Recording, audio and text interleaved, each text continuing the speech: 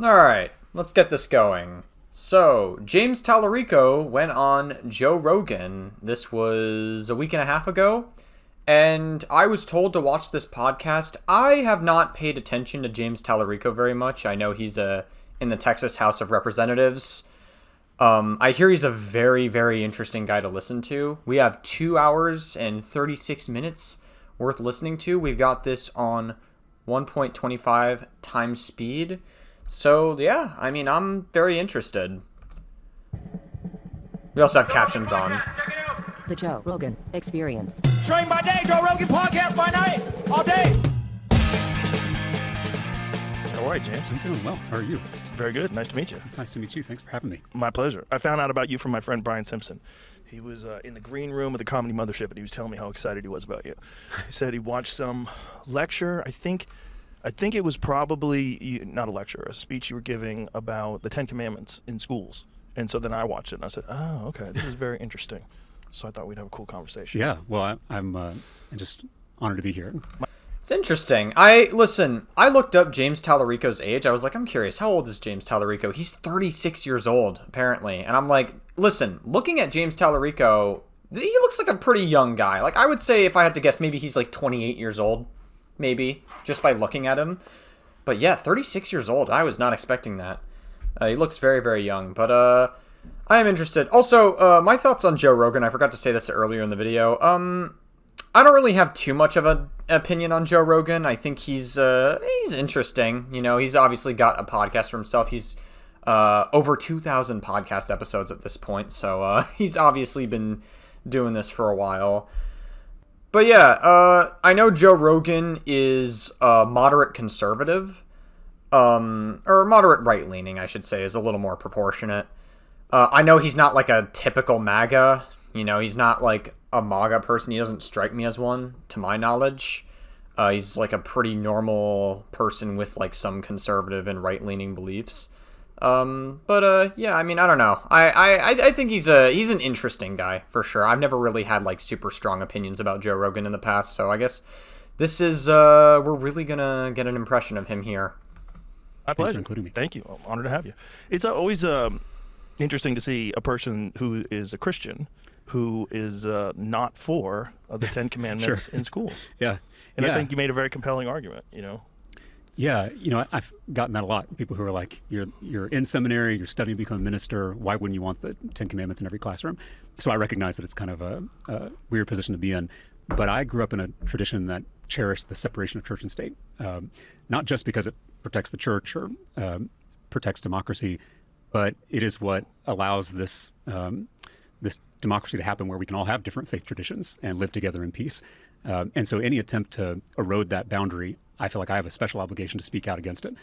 So already going into this interview, we're about a minute and 40 seconds in. We're actually getting a pretty damn good impression from James Talarico, I would say, like just like right off the rip. He's Christian, but also he believes in not like completely indoctrinating kids with it or forcing kids to become like religious or whatever. A lot of religious people will tend to do is they will try to, there's all sorts of religious trauma that gets inflicted upon kids growing up, you know, like obviously they fear of doing certain things because they'll go to hell if they do the wrong thing, yada yada yada. You all know the whole shebang. James Talarico seems to have a completely different approach to it, and so like I am very curious to hear going into this, what, like already I'm getting a pretty good impression just based off that.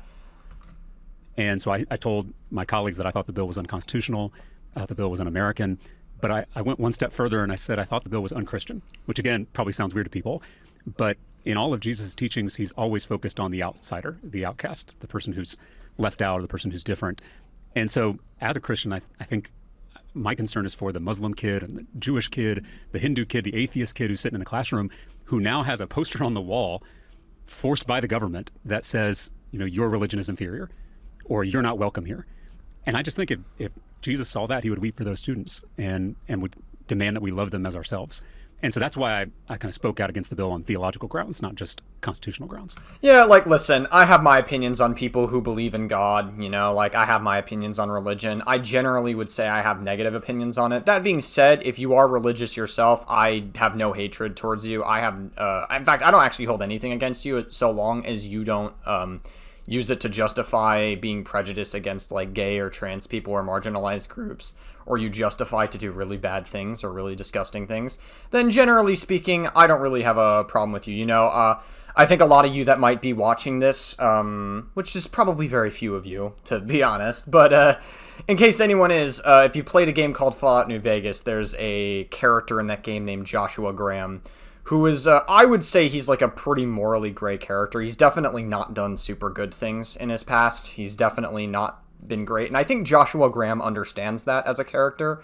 But, you know, his religion has kind of helped him survive through the thick and thin of all the stuff that he goes through in that game. And so, like, I think Joshua Graham, the reason why so many people love him as a character is because, like, he's one of the very few people that actually, like, converts others to his religion. Like, he's so good that people actually, like, really understand the religious parts, like, from his point of view. And I think, I'm getting... Obviously, James Talarico, to my knowledge, has not done anything heinous. I barely know him. I barely looked into him. But, like, based on what I'm getting at here, he seems like he speaks pretty well, and he seems like a pretty educated person. And so, like, he has, like, an understanding growing up of what it means to be Christian, and, like, a lot of these, and how a lot of people will use religion in such a way that he sees as antithetical to what I guess he grew up with, which is the separation of, like, church and state. So I think I think it's important. Like, obviously, I'm not saying James Talarico is, like, as morally gray as, like, Joshua Graham, but I think I almost got that, like, callback, that, like, almost, it made me think of Joshua Graham in that sense, where it's like, this is kind of the way you communicate to people in a way that they'll listen, and I think that's very important. So what is the bill? Could you explain? Yeah. So the bill forces every teacher in the state to display the Ten Commandments in their classrooms. Is this even in private schools? It's only public schools, because that's really where we have authority as the state legislature. It's interesting. The only time I've ever been in a public school was when I was in kindergarten. I've always attended private schools, so it's interesting that they're only doing it on public schools. And the bill, this is going to sound weird, but it even specifies how big the poster is, the dimensions of it. It has to be in a conspicuous place. It's basically the size of a sheet of paper, regular sheet of paper. The idea is they didn't want anyone to make it too small to where someone wouldn't read it. But the bill says that that the school doesn't have to spend money on it; it can be donated. And that sounds fine to most people until you realize there's this huge network of Christian nationalist organizations that are already preparing to flood every school with these Ten Commandments posters for all of their classes. I imagine they were planning that for a very, very long time. It definitely was not. It was not going to be when the bill passed. They've always just had it on the back of their head. But then the bill passing was like a perfect opportunity to do that. Classrooms. So the donation thing sounds like it's kind of innocuous until you realize that the donations are already ready to go from all these outside groups. So there's going to be legal challenges, of course, but if it's not struck down in the courts, every teacher's going to have to put up the Ten Commandments in their classroom against their wills, even if they don't want to. I mean, again, speaking as a Christian, if we have to force people to put up a poster, to me that means that we have a dead religion, a religion that no longer moves people, a religion that no longer speaks to people's hearts. If we have to prove our legitimacy by micromanaging what teachers put up in their classroom, I mean, to me that means we have a real crisis in our faith. We should be leading by example, not by mandate. How did this get proposed, and what is the support for it? Well, the support is pretty broad within the Republican caucus. Again, I serve in the state. Is it universal, essentially? Yeah, I don't think there was a single Republican who voted against it this time around. And again, I serve in the state legislature. A lot of people think I'm a congressman. I serve here in Austin at the state capitol. What is your position? So I'm a state representative. So I serve. There are two chambers, just like the federal government, a Senate and a House. I serve in the House, in the state House. So the Republicans have a majority in the House and in the Senate. I'm a member of the Democratic Party, so I literally can't get anything done without working on a bipartisan basis. It's actually a blessing in this modern era where we're all tribalized and polarized that I am forced to work with people who have completely different views than I do. And actually, you get to... That's actually very interesting. You know, because nowadays we see like the rise in echo chambers specifically. I see this a lot in the online space, that we see like a lot of people just stuck in their own bubbles. And you know, like I said, I constantly talk about it, but I guess I'll bring it up here. When I was Twitch streaming, I definitely, like looking at it in hindsight, like when I had my Twitch platform, I really see that I was in an echo chamber, and I feel like I just reinforced it in many ways. And I just didn't like realize it at the time, or I at least didn't like have a full understanding of what I was reinforcing at the time. But you know, after I guess forcefully being exiled, we'll say, you know, guys, if you want to know more information, my old channel's in the description below. I always leave it. I always make sure that people know it's me. Like, I'm not trying to hide under a new identity, even though I'm starting a new channel with like new content and pretty much trying to restart my audience. But anyway, that's a whole other can of worms. Essentially, we have been seeing like a rise in echo chambers. And so I think it's important to expose yourself to different opinions, even if it seems like it's stupid at the time. Obviously there are some no-brainers. Like if you're in like a red-pilled space and like people try to get you to be misogynistic, then obviously you have to set some hard lines. Or people try to get you to like hate marginalized groups. It's one thing if you don't understand it. Like I know some people who are like, hey, I don't understand the concept of being non-binary. But, and I'm like, okay, that's fine. Like, I understand that. Some people don't even understand, like, the concept of being gay or can't, like, grasp it. But that's different from, like, straight up just hating a group of people and, like, hating gay people or, like being for passing laws that actively go against, like, marginalized groups. So that's, like, a completely separate thing. So I think that's important. I also would be curious to know what James Talarico's thoughts are on like gay people, because I know being gay in religion is a sin, and it is canonic Bible lore that you go to hell for being gay. So I am curious to know what James Talarico's thoughts are. I imagine he'll go into it later in this interview.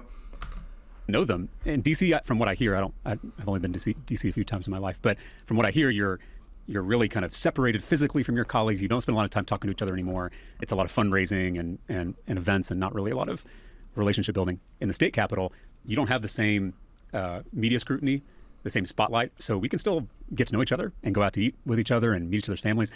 And I actually think it's something that we could benefit from at the national level, is that kind of camaraderie and professional working relationships with people across the aisle. Anyway, Gabbard. It's tough to do that nowadays because like everybody is like so radicalized nowadays.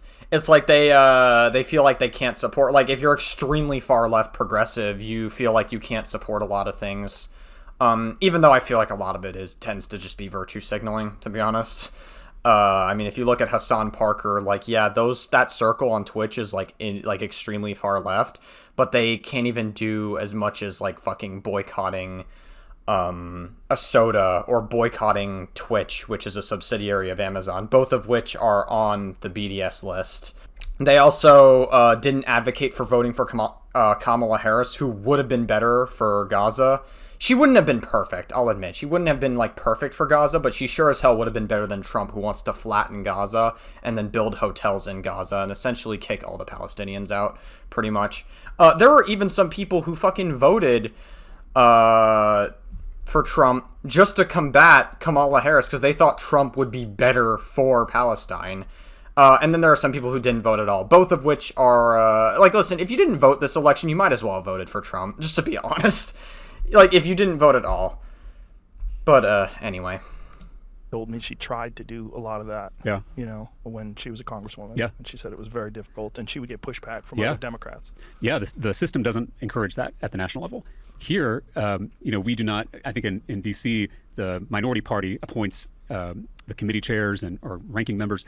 Here in the state level, the Speaker of the House, who is elected by Republicans and Democrats, that's the person who decides what committee you're on and, you know, what bills you can get passed. And so in some ways that forces you to be loyal to the body rather than loyal to your party or your caucus. Again, I'm proud to be part of the Democratic caucus, but I literally can't get anything done if I don't have some kind of Republican support. And so and I get a lot, you know, I'm able to pass a lot of bills as a Democrat, and it's because I have good relationships with my colleagues on the other side of the aisle. But yeah, on the Ten Commandments issue, it kind of became one of these culture war fights. And so there wasn't room to have kind of an honest conversation about when did this get proposed?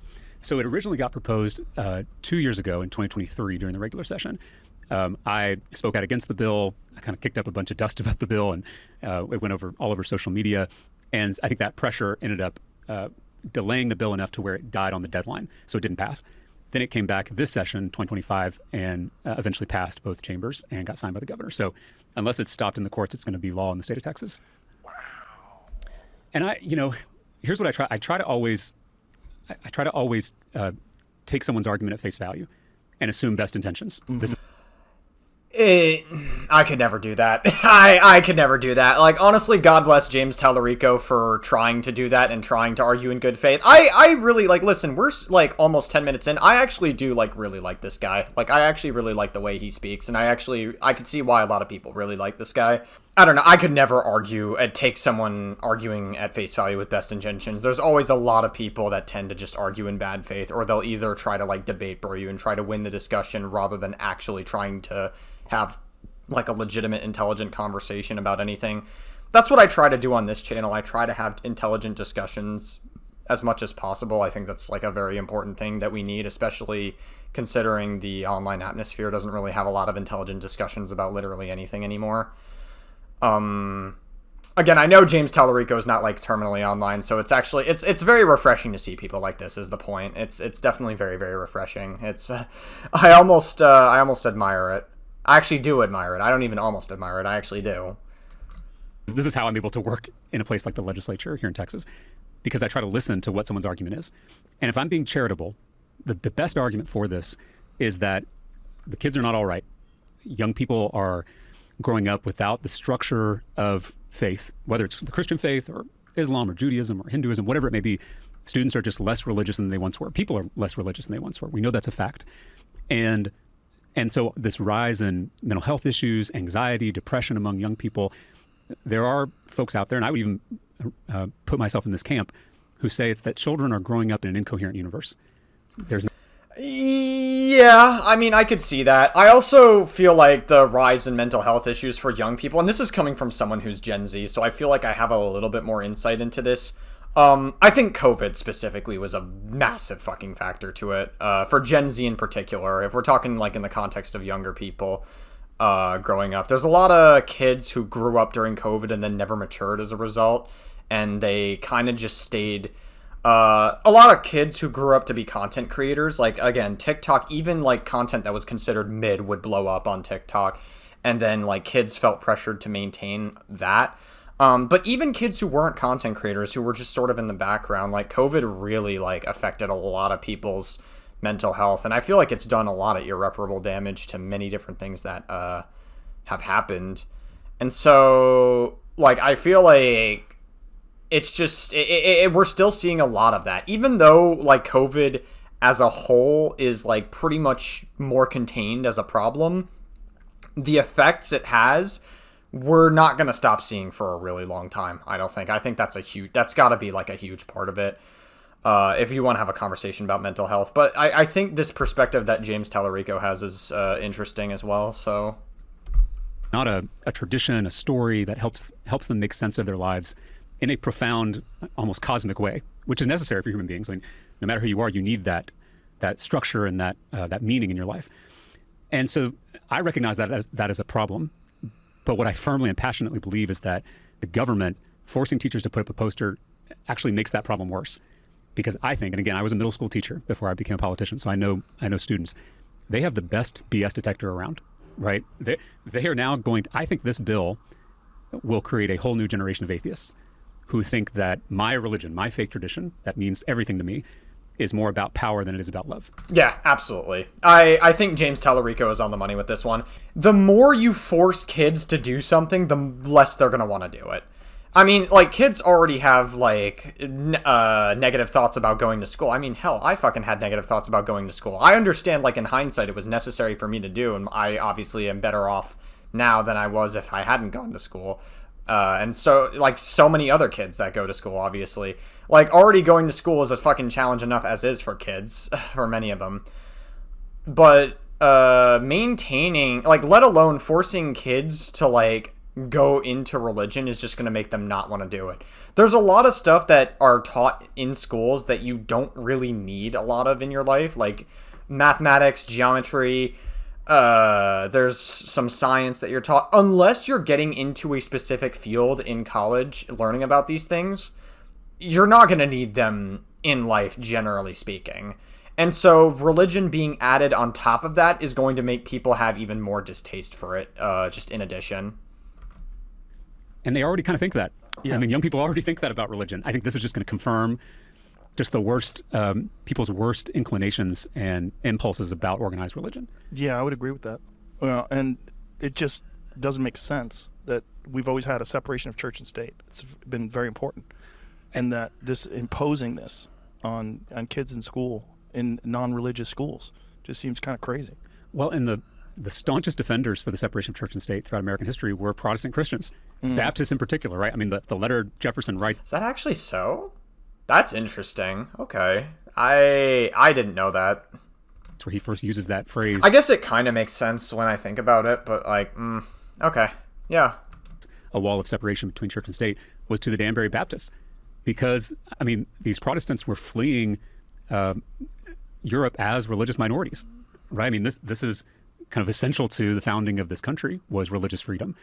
And so those Christians understood that once the government starts preaching your religion, starts making decisions about your faith, that doesn't lead anywhere good. So we should be very suspicious of the state usurping the role of pastors and Sunday school teachers. I mean, if you want to deepen your faith, we have churches on every street corner. A lot of them don't have a lot of people in them, right? We've got mosques and temples and synagogues that have a ton of room in them. And so why would we have the government start to teach kids about or preach a certain religion when we have houses of worship that can do that? Yeah, I think it's also a really important point you made earlier, that if you try to force kids into doing things, they don't like to do it. Correct. And especially if you try to force kids they're secular and they come from households that maybe are atheists or agnostic, and then you have this on the wall, right, and you impose it on them. Yeah, they're going to think about it like they think about a lot of other government BS. I think it's also worth mentioning that it could also be like an additional, like, religious trauma is a very real thing that like a lot of kids growing up who are religious tend to go through. Not every person gets religious trauma. Not every kid has religious trauma, but it happens quite a lot from what I've seen. What I think is going to wind up happening if this goes through, is that the more you force kids to like have all these religious symbols, you have 10 commandments on the wall, you have like a Jesus cross on the wall or something, you'll have like all these signs of religion. I think that's going to be like an additional level.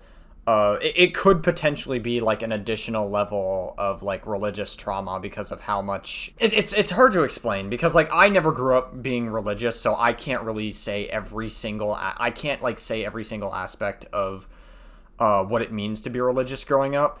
But also I can understand that like historically it's been like I've heard a lot of people go through bad experiences. I mean, I have a friend currently who like told me about like what it was like to grow up in like a religious household, and he's a gay person. I'm pretty sure he's listening to this right now. So shout out to you if you are. You know who you are. But he's always he was gay, but he grew up in a very religious household, and so he always grew up with this idea that like there was something wrong with him, and that there was that it was wrong to be gay, and that like there was some like that he was cursed or something essentially. But I think as he got older, he had more acceptance about being gay, and he started realizing that like growing up religious was like kind of, it was problematic in a lot of senses. And I think religion again is like a whole can of worms, and there's like a whole like thing about people having this fear of going to hell, and like that creating so many power dynamics that can be very easily abused by many priests or a lot of people like within churches. And so I wonder if like this bill passing would be like an additional level to that trauma. That's like the main concern I would have generally. As they should. Yeah. I mean, I honestly think that Christianity has a lot to share with the world at this moment of kind of crisis everywhere. But this again is giving Christianity and religious people broadly a bad name. Because this is what people think about religious people, that we're more interested in imposing our faith or our values or our beliefs on others instead of living it out ourselves. Yeah. What do you think this is in response to? Like, why do you think they're trying to impose this? What would make them want to put this in schools? I think fear. Fear. And I get that fear. I want to acknowledge that I also feel this fear that I look across my church on Sunday mornings and I see a lot of gray hair.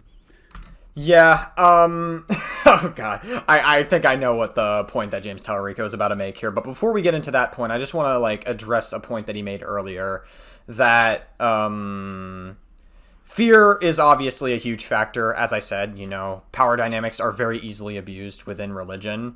But also, I think it's just worth mentioning. I want to go back and see the exact point so I remember what I was going to say. Right, so he was talking about imposing religion onto others and how James Talarico says that they already have a reputation of feeling like people feel like they're getting religion imposed on them over and over again. And I do think there is a huge level of truth to that. I'm going to tell a story because I think this story is actually pretty relevant to this topic. I went to a community college in Manhattan. I attended a community college and then COVID happened. So I only went there in person for about 2 semesters, but basically, or I guess a semester and a half. But on my first semester there, I was walking into one of the buildings, and then someone in front of the building had a whiteboard, like a dry erase whiteboard, and it says Christianity is the only. They said they literally had like a dry erase that said Christianity is the only right religion. Change my mind. He was trying to basically do the kind of stuff that Steven Crowder would do. He wasn't Steven Crowder himself. But he was basically debating all these college students about religion and how it was the only right religion, and it almost came across like he was very, very condescending. Also, there was like another one of them that like tried to debate bro, like constantly. There was another one of them that was like, he made a point about like something about giving him $100 or something like that. I don't know what the fucking point was. I totally forgot. It's been a long time, but he was like he was like trying to like do it rhetorically in the sense that it was like trying to like debate bro, but I don't remember all the details. It's been a long time. But I remember he came across as like very, very condescending. He came across as like, man, I feel bad for all of you guys that you guys aren't like Christian or whatever, that like, it is a sign that you guys could go to hell or whatever. And that's just not the way to communicate your response. It almost just came off as like a huge debate bro tactic. And like people weren't like doing it like that is not going to make people believe you or want to hear you out. So I think, like I said, having the perspective of James Talarico is like very, very like almost like refreshing in a lot of ways. I worry about the future of my church, of my faith in this country. Everyone has seen the charts of declining religious participation and the decline in the number of people who belong to faith. What do you think that's about?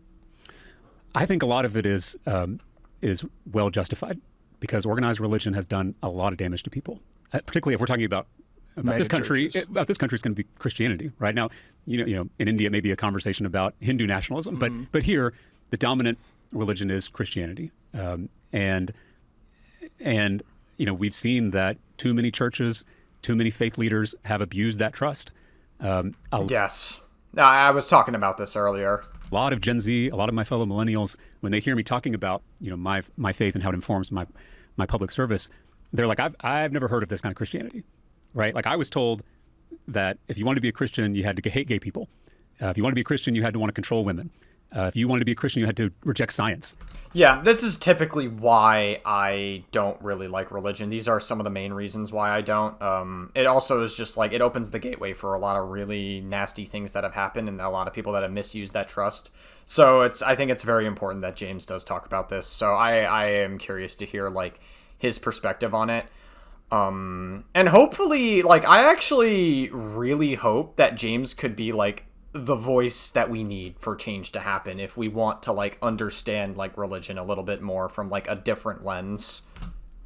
And so when Gen Z and when millennials were faced with that choice, it was a pretty easy choice for them, right? They chose their gay friends, they chose women's rights, they chose believing in science. And that, in my opinion, was always a false choice. And in fact, a lot of those positions that I just mentioned are Well, I don't understand. Why would it be hold on. What? My opinion was always Gen Z and when millennials were faced with that choice, it was a pretty easy choice for them, right? They chose their gay friends, they chose women's rights, they chose believing in science. And that, in my opinion, was always a false choice. I just want to know what you mean by that. Hold on. And in fact, a lot of those positions that I just mentioned are contrary to biblical values, to the teachings of Jesus. And so, there's always going to be progressive Christians and conservative Christians. That's a very healthy debate we should always have. But in this country, it's become synonymous with right-wing politics. So much so that when people hear I'm a Christian politician, they just assume I'm a Republican. Yeah, I mean, that makes a lot of sense. Like, a lot of people who are MAGA specifically, I've noticed are Christians or are very religious. And a lot of people that are, like, right-wing tend to run a lot of defense for religion. You don't really see that so much with progressives. I've met some progressive Christians, of course, or I've met some progressive people or left-wing people who have beliefs that might be considered a little conservative. Like, I've met some pro-life people who are progressive or are left-wing. I've met some religious people who are, like, left-wing and, like, still respect gay people and don't, like, use it to justify... They don't use religion to justify any sort of, like, hatred towards gay, trans people, or women's rights. Yeah.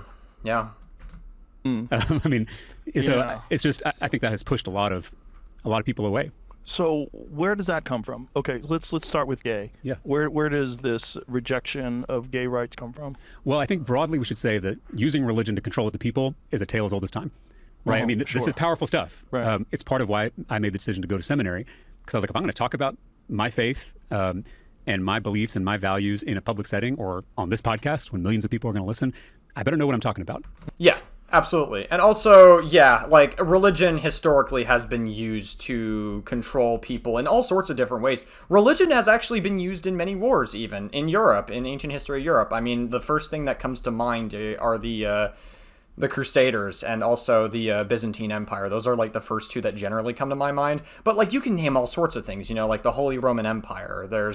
There's all sorts of different, like, pieces of history in Europe that you can name where religion was, like, a huge contributing factor to war. I better be thoughtful in how I approach these things because it has real power on people's lives. And so I think you've seen that from the beginning of the Christian tradition. You've seen it across traditions of those in power, whether it's people with political power, social power in terms of homosexuality, or economic power, using that faith to hurt and control other people. You know, let's take the issue of homosexuality in particular. One is something Jesus never talks about, even though gay people existed in the ancient world. Is it in the Old Testament? So there, in the Old Testament, there is a prohibition against men lying with other men. Right. And here's the thing, and any biblical scholar will tell you this, in a lot of ways we're dealing with ancient euphemisms. And it's hard to tell what a euphemism means thousands of years later, right? I had a professor at seminary, this is going to sound weird, but he was like, think about 2,000 years from now, how difficult it'll be for people to tell the difference between a butt dial and a booty call, right? Like, those are two things that sound very similar on a piece of paper, and they have very different meanings. And so... That's funny. You know, so like... That's... I actually never really thought of that. That's so... Wow. Oh my god, yeah, no, that is, like, I've never thought of that. Like, I actually have to, like, let that sit for a moment. I know that, like, sounds very silly, like, on paper, but, there's a lot of truth to it. I mean, like, listen, Old English is tough to understand. Like, I, in college, had to read a lot of Shakespeare plays. I had to perform a lot of, like, dialogue for Shakespeare and some acting classes. Old English is very tough to understand. Like, that's why we have the modern English version of Shakespeare plays, and then we have, like, the Old English text of it, which it almost feels like a new language entirely. And so deciphering what these mean, what, like, the words on the page mean, like, many years later, centuries later, is, like, that's a very, very real thing. And so, like, it really puts into perspective, like, how are people going to view us 2,000 years from now when we're all going to be buried beneath? In the Hebrew Bible, you do have this prohibition. We're not sure exactly what it means, and if we're taking it just literally, does that mean that we're also we're prohibiting same-sex relationships between women? Right, because that's not prohibited in that particular scripture. How is it described? Wait, I missed that part. Can we replay that part? A butt dial and a booty call, right? That's funny. You know, so like in the Hebrew Bible, you do have this prohibition. We're not sure exactly what it means, and if we're taking it just literally, does that mean that we're also we're prohibiting same-sex relationships between women? Right, because that's not prohibited in that particular scripture. How is it described? Interesting. Okay. I just wanted to take that in. I kind of like, it was hard to follow that part specifically, but I got it now. So what is the actual passage? I mean, that's the one I just gave to you about. What is the punishment? I mean, I think in most of these violations of the law, you know, the punishment, if it's, you know, called an abomination, the punishment can sometimes be death. And this is true of eating certain foods, of planting different crops next to each other. Wearing two different types of cloth. Sure. And again, I'm not a rabbi, so I hesitate to be able to speak with authority on the Jewish scriptures. But this was a people who had found freedom from slavery in Egypt, and they were trying to be able to set themselves apart from that domination that they knew in Egypt. They wanted a completely new world where God was in charge, not some pharaoh, not some emperor. So this was a radical community they were trying to build, and so they put rules in place to remind themselves that while it may only take a few weeks to get out of an empire, it takes a lifetime to get the empire out of you. So we now, 2,000, 3,000 years later in terms... Yeah, I mean, if you grew up there for a long time, I can see how that would be the case. Yeah, it would take a lot. I mean, I don't know, like, I would probably... I mean, I almost can tie that to myself in a lot of ways. I've lived in New York all 23 years of my life, and so if I ever decided to move to another state or another country, I'm still always going to have New York in me, like, regardless, for probably the rest of my life, because that's just what I grew up with. So I guess you can apply some of that same logic to, like, religion or, like, an empire in you, and we're still going to see a lot of that even to this day. You see it in more, like, cutesy ways, I would say. Like, if a girl's from Long Island, you can tell by the sound of her voice that she's from Long Island. That's, like, obviously, like, a more cutesy or more, like, modern way of seeing it. But, like, this stuff really spanned back all the way, like, 2,000, 3,000 years, like, in history. Of the Jewish scriptures, we're now reading it with modern eyes, trying to interpret what they mean and then apply it to our modern context. One, I think that's sloppy theology. Two, I think it's disrespectful to the Jewish people. Three, it's a misunderstanding of Christianity, because the whole idea of Jesus's movement was that he was simplifying the law, right? He simplified it into 2 commandments: love God and love neighbor. Those are the only 2 commandments that we Christians should keep our focus on. And Jesus regularly got into conflicts with the religious authorities. All right, Jesus is always getting in trouble with the church of his time because he is rejecting legalism and embracing the spirit of the law, which is loving your neighbor as yourself. And so in our modern context, that should mean loving our gay neighbors as ourselves. And so to me, when I'm looking at the teachings of Jesus, I think... So that pretty much tells us our thoughts on what James Talarico thinks of, like, gay people in general. Like, I think he generally seems like he would respect them. I'm sure, like, I am questioning if maybe deep down he still has, like, some beliefs about gay people, like, because, like, obviously if you grow up as a Christian, you're gonna, like, have, like, a more negative, a lot of people who are Christian that grow up being Christian tend to have, like, a more negative perception on gay people and, like, some marginalized groups. But, there are some people who grow out of that, and then they learn to be accepting of those people. Yeah, I mean, I'd be curious to know, like, I mean, it would be interesting to hear James, like, confirm it, but it seems like that was pretty much our, like, subtle confirmation of what he thinks of that. It's very clear how we should treat those who are different, those who are left out, those who are on the edges. And I think trying to take the Hebrew tradition and interpret it for our own political benefit is really does a lot of violence to that scripture. I also wonder if maybe, like, James believes that maybe some people who use religion... Okay, this is what I was going to say. Some people who use religion to justify doing really gross things, like, again, there are religious people who have broken trust to, like, molest children and do, like, really gross things with children. Some people use religion to justify, like, saying being gay is a sin and all this stuff. I do wonder if James believes that those religious people, I guess, have, like, a misunderstanding of what the perspective, I guess, in his point of view should be on what religion should be viewed as. And I think this is just important because I'm actually, like, for once in a really long time, I'm actually, like, seeing religion from, like, a whole new perspective. And I really do like this guy, the way he talks and the way he communicates. I think it's, like, I think the way he does it is very, very cool. And it's, like, actually, like, I'm very interested. I mean, the word homosexuality wasn't even invented until the 19th century. So if you see the word homosexuality in your Bible, that's an interpretation. That's a translation. And using a word that didn't even come around until thousands of years later. Well, what do you think it meant in the Old Testament, though? If you're looking at a literal translation of it, a man lying with another man is an abomination. What do you think they were trying to accomplish, and where do you think it came from? It could be a whole host of things. I mean, some of these things were put in place for health reasons. Obviously they didn't have modern medicine, and so if there were things that were considered hazardous to your physical well-being, sometimes those were included in the law. Preserving family structure, right? You obviously had a patriarchal structure in the ancient world where it wasn't just about your commitment to your wife. It really was about how land and wealth we passed on to children. And so all those things were important to protect that family structure. So some of these ancient commandments, which again I don't claim to know what the original meaning was, may have been put in place for some of those reasons. But again, if this was something that really was central to Jesus's ministry, I would think he would have said something about it, right? We have 4 Gospels with tons of teachings from Jesus, and none of them are about this. So I get suspicious when anybody, whether it's a televangelist or a politician, tells me that something is central to my faith when Jesus never talks about it. That pretty much answers the question that I had earlier. That makes a lot of sense. Okay, that's cool. That's cool. So we got that question pretty much answered. I literally just asked it like a couple minutes ago. Yeah, so he definitely, like I said, James definitely seems like he knows what he's talking about. He has actually studied historically what religion is meant to be.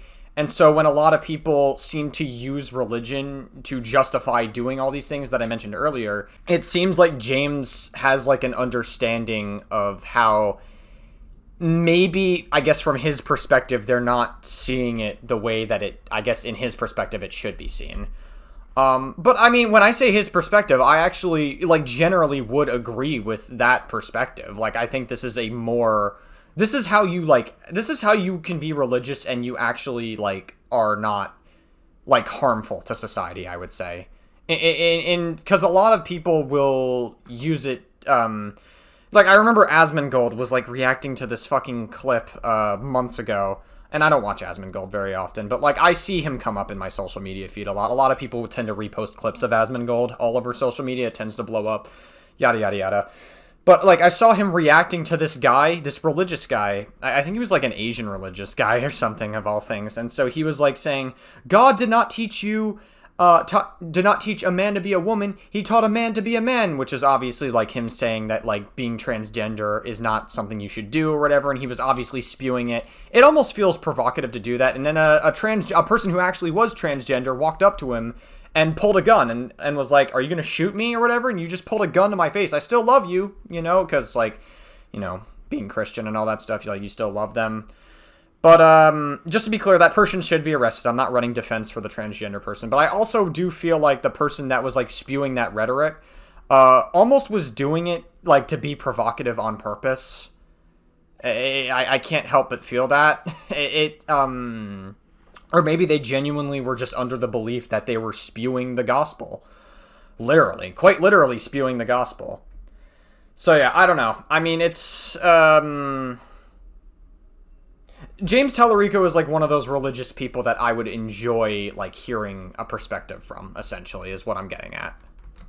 To me, that should, I think, ring alarm bells as to what is the agenda here. What is someone trying to get across? And I think if we're looking at the last 40, 50 years, the religious right has made a concerted effort to make homosexuality and abortion the 2 biggest issues for Christians. And, the Southern Baptist Convention was pro-choice until the late 1970s. So this idea that to be a Christian means you have to be anti-gay. Wait, is that actually real? Hold on, one more time. I want to hear that. Biggest issues for Christians. And, the Southern Baptist Convention was pro-choice until the late 1970s. So this idea that... That's so funny. Wait, I also didn't know that either. That's like really interesting insight. Oh my God. To be a Christian means you have to be anti-gay and anti-abortion. There really is no historical, theological, biblical basis for that opinion. Well, when was abortion even invented? Well, there was certainly abortions in... I feel like the earliest abortion I can remember, it has to have been like in ancient history. I feel like there's one that I remember. It's just not coming to me right now. It was a long time ago. I know that mothers dying, like birthing their children, but then dying afterwards was a thing, but that's not the same thing. I don't know. I feel like it did exist at some point in ancient history. It's not coming to me right now. In the ancient world, there's some, and again, I haven't studied this enough to say this definitively, but there are interpretations of certain passages from the Torah where some folks will even say that there's some subtle instructions for how to perform an abortion in the ancient world, certain things to drink, things like that. The point is that That's interesting. Okay. idea that there is a set Christian orthodoxy on the issue of abortion is just not rooted in Scripture. We can have an honest debate about it. If Pope Francis, were to come back and sit at this table and tell me, James, I'm pro-life and anti-abortion, here's my theological argument, I am here to listen and respect that opinion. I have dear friends who are anti-abortion. Interesting. Yeah. Okay, so a couple things. One, so that tells me James Talarico. So yeah, I mean, he's Democratic and he's Christian, but he has like a lot of beliefs that most people would believe that most religious people or most people in the world would believe that are antithetical to religious beliefs. But James Talarico is like, well, actually, here's some historical context that's like very, very important. And so like I'm all ears. I'm really like hooked into this podcast now. Like I'm really hooked in. And another thing is about the abortion thing. I'm not proud of it. I used to be very pro-life, and I'm not very proud of it. I for many years, I think I'm gonna tell another story. Here we go again. Oh shit, here we go again. But in high school, I would consume a lot of right-wing media in high school, and I'm not proud of this at all. I don't really like, I'm not proud to admit any of it. But in high school, I would consume a lot of Ben Shapiro. I would consume a lot of right-wing debaters who would talk about what it means to perform an abortion. I'm like, oh my God, killing babies. Holy shit, they're murdering babies. That's actually terrible. Why would anyone be for this? And so like that's kind of like how my beliefs sort of started in high school. And I sort of had that ongoing, I want to say, until maybe 2022. In 2022, I was having a debate with someone who was my partner at the time, and I was like, well, yeah, no, I mean, murdering babies is like bad and whatever, and I was having a conversation, and then like I think like actually being open to like a different perspective as to like why it was important was like a good first step. I never believed that abortion should be illegal, by the way. I never was under that belief. I always thought it should be legal because I understood that abortion was necessary for a lot of women. Like if the baby has health complications or if the woman is going to die after they give birth, then they don't have a choice. Like then that I could separate those two at the very least. But also I was under the strong belief that if a woman was like irresponsible, like at a fucking party or whatever, and they were having like irresponsible sex and then they had a baby, that they should be forced to carry that child. That was my belief at the time. Again, I think it's very misguided now. I don't believe that anymore. And I'm not proud of having that belief. But I think around 2022 was when I really started to like steer away from those beliefs quite a lot. I started to realize, this is probably not a very good belief to have. And like I started becoming more and more pro-choice. And I think abortion is just like generally a more necessary thing than ever. And I think another huge part of me not being pro-life as much was the fact that a lot of conservatives don't give a fuck about what happens to the baby after they're born. And I think also January 6th was like another one. That was before 2021. But January 6th was like kind of, I wouldn't say it was like the main cause of me steering away from it, but the fact that like reflecting all these different ideas of like a lot of these radicalized people attacking the Capitol and like who probably likely have pro-life beliefs. All the people who are January 6th are likely pro-life people. There might be some of them that are pro-choice, maybe, but also I think it's safe to say a majority of them would be pro-life because that's generally a right-wing conservative belief. And so when you have all these different things happening, when you have all these different beliefs clashing one another, I started to slowly shift away from not being as pro-life and being more like pro-choice. Because it's very clear to me that a lot of them didn't actually care about what happens to the baby afterwards. My perspective on being pro-life was that I just didn't like seeing babies die. Like, generally. That's genuinely where that perspective came from. I'm not even kidding. That's, like, actually where that, like, perspective came from. But I also understand it's tough on the woman. And abortion is never an easy choice for women in general. I had a family member recently, like, get an abortion as well. And it was very, very tough on her. So, I understand, like, it's never an easy choice. It's like psychologically, it's like it has like a massive toll on the mother. And so I shifted away from that. I don't think I'll ever be pro-life again. I still believe that abortion to an extent is murder, but also it's necessary. It's not easy. I compare it to like putting an animal down, essentially. Where like if an animal is sick and it's going through pain, sometimes euthanasia is like a peaceful death is to stop it from suffering from like a sickness that it has is like very important. Same thing is happening like in a lot of cases with abortion. And that's kind of like how I started to shift away from that. And I'm very happy to say I no longer have that perspective, and I'm very glad I don't.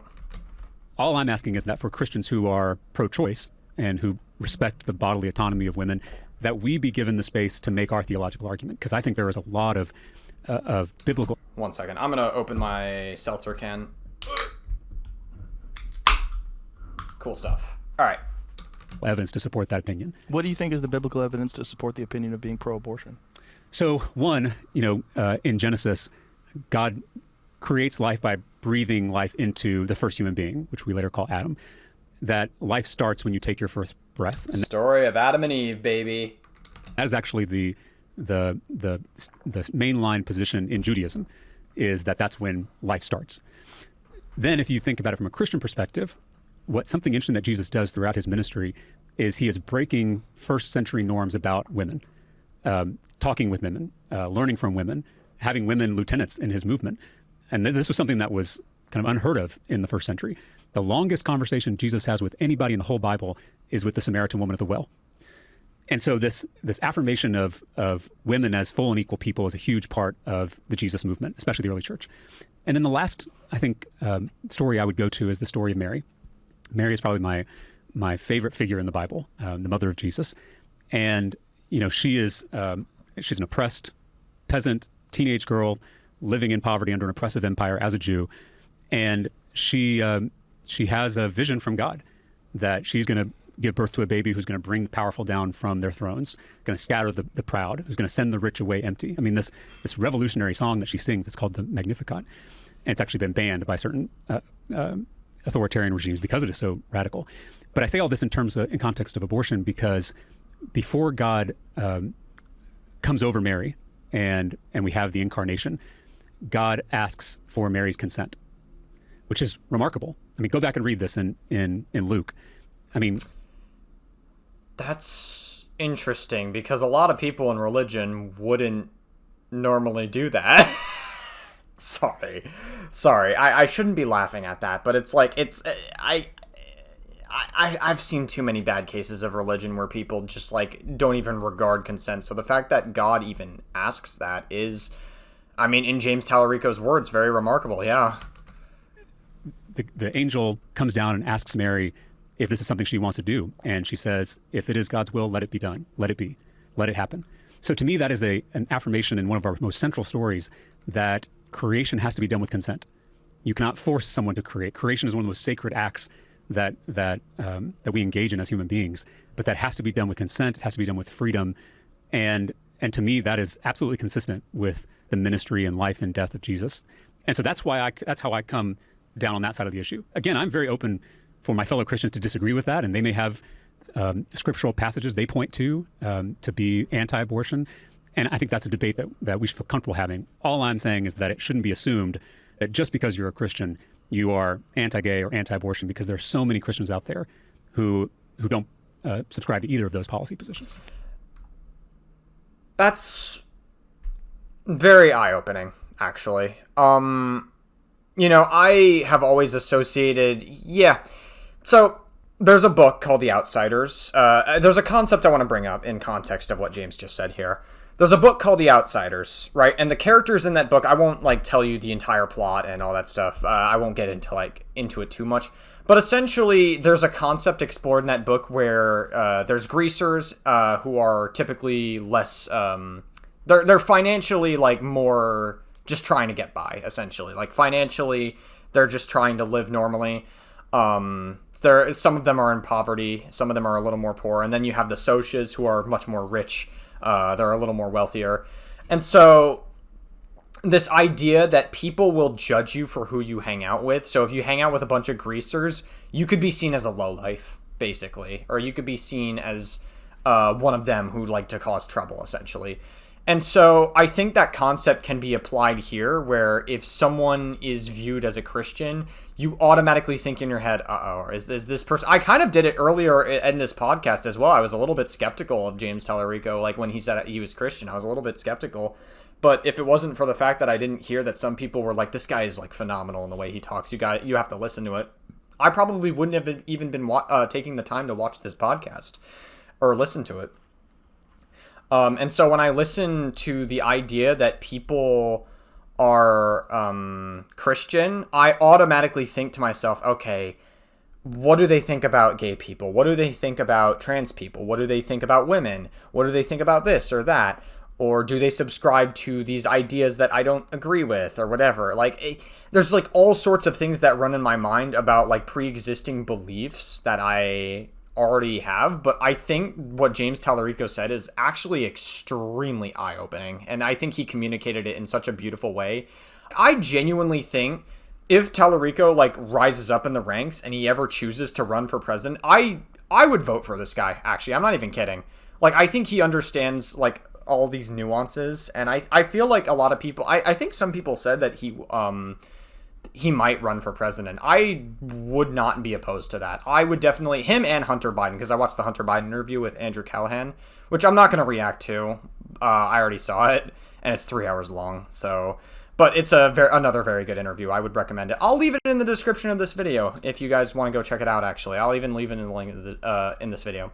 So there's a lot of nuance if you're talking about abortion, right? Because you're not just talking about a woman's right to choose, but you're also talking about rape and incest. That's right. Right. So you're talking about a woman's right to choose whether or not she carries a baby. I forget what Joe Rogan's perspective is on abortion, because I know he's like a moderate right-leaning guy, so he might be more of a pro-life kind of person, but I don't know. I forget what his perspective is on it.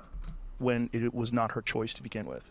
That's right. And it's why I think that almost everyone in this country is pro-choice to some extent, because the polling indicates that the vast majority of Texans, the vast majority of Americans support exceptions for rape, incest, or threats to the mother's health. Yes, exactly. That's why abortions are necessary. Yeah. Yeah. Now, I've had arguments with people that don't support that, though, which is interesting. They say the argument that they give is that two wrongs don't make a right. And, you know, it's a crazy argument because they're even talking about it with underage girls. But yeah, that's... Yeah, I don't think that's a very good dialogue tree to get sucked into, because yes, abortion is murder. It is, objectively speaking, and from like a scientific standpoint, like you are killing a baby. But when people talk about murdering, when they use the language of murdering a baby to describe abortion, it's very morally loaded language to try to get people to think a certain type of way. So it's important to clarify that, yes, it is murder, but it's also necessary. And I would put it on the level, I would say it's like around the same level as like euthanizing an animal that's like in a lot of pain. It breaks my heart. Both of these scenarios are very heartbreaking scenarios of two situations that are very sad and very taxing on many people. But it's a necessary thing to do. It's a necessary thing needed, because the outcome is going to be so much worse if they otherwise don't get the abortion or don't euthanize the animal, in some cases, peacefully. At least they're consistent. Again, Yeah. if you believe that a fetus is a person. Now, well, it certainly has the potential to be a person, right? well, and a fetus is alive in terms of just biologically alive. Yeah. But we do have literally trillions of living organisms in us right now.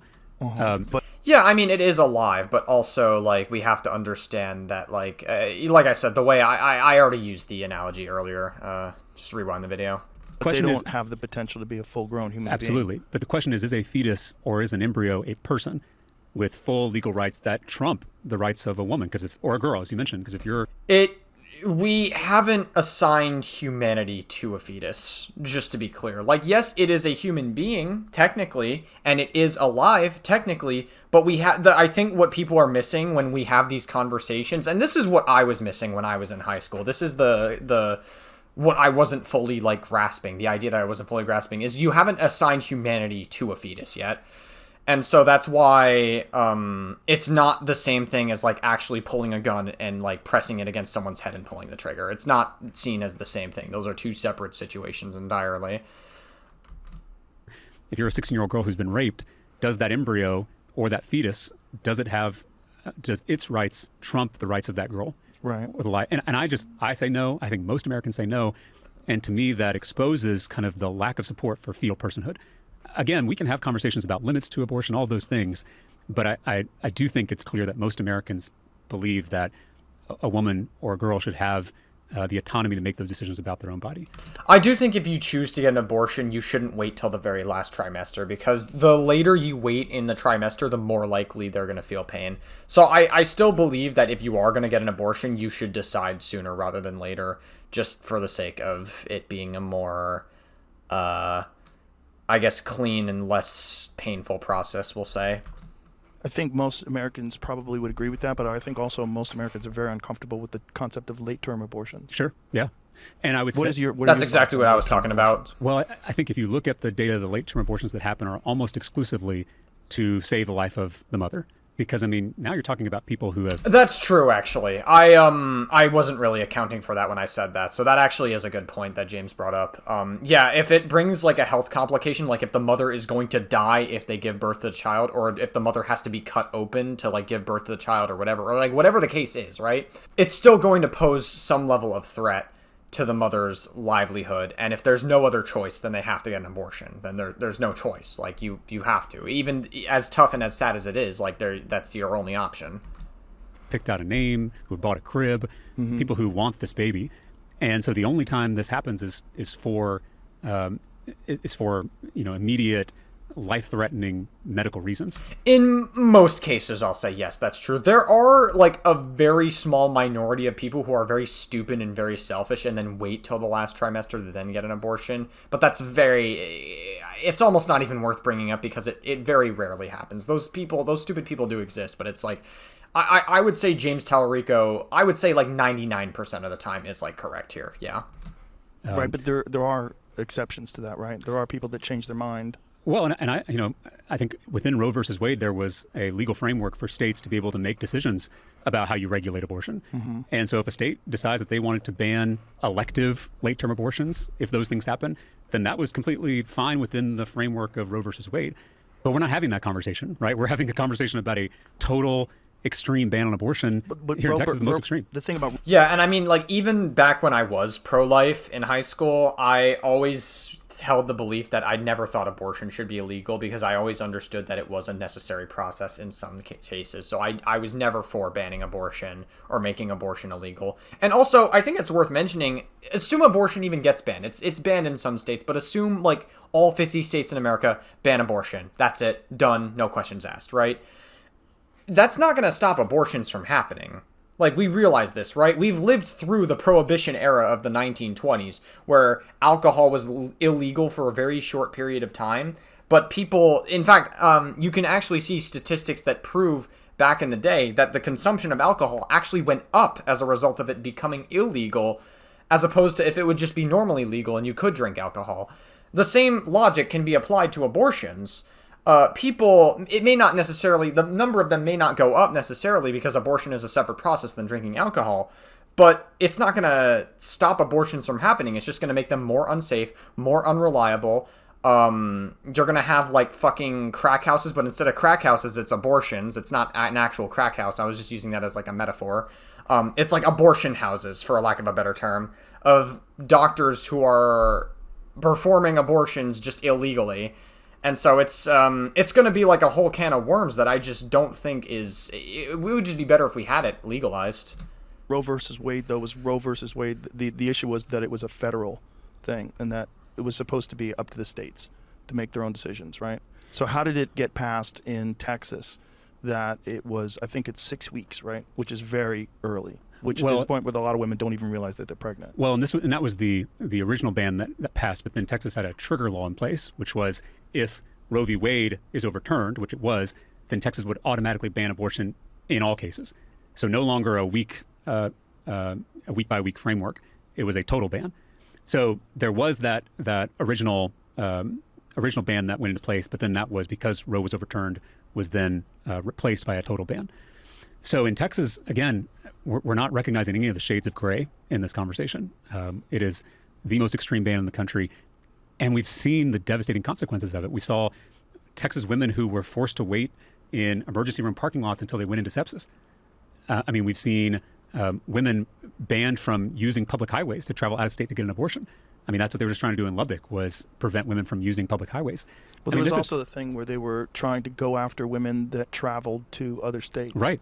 Yes. Yeah. And even if there was no evidence, like say if a woman travels. Weren't they trying to prevent that? Like, I think Louisiana, I could be totally wrong on this, but I thought I read something up where like Louisiana was trying to pass a law where I actually do think it was related to abortion, but it could have been like a different law entirely, where if you tried to go to a different state to commit the act that was supposedly illegal, that they would arrest them, and that they would track them down and like try to go after people that like specifically traveled to different states just to get like an abortion or just to get something needed that would have otherwise been illegal in their home state. To see her in-laws or her parents or something like that, and then has a miscarriage. Right. That to me was very creepy. That if this woman had traveled somewhere where abortion is legal and then lost her baby, they would then be accused, even if they had not had an abortion. They would be questioned, and that to me is incredibly insensitive, especially when you take into consideration that some of these women might not have had abortions at all. They might have just lost the baby, which happens quite often where there are miscarriages. It's interesting you bring up miscarriages, because if I'm, again, trying to take people at their word, trying to assume the best intentions and hear a good faith argument on the other side of this, if my concern is with the life of an embryo, the life of a fetus, the greatest threat to that life is a miscarriage. If your concern is how many embryos or fetuses we're losing, the number that we lose to miscarriage versus the number we lose to abortion, it's dwarfed.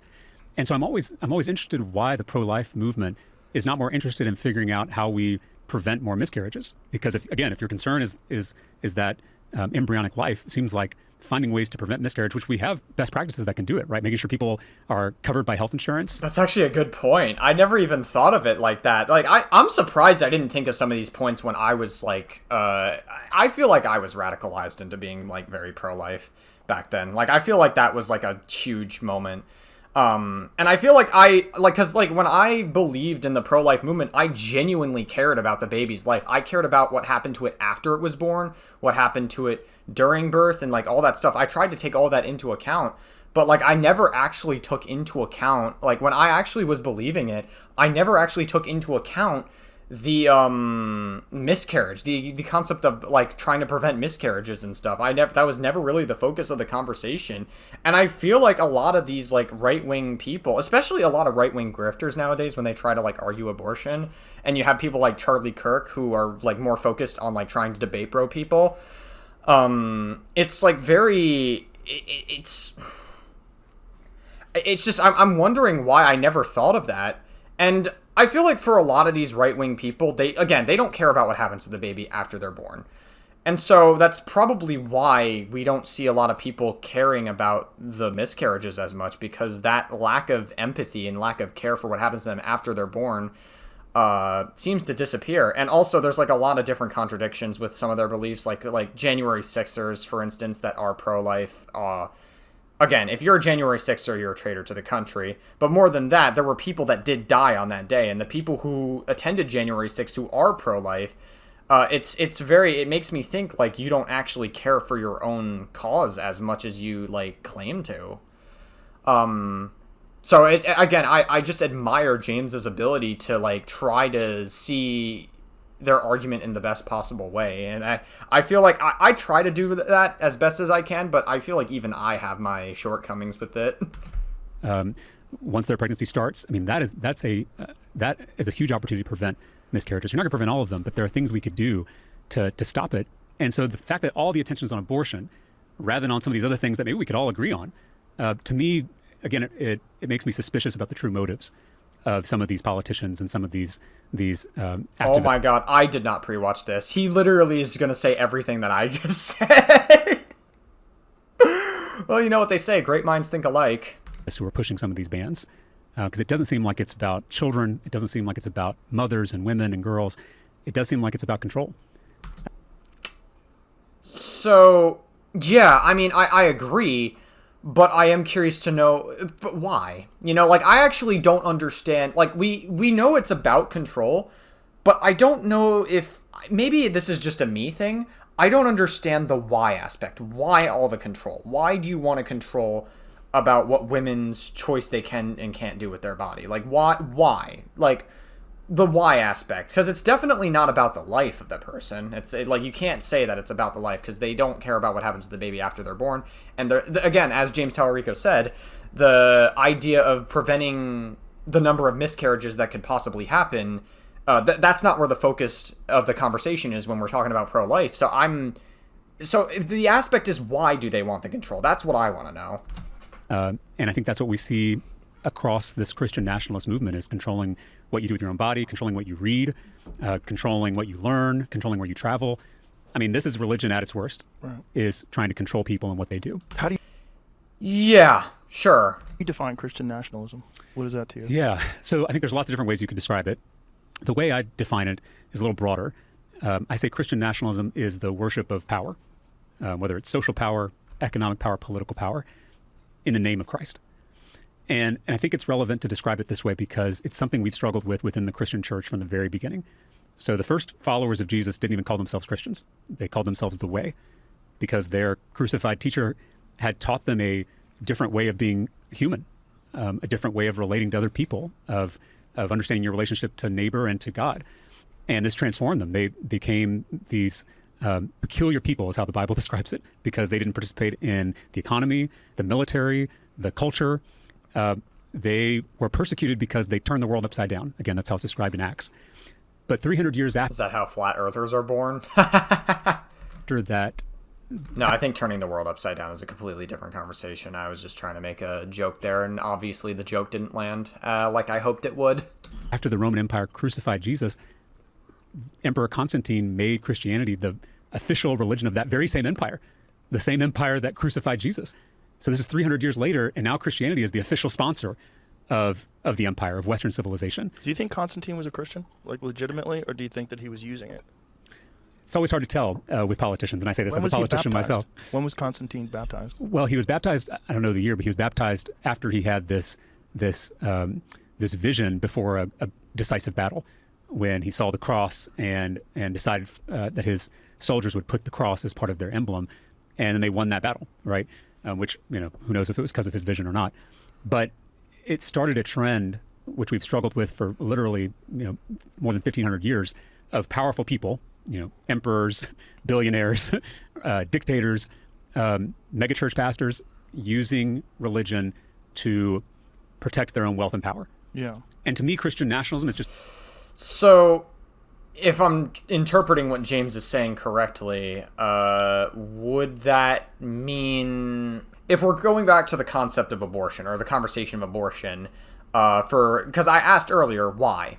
Why do we want control, right? Why do they want control over what women can or can't do over their bodies?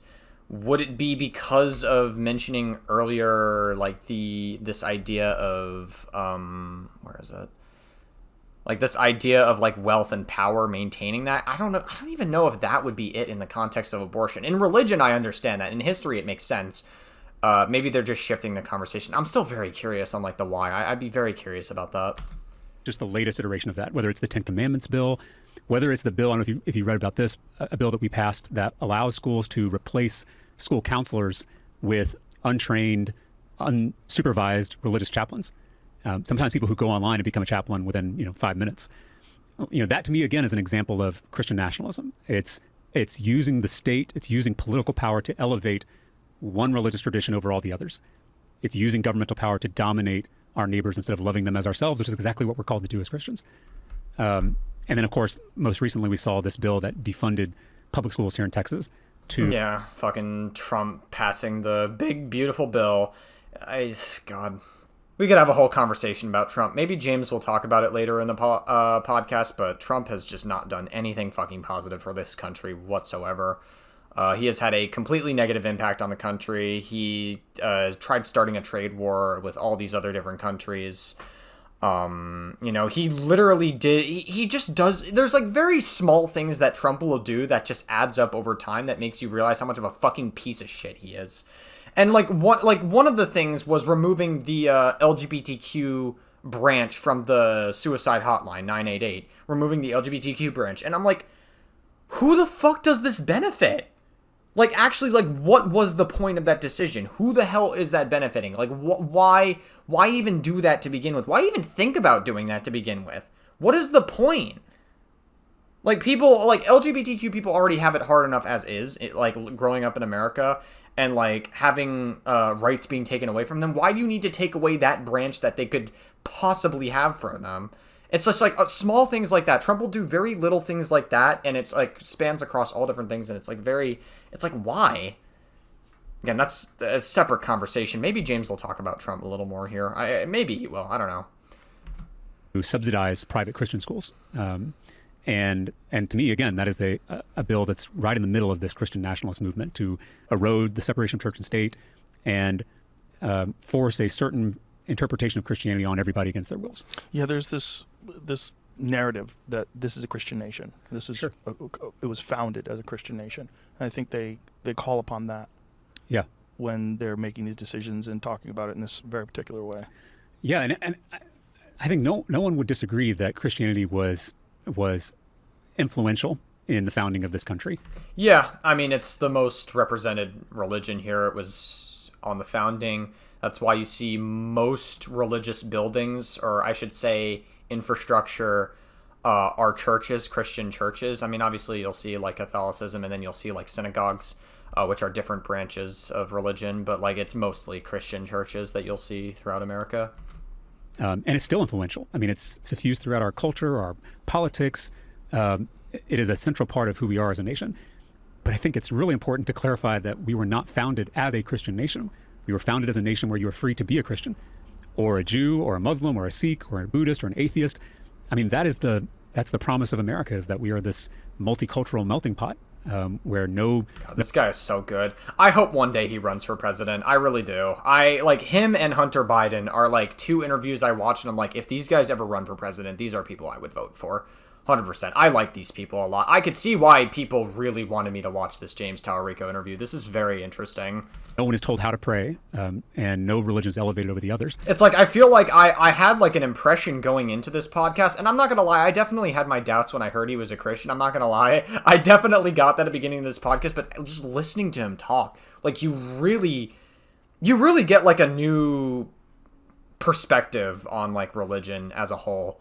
Just listening to him talk, like it's actually just the way he communicates is like he's not only argues in good faith, he uses a lot of historical context, and he uses a lot of he just has like a very good understanding of like, if we are going to do religion in America, this is how we should do it. We shouldn't I feel like we're only going to alienate people further if we like put the 10 commandments on every single public school wall or whatever.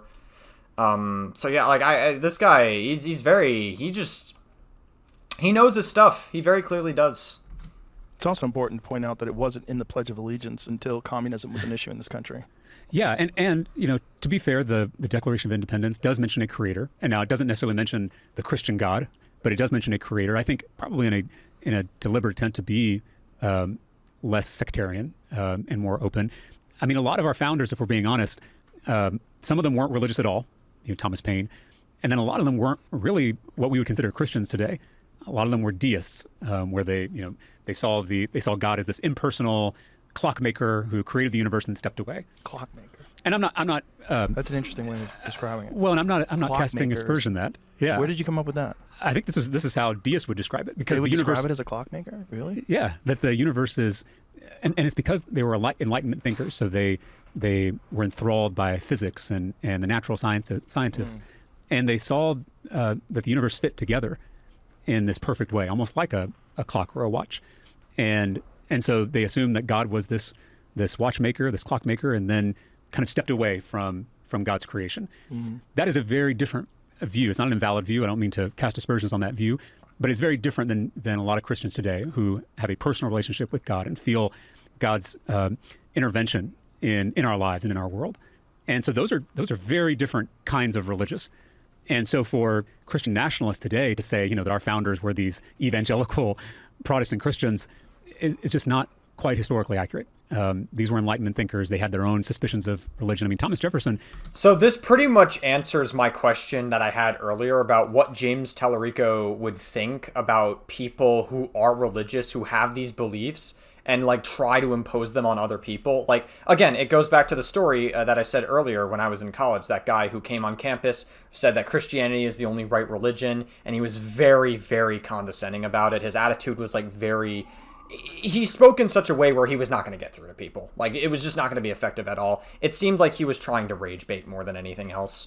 And so I think this pretty much confirms that James Talarico probably believes that like they are almost misguided, or I guess have like a misunderstanding of the whole point of what Christianity is like supposed to be. And maybe I had a misunderstanding of what Christianity was supposed to be because of all these bad faith actors, or people that would talk about Christianity in like bad faith intentionally. So, or maybe not intentionally, maybe more, I shouldn't say intentionally, more like misguided. That's a completely different thing. I should be a little proportionate when I use my language here. Created his own Bible where he took out all the miracles. Really? Yeah. He also owned slaves. Well, yeah. I mean, and then all these guys. Yeah. A lot of people did back then, unfortunately, because it was more socially acceptable. Watch my Confederate flag debate if you want to know more about me talking about that. Had Pretty anti-Christian. I would say so. But again, Christianity was used to justify slavery. It was also used by abolitionists to tear it down. Well, again, also, Christianity was used to justify all sorts of things. I mean, Joshua Graham in Fallout New Vegas is a very religious guy, but he used his religion to justify doing all those horrible things he did, like when he was in the Legion. Again, it's a whole lore. Fallout New Vegas has like amazing storytelling. I would really recommend it to Fallout New Vegas to any person. I'm gonna be real. James Talarico. I don't know if James Talarico is a gamer. I don't know if he is. Maybe he is. Maybe he's not. I doubt it. But I feel like if I could tell James Talarico to play any video game, I would tell him to play Fallout New Vegas, because I feel like there's one character in that game that I think would really speak out to James, and that's obviously Joshua Graham. I feel like that would be like a story that I think, even if he doesn't want to play Fallout New Vegas, even if he doesn't have time for it, he should at least watch a video like talking about the lore of Joshua Graham and like exploring the nuance of like Joshua Graham's story. Because I think that's like, there's a lot of different conversations we can have about the way his story is told and the way that James Talarico is talking, because there's so many parallels that I'm drawing. And Joshua Graham would use his religion to justify doing very terrible things. Like, I don't think my perspective, I don't think Joshua Graham is an inherently evil character. I don't think he's an inherently awful character. I don't think he's a very good character either. He's like just this very morally gray like, obviously he was an awful character when he was in the Legion, but he's almost moved himself into this position where it isn't so black and white. After he got burned and he like fell off the Hoover Dam and whatever, and he survived the fire. And now he's like in this like morally gray position. I think it's like a very, very beautiful storytelling. Right. Christianity was used by Bull Connor and white officials in the South to maintain Jim Crow. And it was also used by Dr. King and the Civil Rights Movement to tear down that system. Yeah. So, faith, it's really in the hands of the user. It can be used to do a lot of damage to people, but it can also be used to move us toward a more just and loving world. That's where I definitely think James is going to be like one.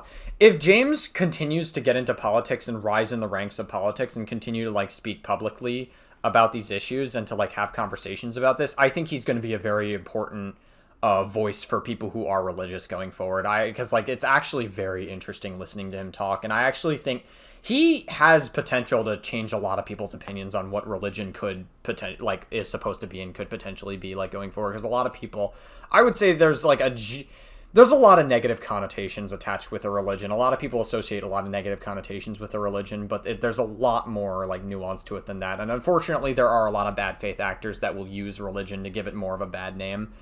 And that's exactly what James is bringing up here. It's weird, right? It's like we need someone who interprets faith in a way that is beneficial for all and not personally beneficial or beneficial to their ideology or the narrative that they're trying to push, right? Well, and I honestly think if I'm being my most hopeful self, that Gen Z and millennials, young people are going to be the ones to lead us out of this. Because Why? because Really? I don't know.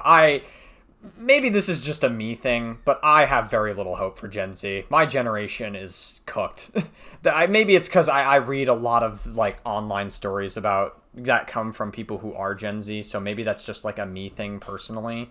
But like I don't have a lot of hope for my generation. Maybe I'm just fucking black-pilled, but maybe James is a little more hopeful here. Because of TikTok? No, because of the TikTok. Because they're addicted to it. Oh, the TikTok. No, they're the worst ones. That's coming from someone who is Gen Z. The fucking terminally online Gen Zers on TikTok are the worst. No, don't listen to them. Video games? Because like, what is it? Because there is power in disillusionment. Okay.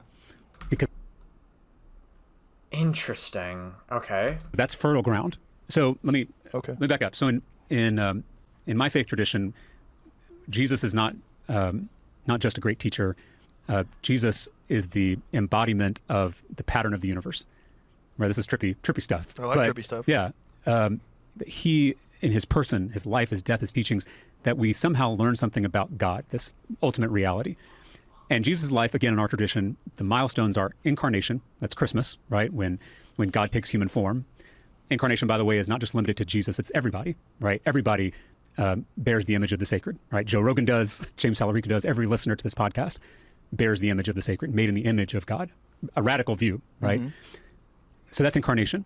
The second is crucifixion, right? That's Good Friday, where Jesus, because he confronts the powerful, is executed on a cross, a humiliating death along with other criminals. And then the last step is resurrection. That's something... maybe like the idea of reincarnation, or is reincarnation in like other religions like Buddhism? Is it not so much in Christianity? Because I know reincarnation is like a very like there are people who believe in it, but I think it's the same concept as resurrection. I'm pretty sure. New and beautiful rises from those ashes. I'm thinking this is gonna sound very stupid. I'm thinking fucking Yu-Gi-Oh logic of like resurrection, reincarnation, reborn. These are all different words in Yu-Gi-Oh. I'm being very stupid. Excuse me. Don't mind me. I'm thinking like because like words mean different things in that game. But no, I'm pretty sure like reincarnation is like the same concept as to what James Talarico is talking here. So those three things, incarnation, crucifixion, resurrection, that's the pattern of the universe. Again, just take religion out of it for a second. It's if you do believe in reincarnation, though. I don't know. I think reincarnation is a beautiful concept. Obviously, I don't think we're ever going to get any hard evidence that reincarnation is a thing or it exists, but I think it would be... it's a neat thing to believe in. I can appreciate the concept of it.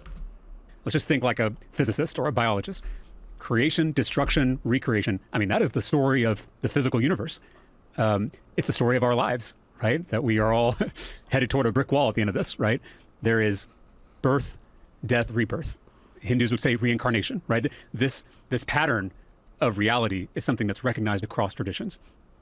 I say all this in response to your question because all of us in our faith start off with order, disorder, and then reorder, if we get to that last step. All of us kind of inherited a faith from our parents. It was usually pretty stable. We didn't ask any questions, and it was comforting, right? You were childish in the best sense of that word, innocent. You grow up, you have experiences, you meet new people, you're exposed to new ideas. Suddenly, you start to question all those things that you were taught, and now you have disorder, disillusionment, right? That maybe what I was told wasn't real. Maybe this isn't right. Maybe I've got to question everything, and that's healthy and essential. You need that crucifixion to break apart what was there before. That third step of resurrection, reincarnation, rebirth, reorder, however you want to describe it, to me, it feels like that's what we're on the precipice of. And it does feel like young people in particular are the ones that are asking these questions because young people have always, on every major issue, have usually been the ones who have been able to kind of think outside the box and see things anew. But it does feel like they are waking up. It's going to feel so weird being in the position of like James Talarico, like I'm going to get into my 30s or 40s and then we're going to have Gen Alpha and Gen Beta thinking outside the box, and they're going to be able to redefine like what the generations below Gen Alpha and Gen Beta are going to go through. To how it's very weird to think about. Broken organized religion is, and they are starting to yearn for something bigger and something better and something that's more true and more honest. I hear from people all day long, yes, on TikTok, but also in real life, where they're just like, I want a relationship with God, and I'm just not sure how to find that. I mean, I think that's, maybe it was the pandemic, but there is something brewing out there where people, they're hungry for something bigger and deeper. So again, that's me on my hopeful days. I also have my days. Yeah, I mean, that's a very charitable way to view it. I am of the belief that I think a lot of people, especially a lot of people around my age or close to my age, are very... we're seeing less and less influence of religion over them. Like, I don't think as many people are as religious. And I think people generally have a negative impression on religion. And I certainly did. But I think this interview, or I guess this, like, podcast episode is really getting me to, like, rethink some of it. Again, there's a lot of people that use the Bible to justify doing, like, very, very gross things, of course. But not every single Christian is, like, very hateful to gay people or subscribes to the idea that, like, abortion is awful and that they're pro-life, or that trans people are not valid, etc. A lot of people are very misguided, and I feel like those that tends to be the louder message with religion. And I know James Talarico is a little bit optimistic here about that shift happening. I'm a little bit less optimistic about it because I just don't see as many people close to my age or around my age doing that as much. Days where I'm more cynical, but What happens on your cynical days? so I'm in my fourth term in the Texas House. And they're 2-year terms, so that's 8 years. In my second term, I kind of had a crisis of confidence, I guess. It was a brutal session. It was a lot of really vicious fights on the House floor, a lot of really terrible bills. The abortion ban, which we just talked about, was passed in my second term. And I just kind of, I honestly lost faith in the impact I was making, and maybe even in democracy as a whole. Whether this, Yeah, that's a very, like, valid thing. I wonder, I'm going to keep watching before I pose the question. thing was even going to work. This idea that we were all going to try to solve our conflicts non-violently and peacefully through a political process. Okay, no, that actually does answer my question. I don't need to ask it then. Never mind. I don't know, all of that kind of, I started to doubt in a profound way the work I was doing. And throughout my life, whenever I've felt that doubt, I've always fallen back on faith. Faith is the thing that is kind of the foundation for me. Yeah, that answers it even further then. Because what I was going to ask before was, did James Talarico maybe, like, think that, like, his idea of faith wouldn't be working? He was, like, abandoning faith as a whole because, like, oh my God, you know, the impact that I'm making is not working. But, like, faith is actually a thing that he's fallen back on. It's actually quite the opposite of what I originally thought. Okay, yeah. And so in that second term, I thought about quitting altogether. I thought about resigning my seat and just going off to do other things that maybe would be more fruitful. But through a lot of praying and a lot of soul searching and a lot of meditation, I made a slightly different choice, which was to go to seminary and go back to school and go through the process of becoming a minister. My granddad was a Baptist minister in South Texas. Interesting. Okay. And so it was a part of my upbringing. And I had really not thought about doing it myself, but I think I had just loving thy neighbor is really hard sometimes. And the work I do in the legislature is my attempt to love my neighbor through the bills I pass, through the work that I do on prescription drugs, on childcare, on public schools, on justice reform.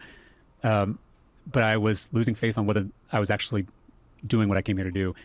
And so I made that decision to go to seminary to follow Jesus' first commandment, which is... It's a tough call, man. It's really tough. So he says he's worked for... he's on his fourth term, and each term is 2 years, so that would be 8 years in total, which means 8 years ago would have been, like, close to, like, 2017, 2016-ish.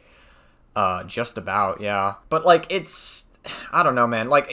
That's a lot of terms worked under the Trump administration specifically. Like, during his first 2 terms would be the Trump administration, then he would work under the Biden administration, and then all of a sudden we're back to the, like, Trump administration. And it's a lot of terms under the Trump administration, so I almost, like, understand why James would be a little, like, I guess, questioning his position in the House of Representatives. to love God. Those are the 2 commandments he gave us, love God and love neighbor.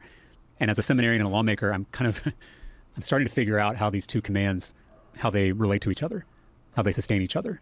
You need that inner life. I hope James doesn't quit, though. In fact, like, listen, I would actually be kind of sad to see, like, I mean, like, listen, if he wants to be, like, a pastor in a church, Like, obviously, you do you. That's fine. I actually think we could use more people giving religion, like, a better voice. But I actually do, like I said, if James ever decided to run for president in the United States, I feel I would vote for him.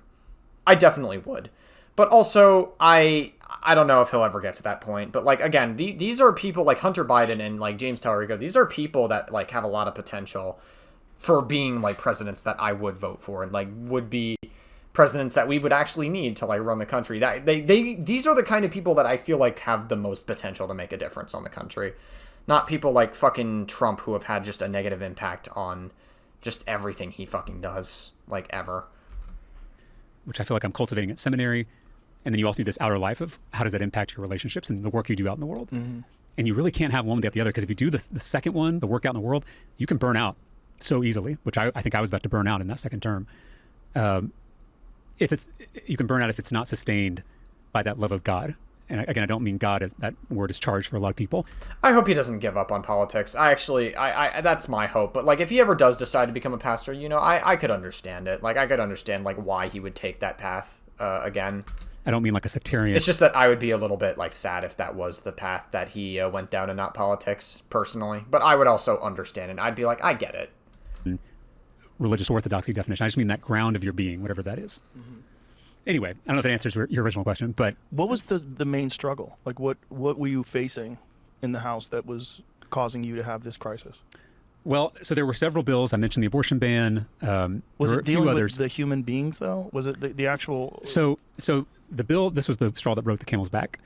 Toward the end of that legislative session, my Republican colleagues brought again, this is the way I would describe it, a voter suppression bill, making it more difficult to vote in the state of Texas. Again, Texas is probably the hardest place to vote in the country, just in terms of the paperwork, the requirements, the hoops you got to jump through. How so, though? There's a whole host of things. The fact that we don't have online voter registration in the state, when a lot of other states do. I mean, think of all the things you do online. Voter registration is not one of them. The IDs that now count for registering to vote or voting are very selective. So, for instance, you've got a concealed carry license. That license counts as ID, which I agree that it should. But a student ID from a college or university doesn't count as an ID. You have to get a driver's license? Yeah, you got to go get a driver's license. And again, What for about someone passport? Passport would yeah, work, passport. But again, I didn't have a passport for most of my life. Right? Right. I didn't travel outside the country till I was, I was in my 30s, and so I didn't have a passport. A lot of people don't have a driver's license, especially older folks. So the point is that these rules get added on top of each other and make it even more difficult. One of the main... What are these rules? What's the reason for these rules? Is the rules... they're trying to keep people that are non-citizens from being able to vote, right? Well, not exactly. I mean, No? There is that concern. And here's What's where the it kind of main breaks concern? down. If The you're main being concern is cynical. voter impersonation, which is the idea that I would show up to vote as if I was someone else. Like I was going to go and impersonate Joe Rogan and vote for Joe Rogan. That does Well, that definitely would be a crime, yeah. happen, though, right? Vanishingly few incidences of this happening. Right, but because it shouldn't there requires... I'm pretty sure it would be a crime. I think it is. Zero? Should Sure. there be zero Yes, instances? of course. And Ken Paxton, decides to... He's our attorney general here in Texas, decides to spend millions of dollars trying to find voter fraud, right? To try to prove that this is a widespread problem. And, if he comes up with anything, it's usually like one or two cases of some mom who made And it. it's just more fuel for Trump to fuel the fucking conspiracies that the election is stolen, and then we'll get January 6th 2.0. A mistake on our form. I mean, the Secretary of State here in Texas, a Republican, said that our elections are safe and secure. So I'm all for making sure that our elections have integrity. I think you have to have that in democracy. My concern, though, is when some of these bills are adding unnecessary regulations on top of that just to make it harder for some folks to be able to vote rather than make everyone.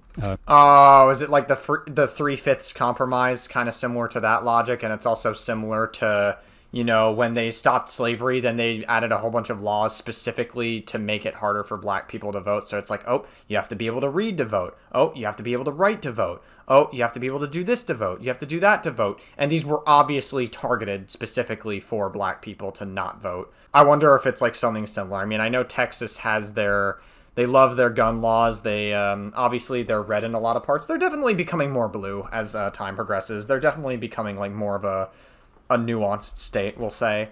I feel like that's kind of the vibes I'm getting from this. Have the same opportunity to vote. Who do you think they're trying to make it harder for? I think young people. I mentioned this issue of Oh, young people. I guess that is technically a little different, but still, you're trying to prevent like a a group of people from making a difference on the country. Yeah, sure.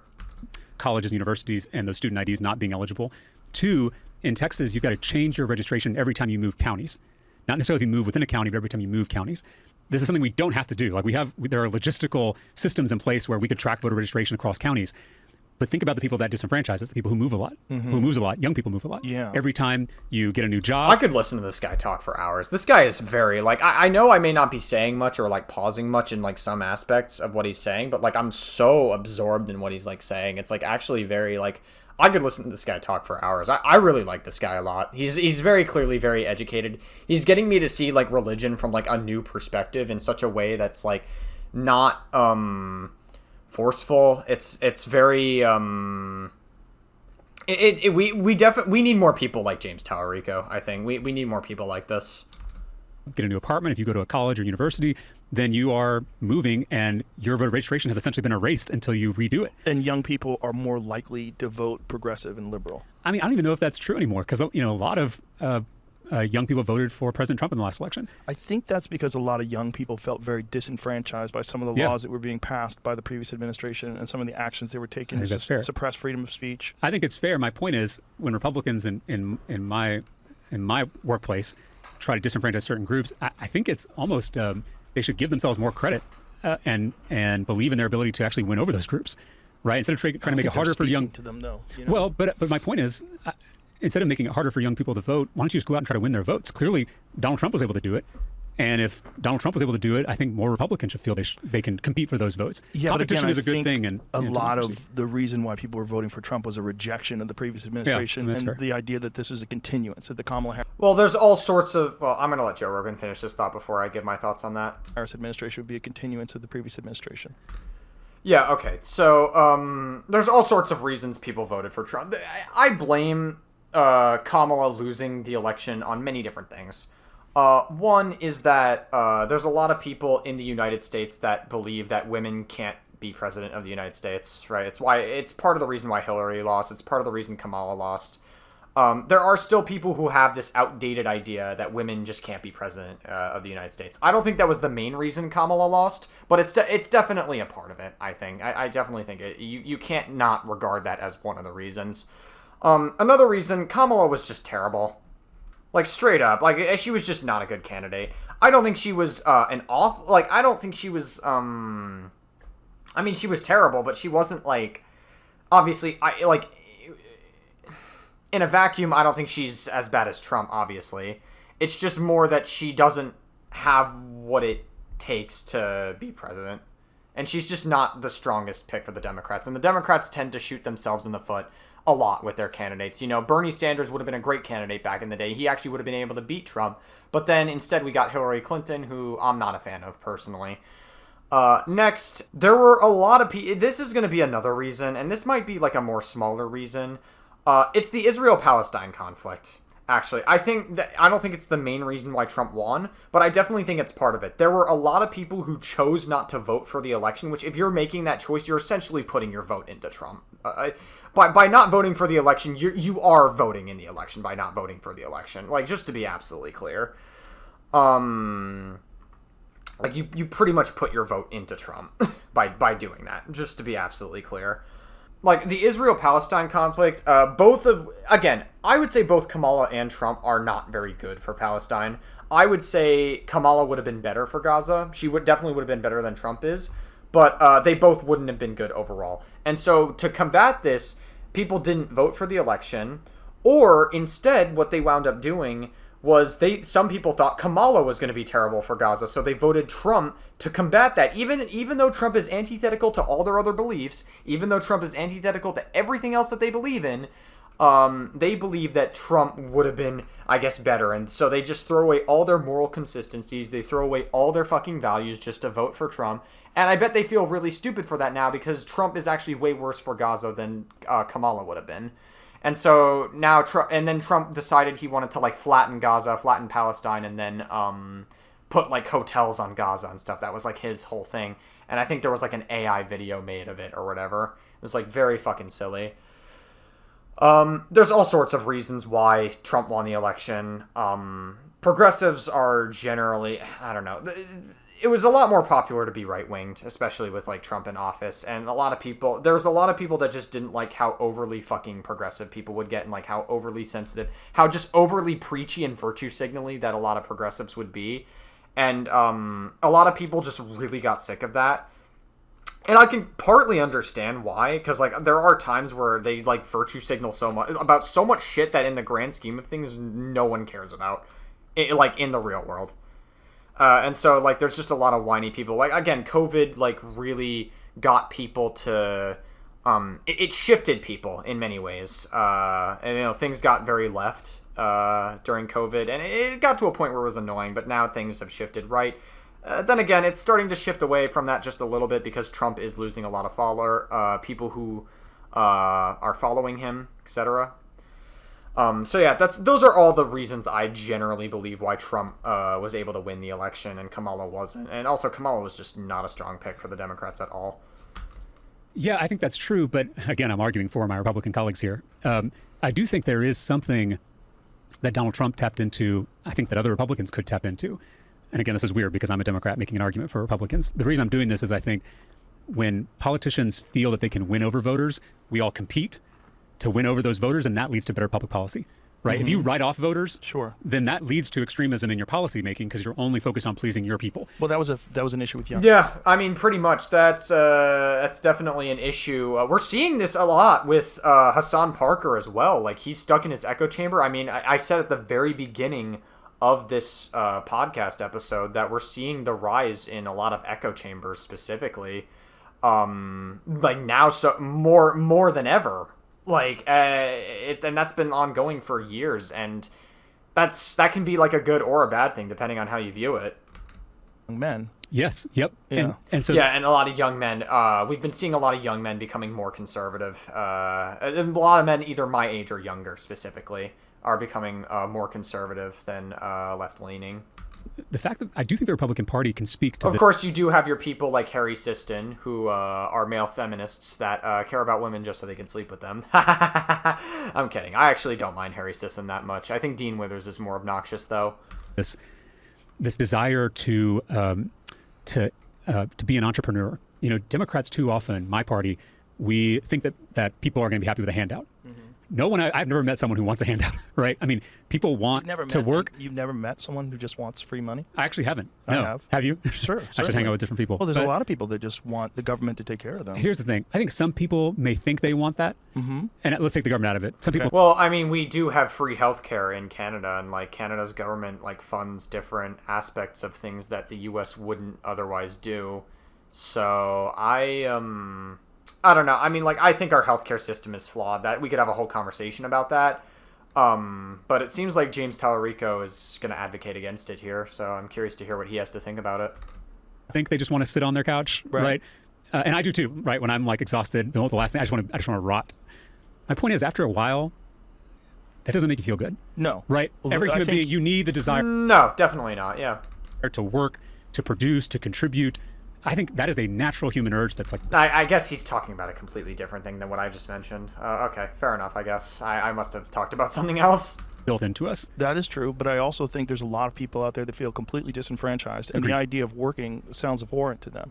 The idea of giving your life every day to something that you hate to do, and if there's enough money out there where that's not necessary, they would rather do that. I think that's absolutely true. Yeah. And I think that one should be... That means that we aren't creating enough jobs where people can find meaning. How do we create jobs where people find meaning? I don't think you and I have, and I don't want to speak for you, but I don't think of this role that I have as work, right? This is something that moves me every day to get out of bed and work on these issues. Mm-hmm. Now I don't get paid to do this, so I have to actually have another job, but it's a whole different issue. Oh, that's interesting. Okay. I mean, that adds like a level of character to James Talarico, actually, if that's true. That's, which it definitely is. Like, this guy has a lot of credibility, like, based on everything he's seen. He's used a lot of historical context that's provable. This guy definitely, like, has a lot of I don't have any reason to doubt James here. Like, he has a lot of credibility. So, yeah, I mean, like, again, that says a lot about his character. Like, this guy is, again, I'm very, like, encapsulated in what he's saying. But there's a difference between a career and a job. Yes.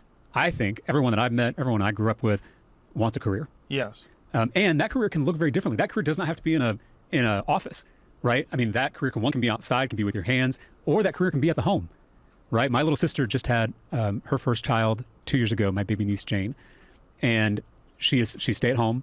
Madeline is, and she's spending so much time with Jane, and I have never seen my sister more alive than the work that she's doing, Yeah. right? And my sister was a successful accountant. She worked at Alamo Draft House. She had cool jobs, but I think this is the career that she wants. She knows that she could do other things if she wants to, but this is what's giving her meaning in her life. And I want to have kids one day, so I definitely see that. There's work that I want to do. Part of why I'm going to seminary is that this is something I feel called to do. It's something that's giving me purpose and meaning in my life. I just think every single person deserves that. And I don't know the best way to do it, but how do we give everyone that opportunity to give the gift that they're meant to give, right? I mean, we're all here for just a short amount of time. We are all so different. I don't know, man. I think, again, I feel so like, I feel like James is like a completely opposite end of the spectrum compared to me when it comes to like viewing things optimistically. And I think that's a good thing. Like, I actually think him being like optimistic is generally good. Like, I'm happy for him that he like has this viewpoint. And maybe I'm just so black-pilled that I just like have a completely different viewpoint. Like, yes, it would be awesome to see people do the things that they are called to do and that they want to do. And how are we able to make people achieve those things more? I don't know. I think it's a lot more difficult than that. I mean, there's all sorts of things that I wanted to do in life that never happened. But I mean, maybe that's just, I don't know. I feel maybe I'm just being black-pilled. Literally no one in the history of the universe that is you, right? Joe Rogan, this collection of atoms and elements is only going to exist once. And thank God you found a way of how do you shine that light, how you give that gift. But think of all the people across this state and this country who don't have a way to give that. Mm-hmm. What are we missing out on?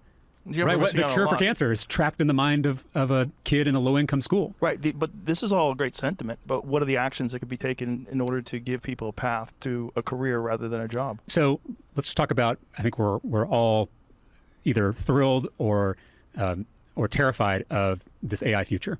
And who knows what it's going to look like. It's probably not going to be apocalypse and probably not going to be utopia. It'll probably be something in the middle. I think we should tax AI, quite frankly. I know AI is a threat to people's jobs. But I think we could start by like taxing AI and obviously like adding like a disclaimer as to when something is like AI generated, like a full transparency of knowing when something is AI generated, so it can't be used as like evidence or as like a cop out for someone getting away with a crime, etc. But it is going to change how we understand work.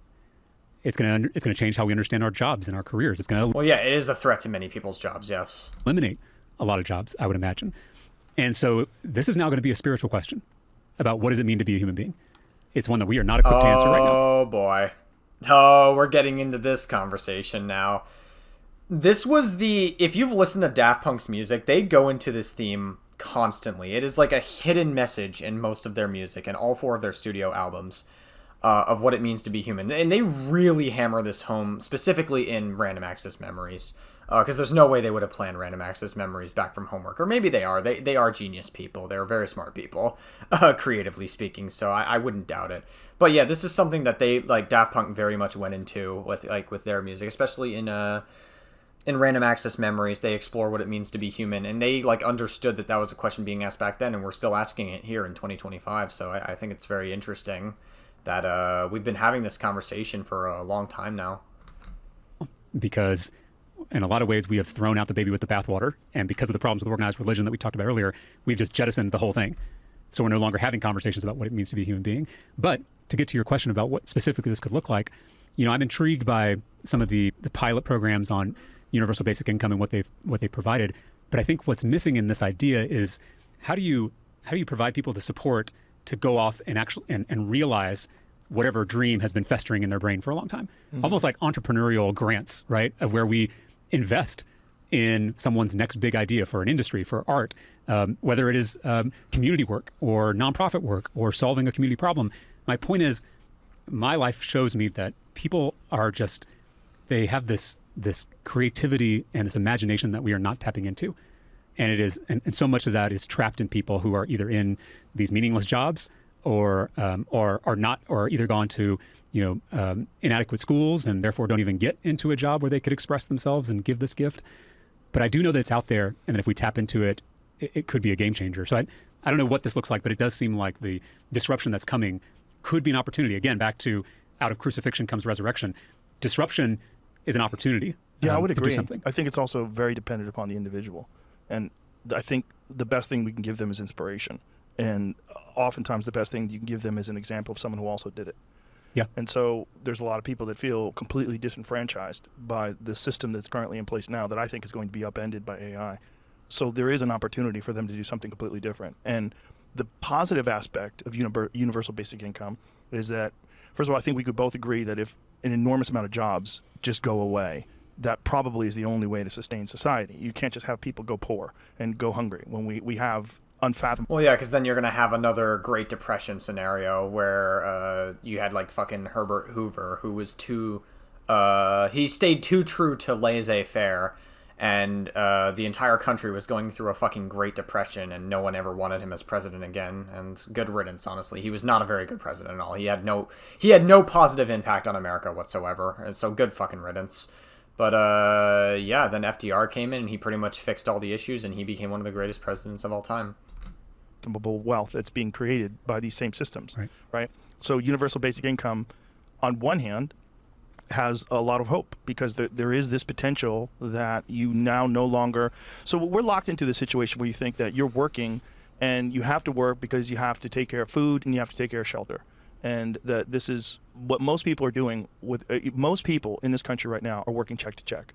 They're living paycheck to paycheck, and they're essentially getting by. And any catastrophe, medical or otherwise, will eliminate all savings instantaneously, and they're doomed. And so I mean, yeah, that's a whole like conversation about like healthcare and stuff. I'm open to like other options of healthcare to be more affordable for many people, because that's definitely like the healthcare systems in America are far from perfect in the way that they're like, obviously we're like one of the greatest countries in the world, obviously.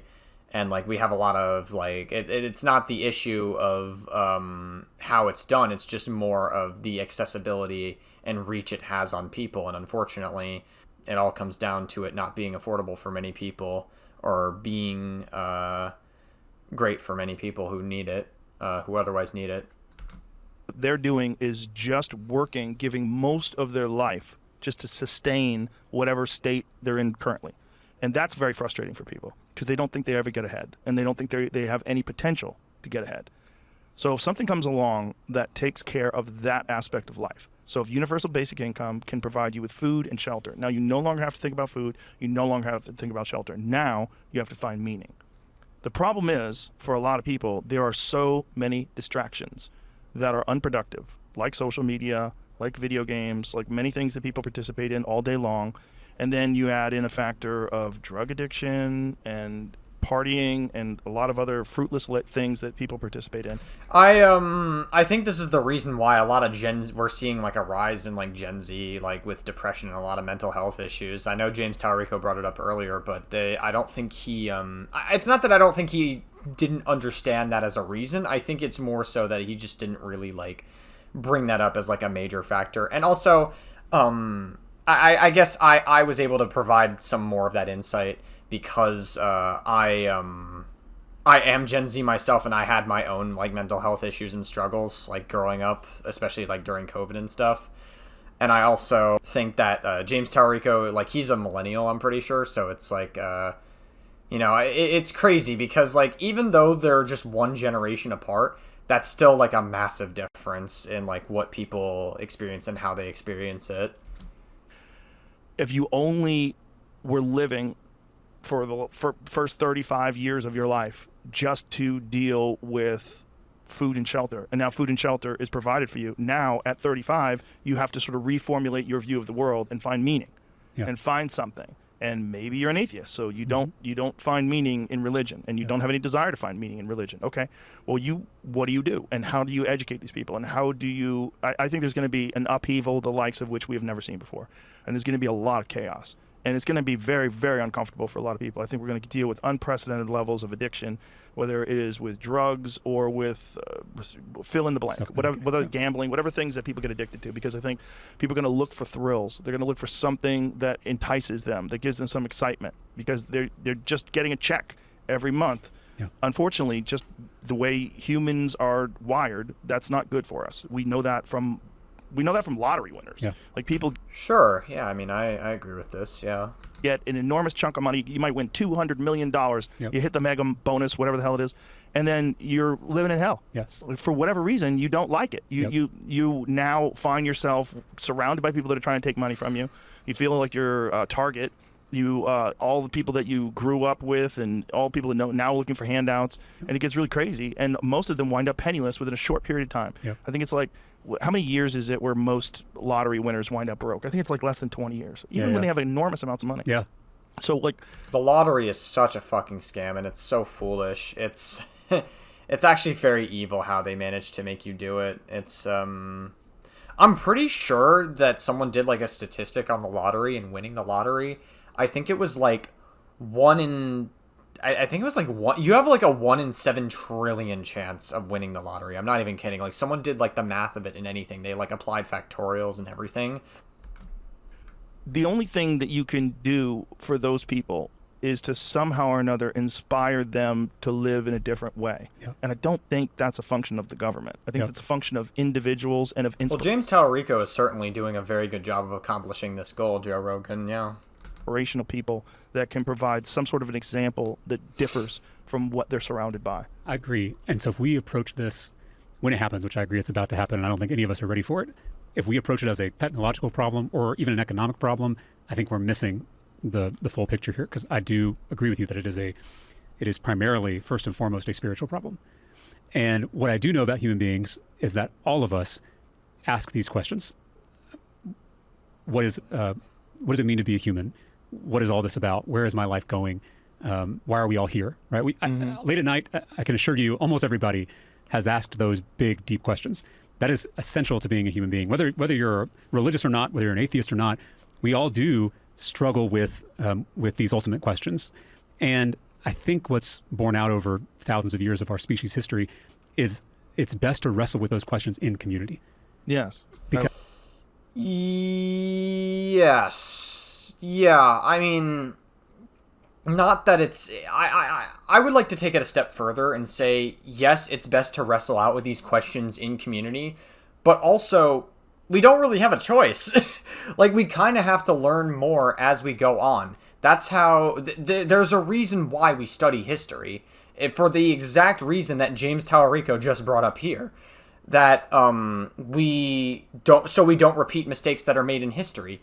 That's why we study previous U.S. presidents and how things went under their administration. I brought up Herbert Hoover, and this is a very good example of what not to do as a president, being too true to laissez-faire to the point where the entire fucking country is going under a Great Depression.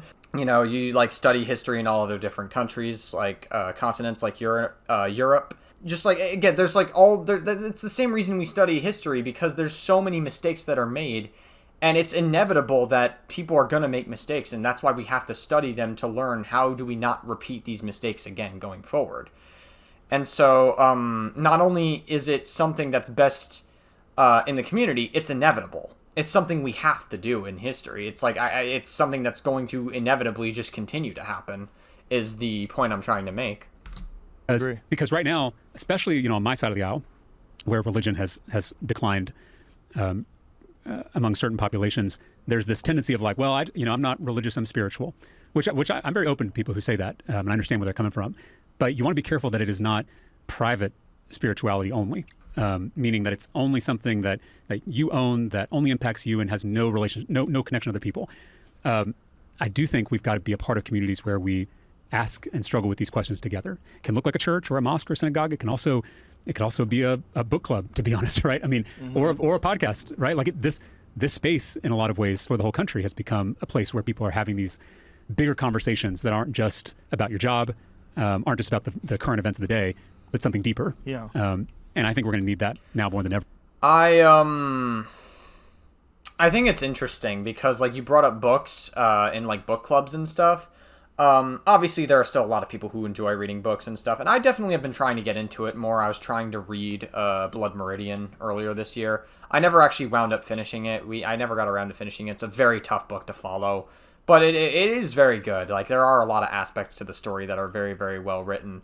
It's just a lot of people just don't have that attention span anymore. And especially, like, I'm going to go back to COVID, because a lot of people, COVID hella expedited it, because TikTok was booming. I mean, it was already booming before COVID happened, but then it boomed even further as a result of COVID. It kind of just, like, fucking blew up from there, because people just have shorter attention spans in general. And they just don't really want, they don't want to take the time to read a book, because that takes some level of effort. They want to do what, they want to take the path of least resistance, and TikTok was just the perfect avenue for that. And podcasts in a lot of ways are very low effort as well, because you just put the video on and then you're done. You don't have to read anything. You don't have to move your eyes and do anything. You don't have to sit down and think about anything. You kind of just like have it on the background and listen and be like, oh yeah, that's true. And you consume content. It's like an easier way to consume content for many people, and I feel like that's a huge part of it. And right now we're not equipped.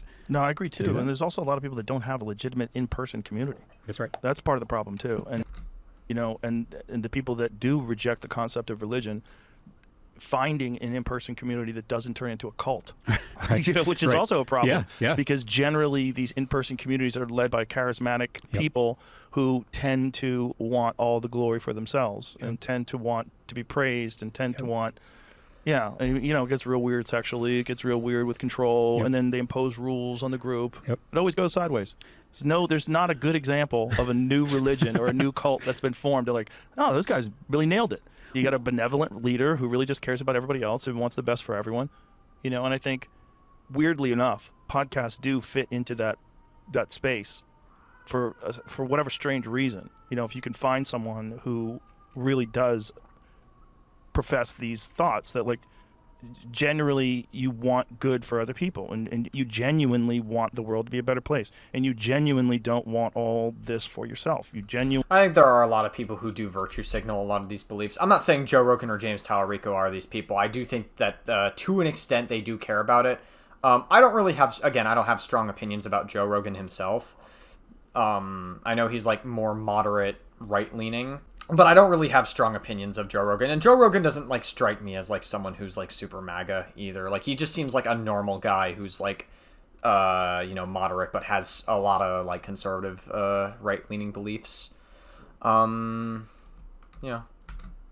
want people to do better, and that you enjoy it, and you take real joy in watching people succeed and get their life together, and find purpose. But that's rare. Most people are selfish, and most people most people also feel suppressed, and they feel dismissed most of their lives, and they feel suppressed by larger organizations or more powerful people, more powerful groups. So when they do get into a position where they have power of their I think there's a level of truth to that. I can agree with that. own, they want to exert that power on others, because this is a pattern that they've grown up with. Totally unfortunately. Agree. Well, and everyone contains multitudes. So we are all selfish. I completely agree with that. But I also think we're all selfless too. Yeah. Like, it depends we have the on potential. Right. Yeah. I mean, it depends on whatever situation a person is put in and what roots someone has to draw upon. And it's why I feel so lucky that I was brought up in a faith tradition that really emphasized my own experience as a validator for faith. Because what you just described of a pastor or clergy consolidating power is something we see all too often in organized religion. And so if you don't empower your congregation or someone who is seeking answers to check everything based on their experience and use that as a measure for what's true and what's good, then you make people dependent on that one guy, right? Which is way too much power for one person. Too intoxicating. Right. It has to be, you have to use your own life as a way of saying, like, does this work for me? Right. Or does it not? Right. Does this ring true with everything I've lived through, or does it not? Trust yourself. It's very, you got to be careful not to fall into that cognitive dissonance trap specifically, in some ways. But a lot of people don't have a reason to trust themselves. They don't have confidence. They don't have a history of overcoming adversity and obstacles. Yep. Oh, yes, that is very true. Again, I'm telling you, COVID was massive for people who are Gen Z. They didn't have confidence in themselves. I'm speaking from experience, I'm telling you, COVID really did fuck up a lot of different things in history. It's done a lot of irreversible damage. which is also difficult. Yes. And this is also the part of the problem with meaningless jobs. Like meaningless jobs that don't give you a sense of purpose, they never develop your feeling of accomplishment. So you just and then you like, again, you find yourself 35, 30, I don't know why I'm coming up with that number, but this is like a point of no return where, if you haven't had a family by that point and you haven't had, real love and relationships by that point, now your body's starting to get tired. So now you don't have the energy that you had when you were 20. When you were 20, where you could get 4 hours of sleep and just still show up and go do things, and you had the courage to say, you know what, I'm going to quit this thing that I'm doing, and I'm going to go pursue some completely different thing because I think I can do it because I'm young and brash. Yeah.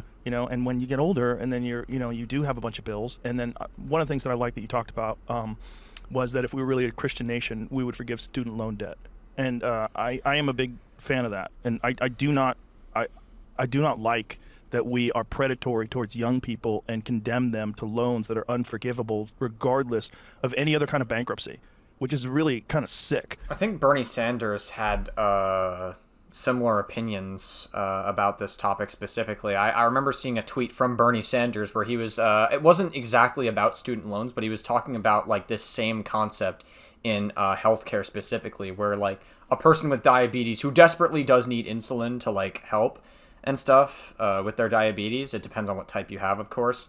Like, I think a regular thing of insulin or whatever, like how much like the regular dosage of it is, it's only like a small amount of money, but then all these healthcare companies resell it for like hundreds upon hundreds of more dollars. And Bernie Sanders was talking about how that level of greed in America is fucking criminal. And we're seeing that in like all sorts of different bureaucracies. Like student loans and colleges, and like college being the whole, like being a fucking scam in America. And we can have a whole conversation about college being a scam in America. I'm definitely open to it. I just don't know how productive that would be, given that we have a lot to get through here. The idea that we have put education that may or may not be even helpful for you in the future and may just be complete nonsense. Like, it depends. I think in high school education, it definitely rings more true. In college, it varies. I mean, it depends if you're actually going to study what you're, if you're actually going to get a job in the field that you're studying. Some people say that a lot of what you study in college will be used in life. Kind of. It's definitely different from high school. I would say it's more likely that you'll need it in life. What you learn in college, you'll definitely be using it more. But it's definitely not indicative of that you will need it in life, guaranteed. Say, you spent hundreds of thousands of dollars getting some degree in the humanities, getting some degree in gender studies, some just a nonsensical degree that you're never going to get a job from. And now you are Sure, yeah. I mean, again, that I actually do think that on purpose that colleges add those degrees specifically. You'd think I'd be pushing back Joe Rogan for this point, but he actually is kind of right here. Like, he kind of does have a point here. Like, there are a lot of very useless degrees in college that don't actually help you out in life. I think colleges deep down know that, but they'll still have them available because they know that they'll get more money out of it if they realize, oh, hey, they're going to have to go back to school eventually, and then they'll earn more money out of it eventually. Because they are a business at the end of the day, unfortunately. To not just pay that initial debt, but with interest forever. There's people right now that are on Social Security that are getting their Social Security docked. They get chunks of it taken out to pay for their student loan debt that they will never pay off. They will go to the grave in debt for predatory loans that they took out when they were so young. Their frontal cortex wasn't even fully developed yet. They didn't have any idea what they were doing. They were being coerced by a bunch of people that told them this is the only way, that you have to do this, otherwise you're going to be a loser. Right. That easily could have been me. I was very lucky that I didn't fall into that. But I only went to school. I went to UMass Boston. I only went there because I didn't want to be a loser, because I thought you had to go. I thought because I got tired of telling people that I wasn't going to school after high school. Yeah. And so I was like, I better just go do something. Otherwise, I feel gross. Well, I guess Joe Rogan's on this podcast now, so he's got something going for him now. So I guess that is kind of a message there. Just telling people that I'm not doing anything. Yeah. And that is a sickness in our culture.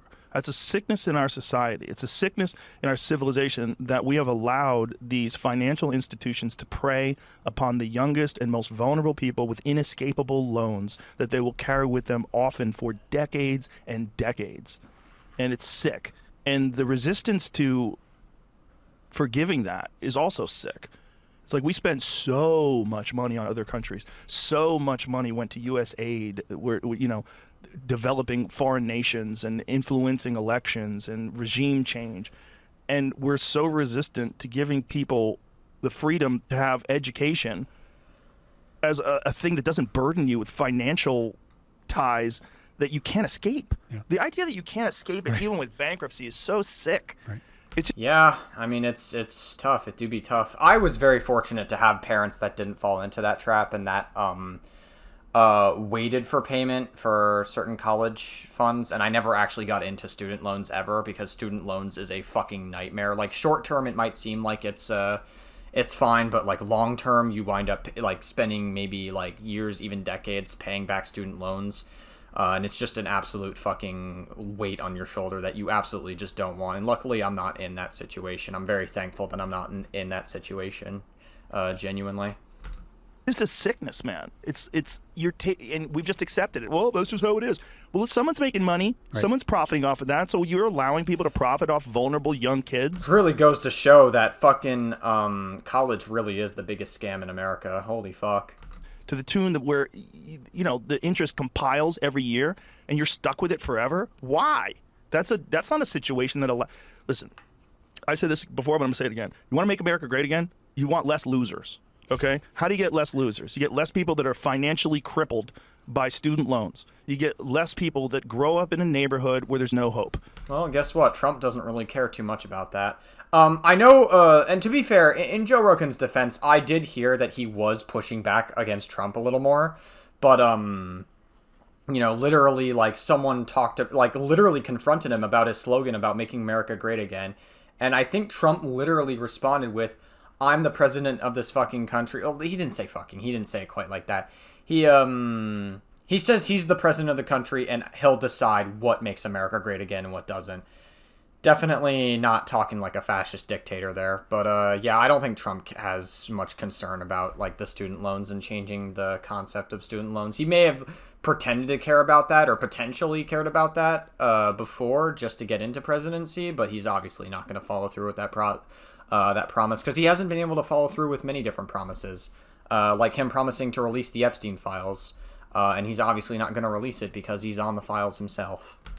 Well, we find neighborhoods that have no hope and that are riddled with drug addiction and crime and gang violence, and we just leave them alone and we just say that's their problem. No, that's our problem. If we really want to think of ourselves, the United States of America, as a community, that's how I like to look at it. I like to think of us as a big community. I don't like to think of us as right versus left and blue and red and all this nonsense. It's a bunch of people that agree we're all the same. Yeah. So if we are a community... It's an interesting perspective to look at it from, actually. Now that I think about it. So, what I guess if Joe Rogan is like moderate, right-leaning, it's almost like, yeah, maybe he has some ideas that could be considered right-wing, but it's a little more nuanced than that, and he has like a more like nuanced perspective on how he views America. He doesn't really view it as like, Democrats and Republicans, left-wing, right-wing, MAGA versus whatever the blue equivalent is to MAGA. In my personal opinion, it would be a fucking Hassan Parker fan. That's like the blue equivalent to of MAGA. that's what I think personally. But again, that's a whole separate conversation. How are we allowing these places to create these disenfranchised people generation after generation and do nothing about it? And those kids were doing exactly what we told them to do. Exactly. Right? I mean, exactly. Go to school, kids. Right. Yeah, go to college. Go to college. Again, I think we've overcorrected, or now we tell every kid to go to college, which does a lot of damage too, because a lot of kids, one, don't want to go to college, two, their gifts and their skills aren't going to be fully developed at a 4-year university. Also, we're dismissing the value of trades. Like, my God. How much more money? Oh my God, no kidding. Actually, no, listen, I have a big point to make about what Joe Rogan just said here. Okay, so when I was in high school, going to a trade school, I'm not even kidding, going to a trade school was seen as like crappy or not valuable or whatever. Going to a trade school in some ways was like looked down upon in my high school. I'm not even kidding. Like, and I wouldn't doubt for many other people back before COVID, that like a lot of people viewed it that way. They're like, oh, go to a fucking community college instead, or oh, go to an actual university instead. It's nicer or whatever. Go to Harvard or go to like a fucking Ivy League that's like there just to get like they only accept you if you have money to offer them. Really, that's really all it like comes down to. I hope we understand this. And so like it's getting into a trade was seen as a lot less valuable then, but like now, especially with like AI replacing people's jobs and like being a threat to many people's jobs that people talked about back then, like getting a trade job is actually like it's actually very valuable. I would argue it's probably one of the best things you can actually do. Like I'm willing to take that argument.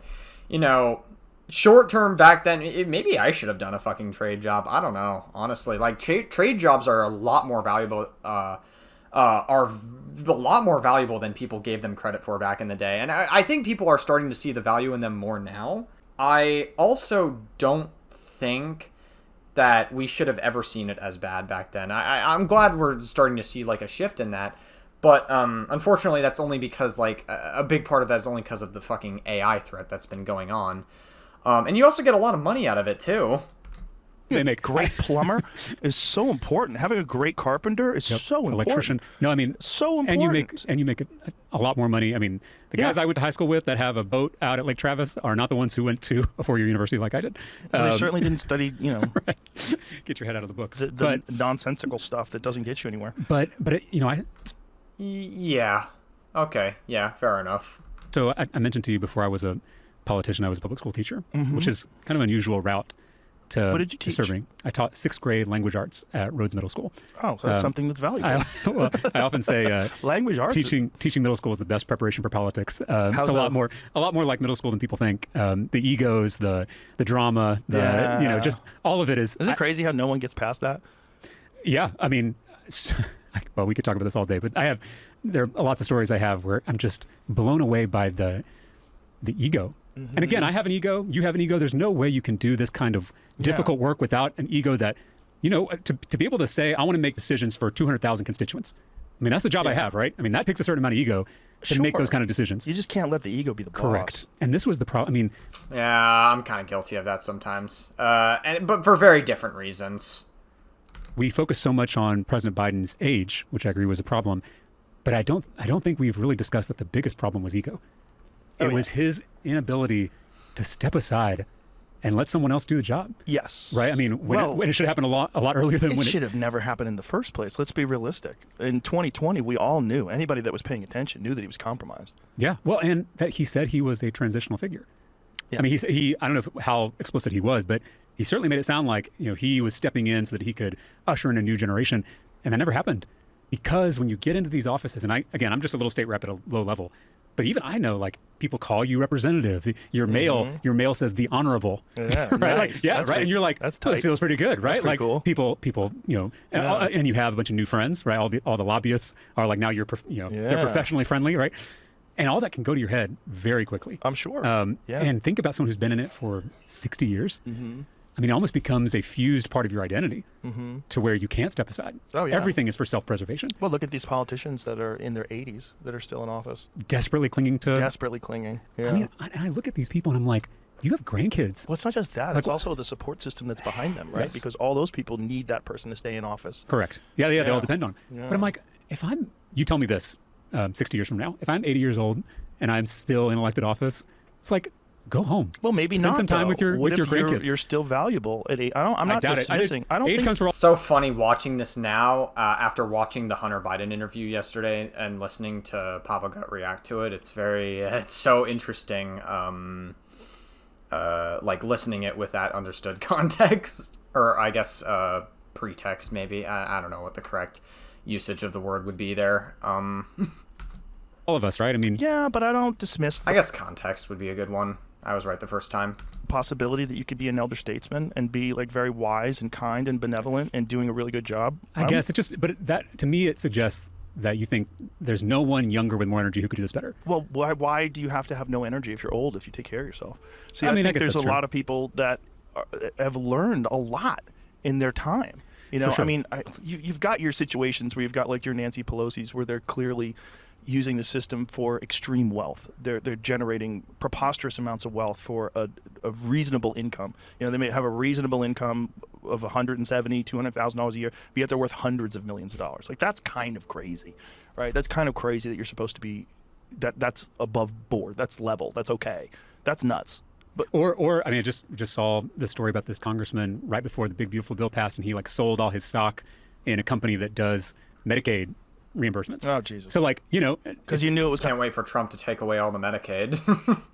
I mean, he's already fucking, like, we're already seeing that happen. And a bunch of fucking older people, again, I know Papa Gut expressed that he had some family relatives who voted Trump, and he literally straight up told him, like, I hope you guys suffer. Like, just straight up. Like, I still love you, but I mean, like, listen, I hope you guys, like, get your fucking, like, welfare checks and your Medicaid, like, taken away from you. Like, it's crazy. I mean, we're already starting to see that 7 months into Trump's presidency. right. Yeah, I mean, crazy. That yes. insider trading. And by the way, insider trading, everyone wants to use Nancy Pelosi as an example. She kind of gets used as an example just because she's been so good at it. But if you look at the actual insider trading, it's red and blue. Yep. It's the whole thing. Yep. It's filled with people that are benefiting.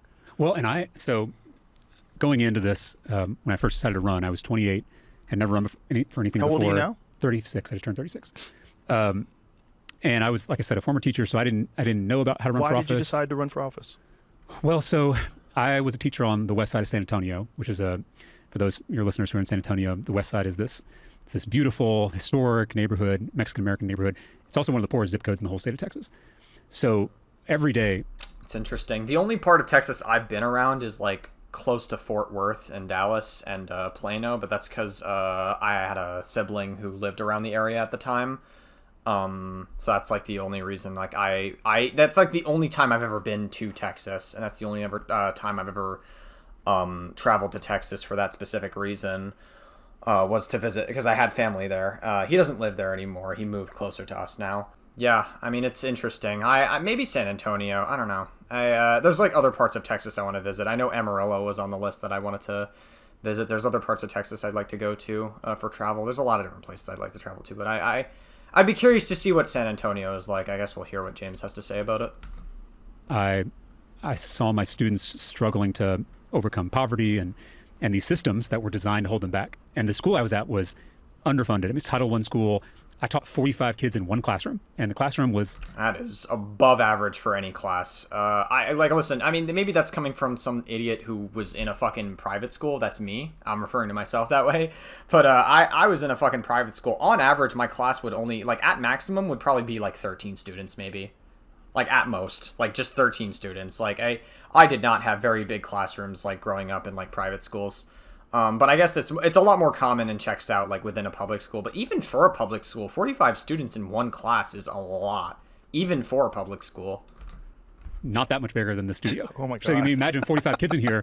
You know, I literally had kids sitting on the air conditioning unit because there weren't enough desks. I mean, this is crazy. This is the 21st century In America. in the United States of America. Wow. And it pissed me off. I mean, I had one student.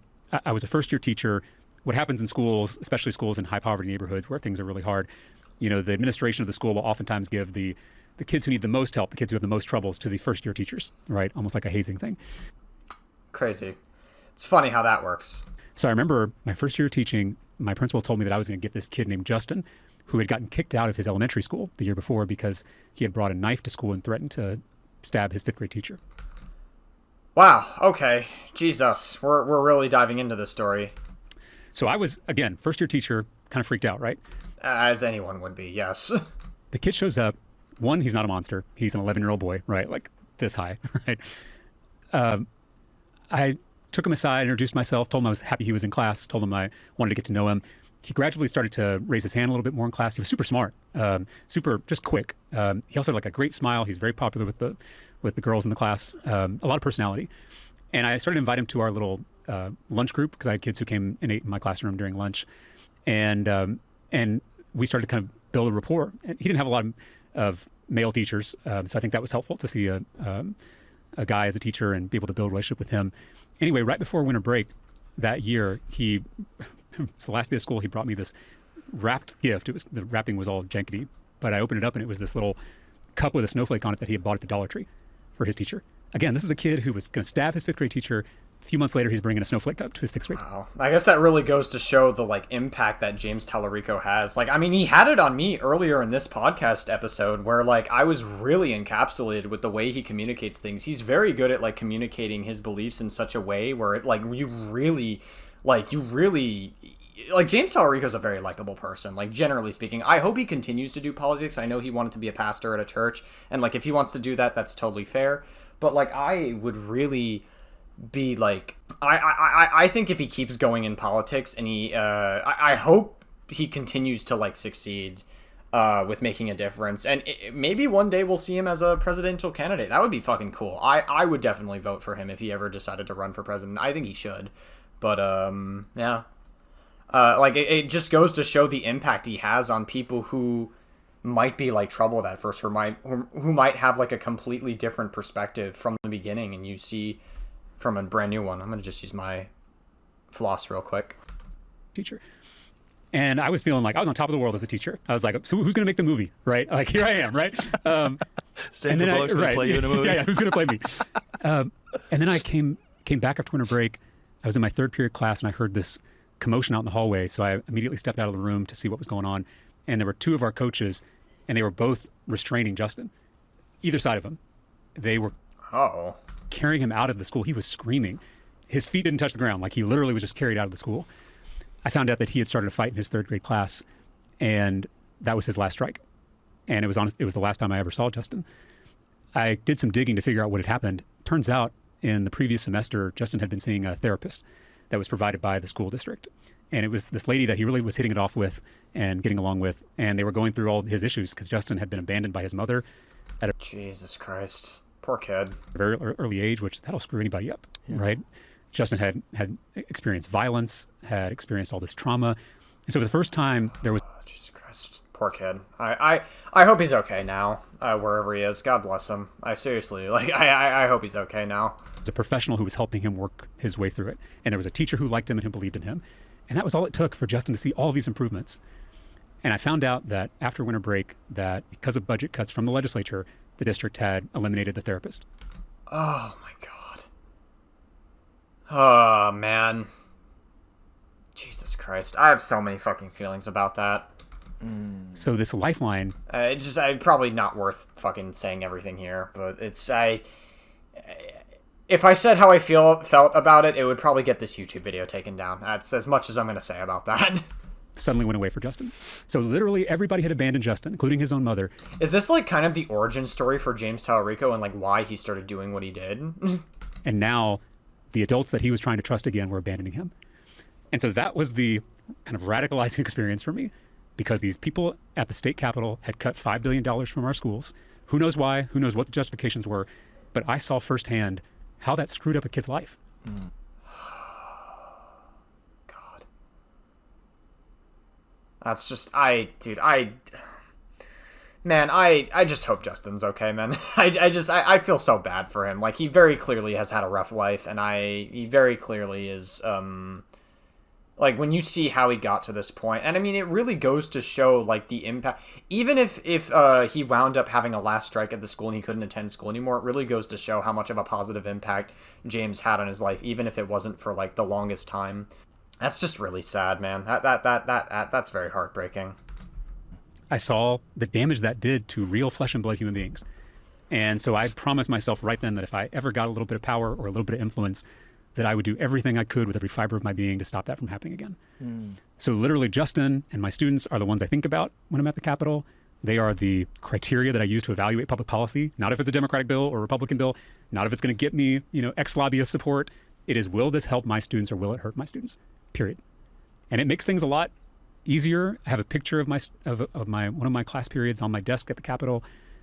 So that is what got me into this whole mess. It's a very, very powerful origin story that we got from James Talarico. And it makes sense, honestly, as to why he feels the way he feels. Like, it's a very, very insightful origin story. I miss being a teacher because I miss having that immediate impact. All the impact I make now, if I make any impact at all, feels very diffuse and far away because there's all these layers. Yeah. But I like to think that some of the bills I'm passing are at least helping teachers like me and students like mine. That's beautiful. It's beautiful that you made that decision, and I think that's what we need. We need people that have legitimate personal real life experience with other people. You know, I hope that Justin watches this podcast and like, I don't know. Who knows where he is today? He could be in like any number of places, but I hope that Justin kid, like he grows up and then he sees his former teacher like, you know, doing all these things for government, and then he like watches this podcast. He sees that he's on the podcast and that he was mentioned in the podcast, and that he I don't know. I hope it makes like some difference in his life, genuinely. I hope he watches this part specifically. I'd be curious to know if he ever did. That are benefiting from certain social programs and certain things that should not be cut. I think there's too many wealthy people that are just very disengaged with everyone else, and that's a real concern. And they sort of huddle up in these elite groups and go to these elite meetings and have these conferences. They fly on private jets and try to figure out how the world should operate. Climate change on their private jets. Fucking crazy. It's crazy. And then Trump going on his private jets to Epstein Island to do some very lewd behavior, of course. We have a president in office who's doing that. Crazy to think about that. It's really crazy and gross. And I don't think it has anything to do with climate change. I think it's like a boys club, a weird club where these elite people get to hobnob and eat caviar together. My point is, if you're going to a conference to discuss climate change, but you're taking your giant private jet. I've seen Bill Gates justify that because of all his work that he does. Sure. Or even Bernie Sanders when he's talking about campaigning. Yeah. And he was saying, how else am I going to go to all these different places? We go Southwest like fucking comedians do, dude. We travel all over the country too, buddy. Didn't you just have Bernie Sanders on your podcast? That's kind of crazy, Joe Rogan. What the fuck? I guess that doesn't mean he isn't like worthy of criticism in your own eyes, but still, like that's kind of crazy. That's great. Yeah, listen, when I was traveling, I was doing a lot more dates than him. Yeah, okay. yeah. And I never took private jets. Look, there's ways to do it, and the idea that there's only one way to do it, well, that's just the nicest way. It's certainly more convenient. It's easier. It's more comfortable if you got the money.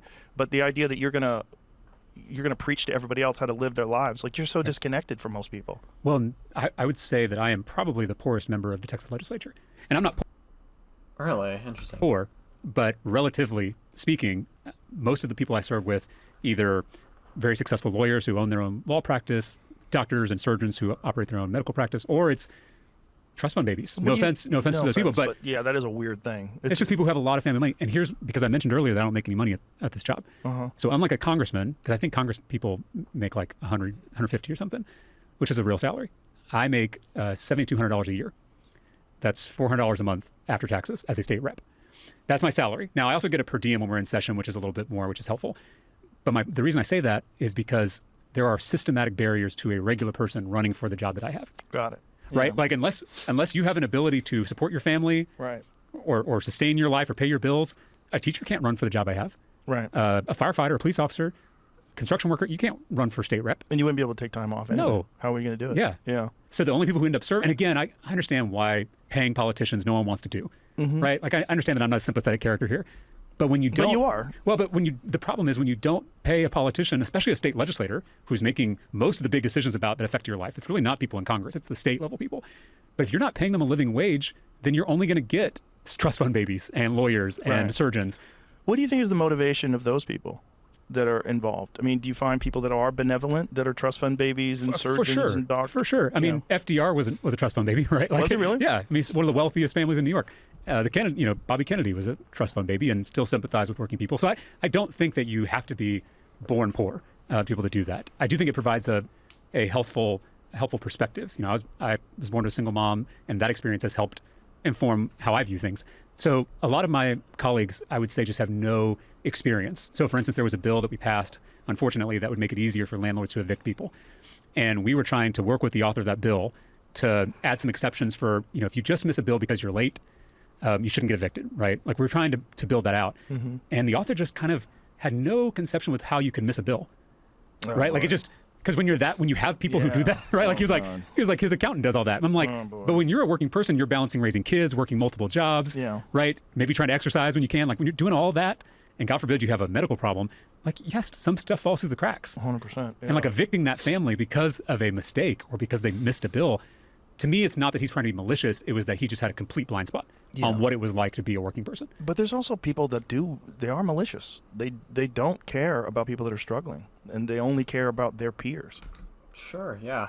I don't know, like, listen, I don't watch Joe Rogan very often, but, like, listening to Joe Rogan talk, like, I actually feel like we agree on more stuff than I, like, initially thought. Like, for someone who's, like, moderate right-leaning, I'm sure there's probably going to be, like, a few things me and him probably disagree on, but, like, actually listening to him talk, like, I feel like we actually agree more on certain aspects of things than I, like, initially would have thought. They care about enriching the people that are already wealthy. Yes. I do feel like those people I have found are very loving parents and spouses and even friends. Isn't that crazy? And to me, that means they have just How would that work, though? they haven't broadened that circle of concern. Uh-huh. Right? I'm always, Yeah. because you want to think some of these people are just two-dimensional villains. I sometimes fall victim to that thinking. But then I spend time with them. I'm like, this person is kind and funny and good-hearted and treats his wife well and treats his kids well, treats his neighbors, his immediate neighbors.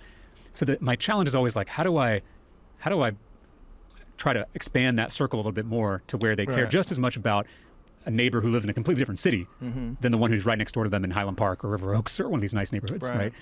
That to me is the challenge, is seeing everyone as your neighbor, not just the people who live right next to you. Yeah. And that's that's the central teaching of my faith and in most of the great faith traditions. It's interesting. I'm gonna rewatch that part one more time because I want to like take that in just like one more time. They haven't broadened that circle of concern, and even friends. People I have found are very loving parents and spouses and even friends. Isn't that crazy? And to me, that means they haven't broadened that circle of concern. Uh-huh. Right? I'm always Yeah. because you want to think some of these people are just two-dimensional villains. I sometimes fall victim to that thinking, but then I spend time with them. I'm like, this person is kind and funny and good-hearted and treats his wife well and treats his kids well, treats his neighbors, his immediate neighbors. So that my challenge is always like, how do I try to expand that circle a little bit more to where they care Right. just as much about a neighbor who lives in a completely different city than the one who's right next door to them in Highland Park or River Oaks or one of these nice neighborhoods, right? That to me is the challenge. Interesting. I think this is a very this is like a very important thing that James is talking about here because it really clues us into like how he approaches problems and how he communicates his perspective in a way that's going to be effective and that people will at least try to understand. You know, it seems like James takes it like piece by piece and he like really like understands, okay, well, what are some of the more positive qualities that they enjoy? What are some of the more positive aspects and like treatment that they give to people around them? Obviously, family comes to mind and, you know, neighbors come to mind. But like, how can you try to open up their how can you try to get them to see through a lens and expand it to like other people in the city that they may not be as caring about is an important question. Is seeing everyone as your neighbor, not just the people who live right next to you. Yeah. And that's that's the central teaching of my faith and in most of the great faith traditions. I mean, that we sometimes we try to pretend that there's all these diverse religions and who knows who's right. In reality, there is giant ethical overlap between the major world religions. There is literally not a faith tradition that tells you when someone gets sick, see how much money you can make off of them. Right. No religion teaches that. None of them, right? Like, Right. Yeah, I mean, I wouldn't think that there is. Right. there's no one that's It's more of like just a thing that happens with like the government that is like set. It's not really more of like a religion thing. love your neighbors only when they agree with you. Right? That's not what any of the faith traditions teach. Like there is this consensus, this ethical consensus. And the reason I think we try to pretend that all these religions are so different is because we are threatened by that moral consensus of how you should treat one another. Well, I also think it just has to do with the fact that like some religions have like different values, generally speaking. I mean, like generally the idea is the same, but you believe in like many different things, and it is it's almost like different it's like different like cultures, right? And how like some cultures view other cultures as maybe inferior, or they see them as a very good culture or whatever. It's the same concept, generally speaking. I was about to talk about the Middle East and how a lot of conflict is seen there, and it's generally the it's the same logic, I would say. How we should treat the least among us. And that's a threat to the people who are in power, the people who run the status quo right now. I mean, it upends the status quo. They didn't kill Jesus for being a nice guy. Right. That's part of the problem. Yeah, I mean, Jesus, I'm pretty sure in the lore of the Bible, Jesus, like, actually rebelled. But I'm pretty sure James already talked about that earlier. He's more educated on Bible lore than I am, clearly. I'm educated on some of the more, I guess, nasty parts of it, we'll say. People that are in power want to stay in power. And the best way to stay in power is to enrich the other people around you that are like you and create laws and create a structure that allows you to maintain ridiculous wealth and suppress competition. And divide everyone to keep them distracted. This is my personal, the more I've done this for 4 terms now, I think of politics now less as left versus right and much more as top versus bottom. Yeah. Interesting. Okay, so it's like we're getting, I don't know, man. It's like it's so interesting, like how people have like a different perspective on like viewing it as like left versus right. Like I definitely, I guess I fall in the trap of binary thinking of like left versus right. I definitely would say I fall, if we're gonna be like honest, like if we're gonna do like an honest introspection, yeah, I would say I probably fall into that binary trap of like left versus right. I will say there is one side that is more correct than the other currently. We'll say that. You know, it's interesting how these people think, and like people like James Talarico have to think of it like this, especially if he's in the House of Representatives and he's like constantly working with people who are not going to be as politically aligned as he may be necessarily. Like he does work with a lot of like Republican people. So because right. I just see how we are all pitted against each other. And I mean literally. These social media platforms, they only get clicks when there's conflict. Right? Oh yeah, believe me, I would know. Believe me, I would know. They don't get clicks when we're having a conversation, when we're understanding each other. Right. When we're coming to some kind of some kind of mutual agreement. Well, social media doesn't exactly, I would say for the most part, and not in every single social media space it's like this, because obviously there are some niche places you'll find that do offer nuance.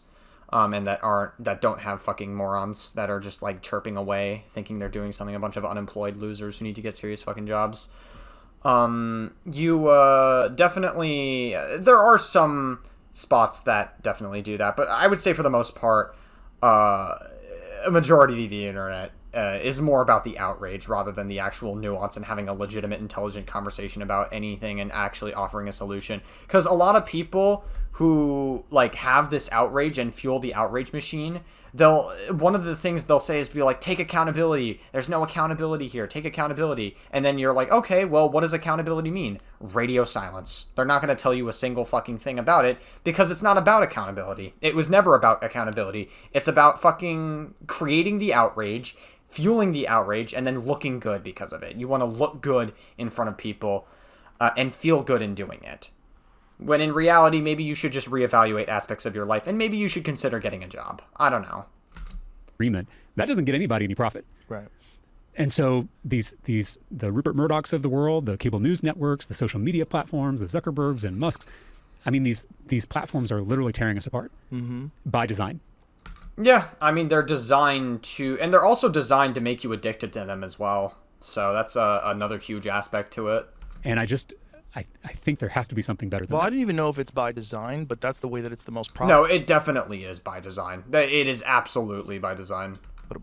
And well, I think it is profitable, but it definitely, like, they designed it to be profitable. So I don't know. I think it's about a little bit of both there. I think, like, algorithms. Like, people always like to want to point towards algorithms as being by design. But they only work because they work, right? They only work because people do engage with the things that piss them off the most. That's interesting. I mean, like, yes. I mean, but you could flip that on how it's designed. It's designed so people want to work with. I mean, yes. Like, I'm not saying that like humanity isn't at fault for some of that engagement, obviously. But also, like, they're designed in such a way where people are going to want to continue to engage back and continue to fuel the outrage machine over and over and over again. It is designed on purpose to make you addicted to that high of feeling good and then virtue signaling just endlessly. That's why you have a lot of fucking unemployed losers on, like, snark Reddits as well as other social media platforms. That's if we're measuring engagement as the sole good. Right. Right. If we were measuring, have to if we were be that measuring way. people's well-being, Right. Now you have a different metric. Right, but it's almost impossible to do. It's like, how do you judge? I mean, you'd have to get to an individual human being and find out why they're engaging with what they're engaging. What you do when you manage at scale is you try to figure out what's the best way to keep people engaged. Yep. Well, if human nature made you only engage with things that you're interested in, and that is possible. You can do that. I've done that. Yep. It's possible to do, but obviously I'm in a privileged position to be able to do something like that. But like my friend Ari did this experiment once where on YouTube he only looked up videos of puppies for like a long time. That was Okay. his whole feed was puppies. Okay. And his what the experiment, the reason why he was doing it was he's trying to show that it's not the algorithm. It's not like the algorithm was feeding him Holocaust deniers and a bunch sure. of shit that pissed him off. It didn't. Right. It only fed him puppies. What do you 'cause want? Well, That's what he was interested in. Right. that's okay. So I wonder, like, yes, that's an interesting experiment you can do, but I feel like I assume this was done on YouTube specifically. I suppose it could have been done on Instagram maybe, but or TikTok even.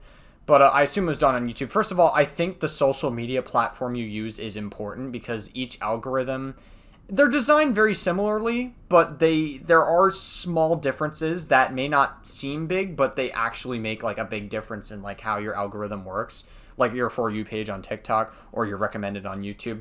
But then you have Twitter, right? If he did this experiment on Twitter, I would be very skeptical because Twitter is artificially designed so that it doesn't matter what you have in your feed, you're always going to get some like right-wing bullshit scroll in your feed because Twitter, I would say for the most part, even though people, there might be some people that disagree with me, I think for the most part, Twitter is generally speaking a right-leaning platform. It just is. Ever since Elon Musk took over, he unbanned Sam Hyde, he unbanned Alex Jones, he unbanned all these other white supremacists, and then like a bunch of white supremacists became platformed on Twitter, and like a lot of the stuff they said would be acceptable. You're going to see that in your feed, unfortunately, on Twitter. It's inevitable. And there's not really anything you can do about it. It doesn't matter how much you try to view other things in your Twitter feed. It doesn't matter how much you try to change that. You're still going to see like a bunch of right-leaning content or or right-wing content, I should say. And you're also going to still see like a bunch of like white supremacists like in your feed, unfortunately. I can't help it, but I see fucking Sam Hyde in my tweet. He's unhinged as fuck.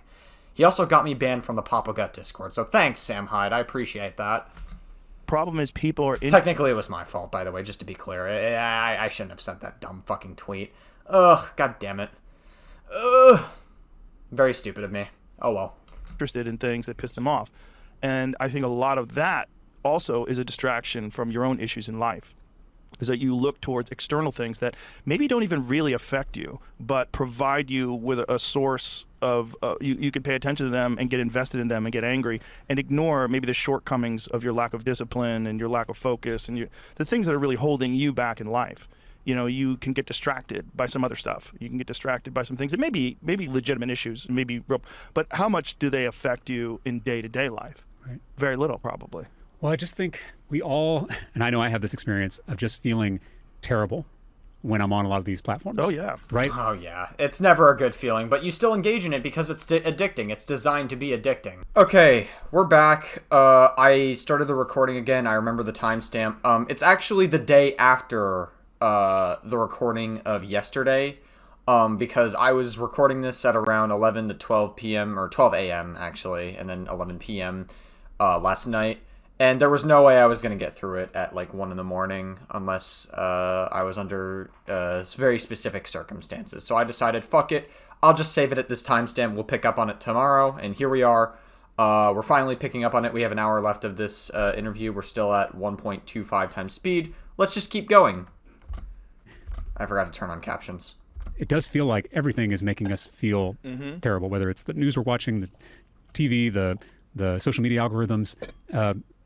But I think this podcast is evidence in the opposite direction. Yeah. Because why would people tune into these really long conversations with very different people? I mean, you had Trump and Bernie Sanders in the same chair, Yep. right? So why are people attracted to that though? Because this is not clickbait, stuff on your feed that's just trying to provoke conflict for clicks. So Right. clearly this format exposes that people do have a hunger for something healthier, something Yes. that builds understanding, right? I guess that is true. Maybe Joe Rogan's audience does have like a more, I guess, maybe a bit more of a grounded perspective, even if there are some opinions you may not necessarily agree with. I would imagine his audience isn't really here for like outrage. It's here for like a legitimate conversational piece. It's the same reason why Joe Rogan, if anyone reacts to his podcast, he won't take that down because it's meant to be a conversational piece. It's not like fucking Jubilee where they strike down everything, which I appreciate, by the way, Rogan. I don't know if you're ever going to watch this, Joe Rogan, but if you are watching this, I appreciate it. Thank you. Yeah. So people have both of those things inside them, I guess. I think people, listen, there's a reason why we have complex technologies, society, cities, urban development. There's a reason why we have all those things.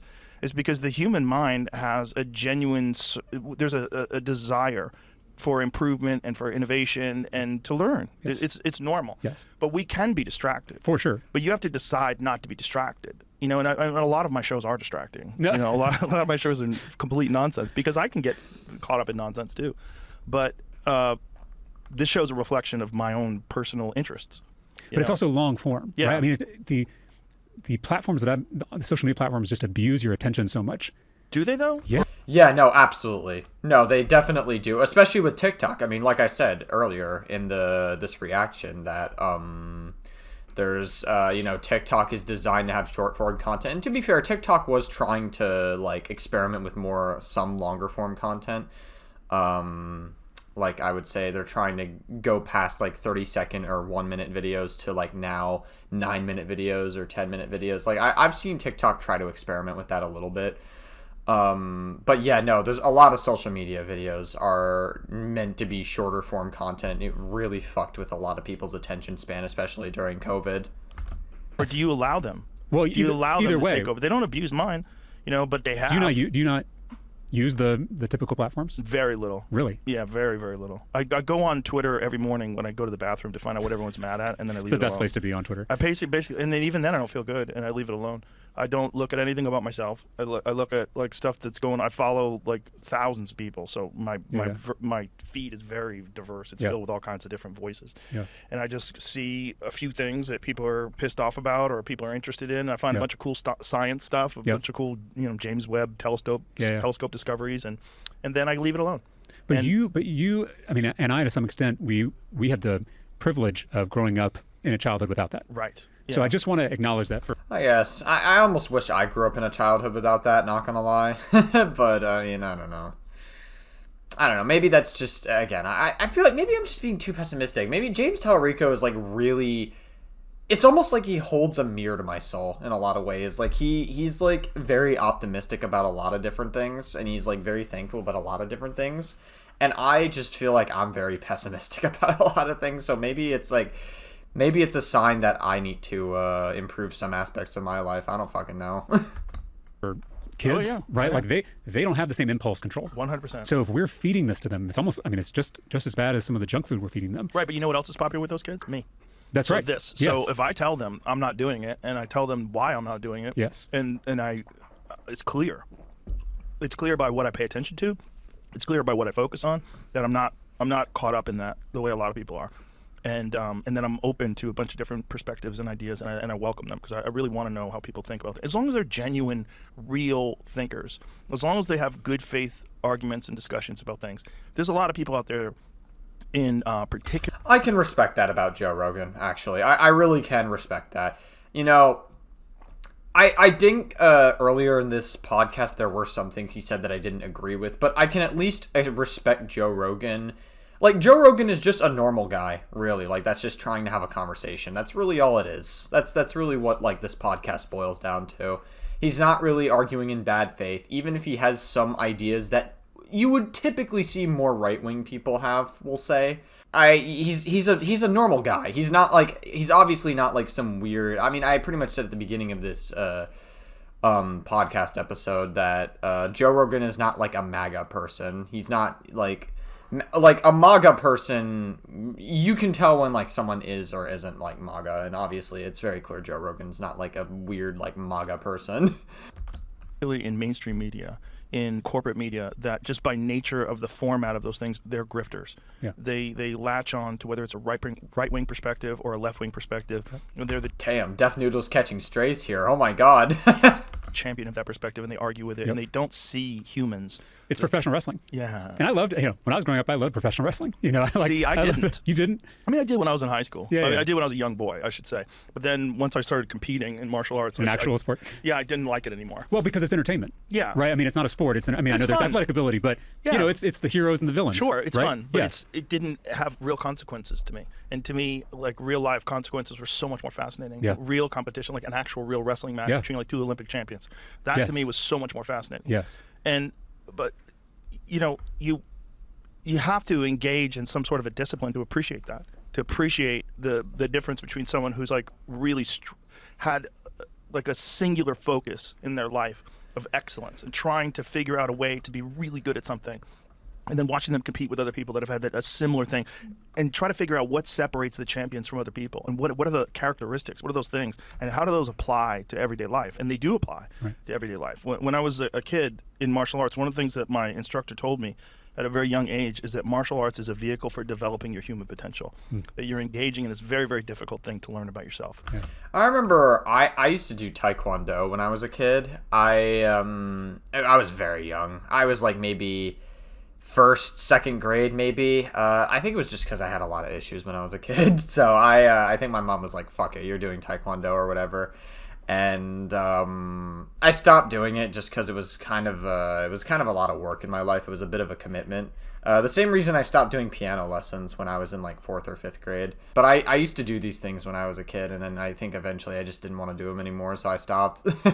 But that's because I was more of a terminally online kid. I discovered Minecraft, and then I just spent my time online. I got like online friends as I went into middle school and stuff. I was a bit of a terminally online kid, and I'm slowly trying to disconnect from that just a little bit. Obviously, I'm still going to be a little bit terminally online here and there.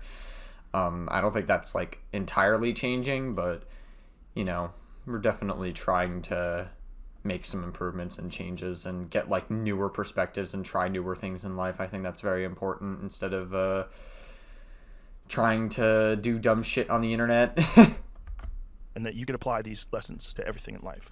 And there's too many people that don't get that lesson. Yep. They don't understand that you can figure this thing out. And your path is going to be different than my path. It's going to be different from every. But there's certain principles that you can apply to whatever your individual path are, and you can learn about the value of discipline and of personal autonomy and understanding and personal accountability, and figure out how to get better. You're going to have failures, and they're going to feel awful. They're going to feel terrible, but they're very valuable. Yeah. And those, you can't shy away from them, because that's where you really learn how to get better. And then your feelings of success, don't dwell on those either, because it's not about that. It's really about this path.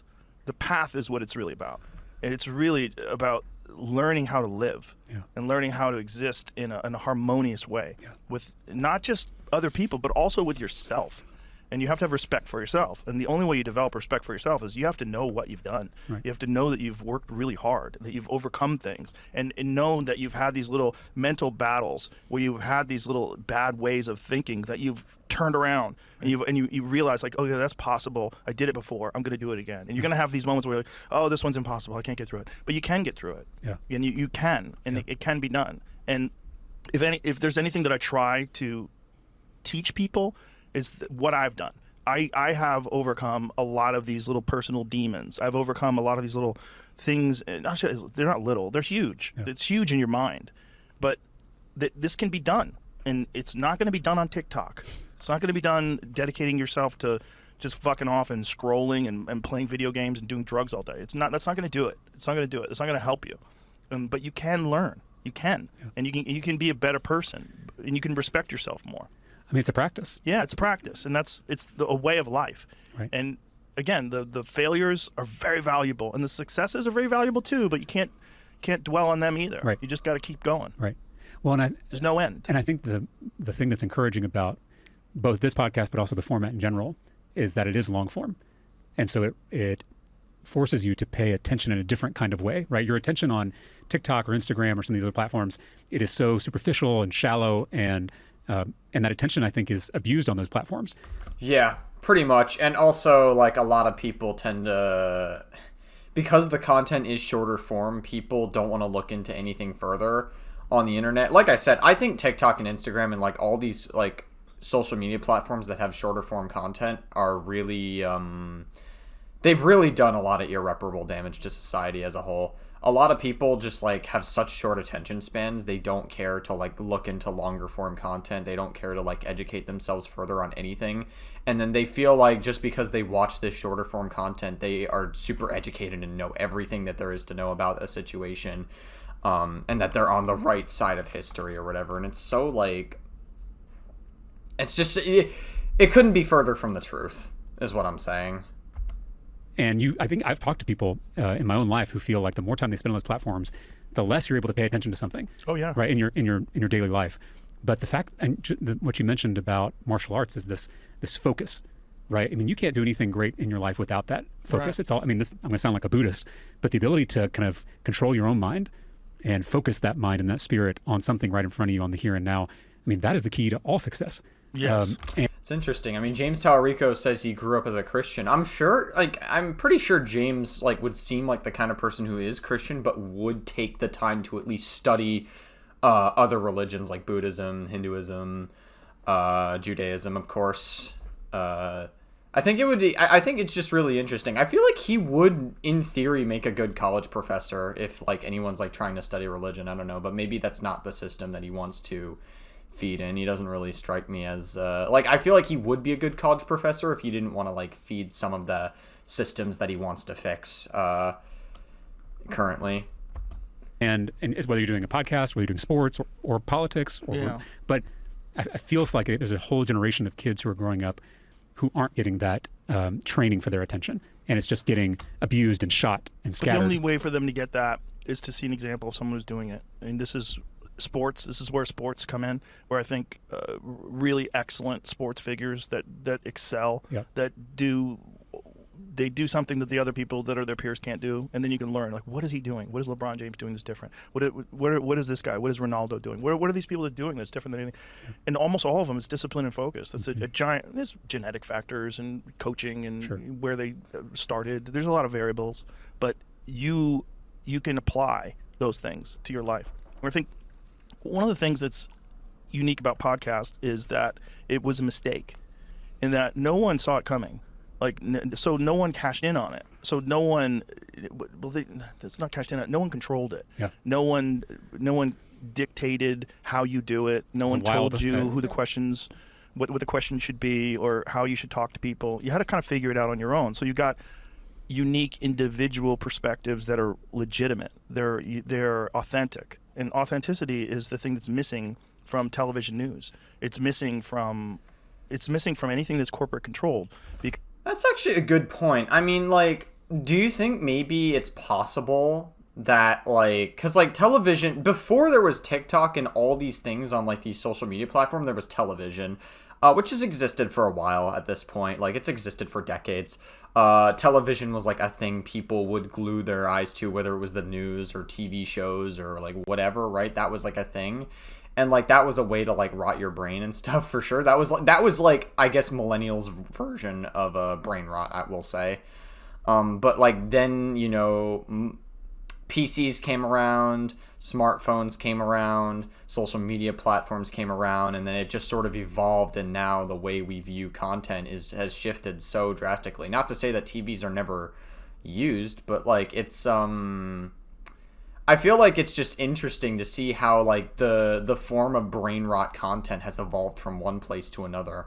So that makes me wonder, when Gen Alpha comes around or when Gen Beta comes around, what's going to be the next form of brain rot? Are we still going to be on, like, mobile phones and stuff? I'm sure mobile phones and tablets are going to be, like, still be around. But, like, is there going to be, like, a new form of, like, media consumption that will rot people's brains? Because you wouldn't allow it to be so scattered, right, and so chaotic, and so kind of dangerous. Because, you know, like, if you're banking all your money on something succeeding, you would want to narrate it, you would want to curate it, you'd want it, but it doesn't work that way, and humans don't work that way. And I think in this landscape where we don't have authentic perspectives, the thing that rises is authentic perspectives. And I think that's if you look at most of the successful podcasts out there, the people that are doing them are authentic human beings, and their perspective is uniquely their own. And I think when they go sideways is when they become a part, they get bought out, they become a part, they sell a piece of it to some corporation, and then they get curated, and there's a lot of weirdness that gets involved. And I've managed to resist all that, but it was also because it got so big before anybody came calling that I had already figured out the right way to do it is just to do it my way. And my way is to have genuine curiosity, to be a real human being, and just to talk to people. And I've just noticed, just in this conversation we've had, that you have a gift for listening. And I think this is something these platforms or most of our cable news or most of our media environment doesn't value anymore, is actual listening and learning. Well, most of the mainstream media sensationalizes a lot of information. I had a conversation with my uncle about this many weeks ago, or actually over a month ago. And that it's that a lot of mainstream media outlets like Fox News, CNN, and a bunch of other stuff sensationalize information. I literally was seeing Fox News cover the pro-Palestinian protests at Columbia University, and Fox News literally said these are all pro-Hamas people, and I'm like, it's just the language that they use to sensationalize these topics is insane. First of all, if you're pro-Palestinian, that doesn't necessarily mean you're pro-Hamas. All right? That's just not true.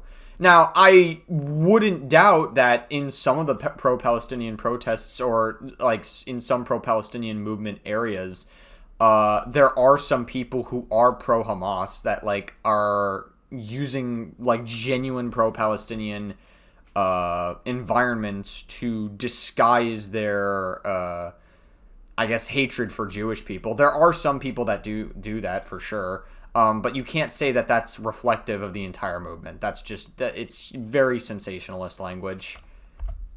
Right. It is now all about what you say, what your opinions are, rather than actually creating a connection with another person. I've fallen victim to that too. I had to learn how to do it. If you go back to my earlier podcast, they were terrible. Why? Because you were talking. I would talk too much, or I'd want to speak. But I genuinely have always wanted to know how other people think and why they think the way they think. And you can find holes in the way people think, and you can find strength in the way people think. And it's very inspirational. I've had an unexpected and unintended education from doing this. Yeah, I didn't intend, when I first started doing it was just me and my friends, and we were just fucking around. And I just thought that was fun. Yeah. I was like, it'd be fun to get together with my comedian friends. We only work at night. Right. What are we doing during the day? Most of us during the day are just screwing off. Yeah. It's what should we do? Let's get together and just have a bunch of laughs. And then all of a sudden it was okay, this has gotten so popular that people want to come on. Okay, let me see what Anthony Bourdain has to think about things. What does he have to say about stuff? What does Graham Hancock have to say about things? And people that I found genuinely interested were willing to sit down and talk to me. Yeah. I'm like, well, this is cool. Now I've got this weird platform so I can ask questions and really find out. Why do people think the way they think? Why do they live their life the way they live? And what can I learn from that? And how can I apply that to my life? And how can I give them this ability to express themselves as clearly as possible? Where I'm not getting in the way of it, and I'm just trying to help them get it out as clearly as possible, whether I agree or disagree. Right. I want to know why do they think the way they think? What is it? And I want to know if you're a real thinker or if you're just a grifter. What's really fascinating to me is, I guess that's definitely respectful from Joe Rogan's point of view. I can definitely understand that, even if I've never watched his podcast, or I've never really engaged in it very often. I can definitely respect it from that point of view. Watching these people that were exiled from mainstream media because obviously the ratings have crashed and their credibility has plummeted. So then they try to pivot and become podcasters. Yeah. But they're still Elon Musk said this so well about Don Lemon. He's trying to do CNN outside of CNN. And you can't do that. You can't bullshit people in this world of no bullshit. And that's the podcast world. Right. The podcast world is, there's certainly some bullshit. Sure. But for the most part, what attracts people is if they know that this is really how you think. And I know this is resonating with a lot of people out there, that you're forced to go to a job where you pretend to be a certain person all day, and if you step outside of those lines, you're going to risk career opportunities. You're going to risk advancement. You have to stay within this very rigid. Certainly like that within the Twitch space, that's for sure. The very rigid confines of whatever your occupation is, and it's not very satisfying. It doesn't feel right. It doesn't feel like you're a human being. No, that's actually so. Oh my god, that actually really spoke to me. When I had my Twitch platform, listen, I feel like the community that I was part of, it's very easy to get caught up in, I use this term all the time, it's called audience capture. I would say most of the content creators that were in the spaces that I was in on Twitch are very audience captured. For those of you that don't know what the term audience captured means, essentially it means you are very careful about every word you say, how you say it, and the language that you use, so that way you don't piss off your own audience or fellow community members or streamers around you. Now, I think it is important to be understand the language you use. Yes, I agree that like how you use your language is important. But when you do it in such a way that is very limiting, that you feel like you can't be yourself, that you feel like the message and the intention behind your message is completely hidden. It's completely like, it almost like that part doesn't even matter to these people, to the point where now you're suppressing who you are, essentially. It's getting to a point where you're doing it in such a way that's very toxic. And I don't think that's very healthy at all. I don't think that's a very good way of doing things. And it's very suppressing for a lot of people. And so I had that level of audience capture as well. And it's not like I wanted to be fucking hateful. It's not like, oh my god, I want to say whatever the fuck I want. I want to be edgy, okay? Like, listen, I don't mind an edgy joke here and there, but like, I don't want to like my goal is not to be edgy for the sake of being edgy, you know? Like, I actually just want to say what I think. And that's the point of this platform now. Now I don't feel audience capture anymore. Now I can feel like I can say how I actually think about stuff. And I think it's just very important. Yeah, it does not, like Joe Rogan said, it really just does not feel human to do that at all. It doesn't feel human to just feel like you're filtering what you're saying through mob mentality and what other people think rather than what you think. It doesn't feel human. It just doesn't feel right. And like, now that I'm outside of it, I can see that very clearly. And they think that's the only way, and then even if I was given an opportunity to like restart my Twitch platform and get my Twitch platform back, I probably wouldn't even take it now, to be honest. Like, I really wouldn't even like I could just see it so clearly now. You hear people talk and they go, okay, this is not the only way. There's other ways to think, and there's other ways to live your life. Well, and the fact that you have people from such different perspectives on, I don't think we have very many platforms like that anymore. And to me, that is probably the best thing about working in the legislature. I think I told you this, of being forced to get outside my bubble. Because of course, I live in a bubble like everybody else does, right? My information feed is curated like everybody else is. Mm-hmm. Yeah, I mean, like I said, everyone's in their own little echo chamber for sure. But it's interesting that James understands that in his line of work that he's forced to hear other perspectives, and that could generally, I guess from his perspective, could be a good thing, which I would agree. I think it probably is a healthy thing to do. Instead of just staying inside a bubble, an echo chamber, for sure. I mean, like I think we all fall guilty to that to some extent. And I try to break out of that whenever I can, but my job forces me to break out with that because I have to sit down with very far right Republicans, very far left Democrats, and hammer out solutions to problems. I mean, that's what I do all day at the Capitol, or when things are going well, that's what I'm doing. But you know, I think about there was a colleague. I hope he doesn't mind me mentioning him on here. His name is James Frank. Out of Wichita Falls, very, very conservative Republican. And he and I met when I got elected, and we bonded over the stupidest thing, which was that we both had the same first name, right? Like, that's when you meet someone, like, that's sometimes you go off of like the most superficial basis to create a friendship. Yeah, I feel that. It's a really common one. I know. That's his joke. But I remember we started this joke of like, I think I bonded over someone, with someone in second grade because we both had the same last name and we were unrelated, so that was kind of funny. So yeah, it's just over stupid things like that. It's very easy to bond with someone for that. Like, we're the James Caucus, and you're vice chair, blah blah blah. Right? It was a stupid basis for a friendship, but it was a basis. And from there, he started to like come back to where I sat on the floor, and like when things were slow, he would just come, kind of sit and shoot the shit, and he would say like, he would reveal some of the. He said a curse word. He's Christian. No, James. No, I'm just kidding. I'm joking around, obviously. Interesting, non-orthodox views that he has about politics, which then gave me an opening to kind of express some of my dissatisfactions with this political system in both parties and the way it forces us into tribes, all that stuff. Anyway, all those conversations really created an actual friendship, and I consider James an actual friend. And then what got interesting is how we took that friendship into public policy, because I think it was 2 sessions ago, James had a bill that all the Democrats hated, including me. I hated the bill too. It was a bill to allow homeschool kids Okay, sorry, I had to answer the door for something. We're back now. to participate in UIL. Now, I know you have. What is UIL? Yeah, I was going to say that is basically school sports in Texas. It's like the sports league, and as you know, sports are very Why did you very not like important. that? Well, my concern was that the public education system is not a buffet table, right? Where you can just come and say, I want to do the sports, but I don't want to participate in the actual school or the academics, the life of the school. I didn't want it to become this fragmented thing that everyone could just pick apart and just do the fun stuff. That was my first reaction. Mm-hmm. James sat down with me, which right there, a Republican coming to a Democrat and like actually having a private conversation about a bill, that doesn't happen enough, and it should. Because when he sat me down, he was able to use all the conversations we'd had to talk about this policy. And he said something to me that just blew my mind. He said, James, whenever we talk about immigration, you always say, don't punish kids for the decisions their parents make. There you go. Right. And Let me listen to that one more time. Hold on. it just blew my mind. He said, James, whenever we talk about immigration, you always say, don't punish kids for the decisions their parents make. Yeah, I mean, I would agree with that, right? It's interesting. Okay, I mean, I guess they'll break it down. I'm trying to, like, understand a little bit better, but, like, I mean, I wouldn't... I just don't see the disagreement here, yeah.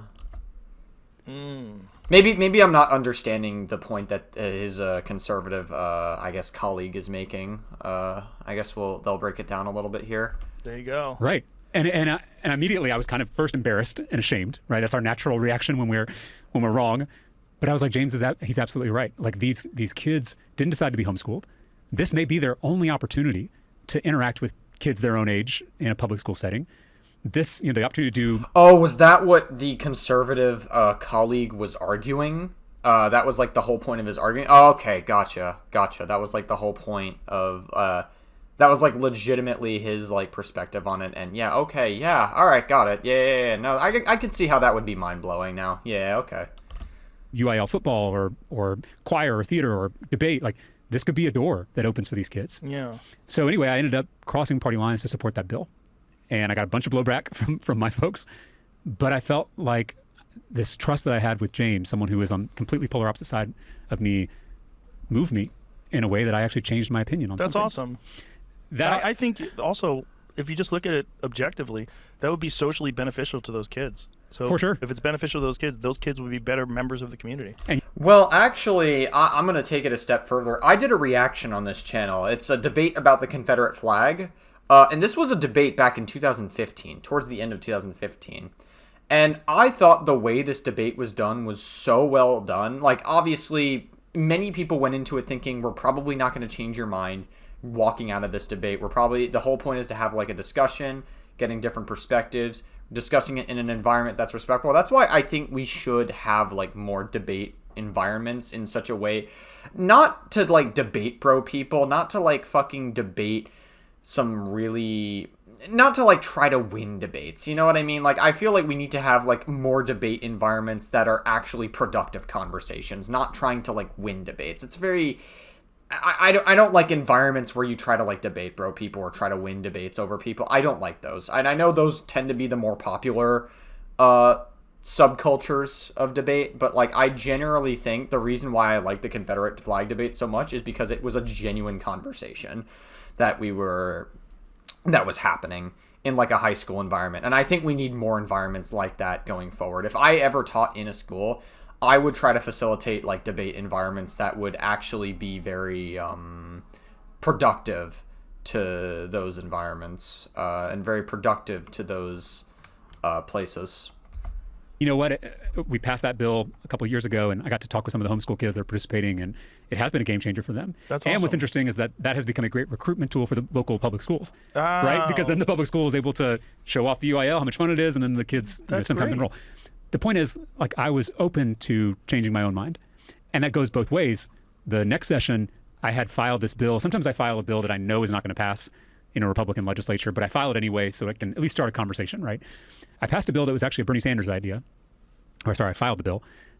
It was to import cheaper prescription drugs from Canada directly to Texas because Canadians pay half of what we pay for the same. Good luck with that with the fucking Trump administration in play and the fucking tariffs he's putting on everything. Good luck with that. Prescription drugs.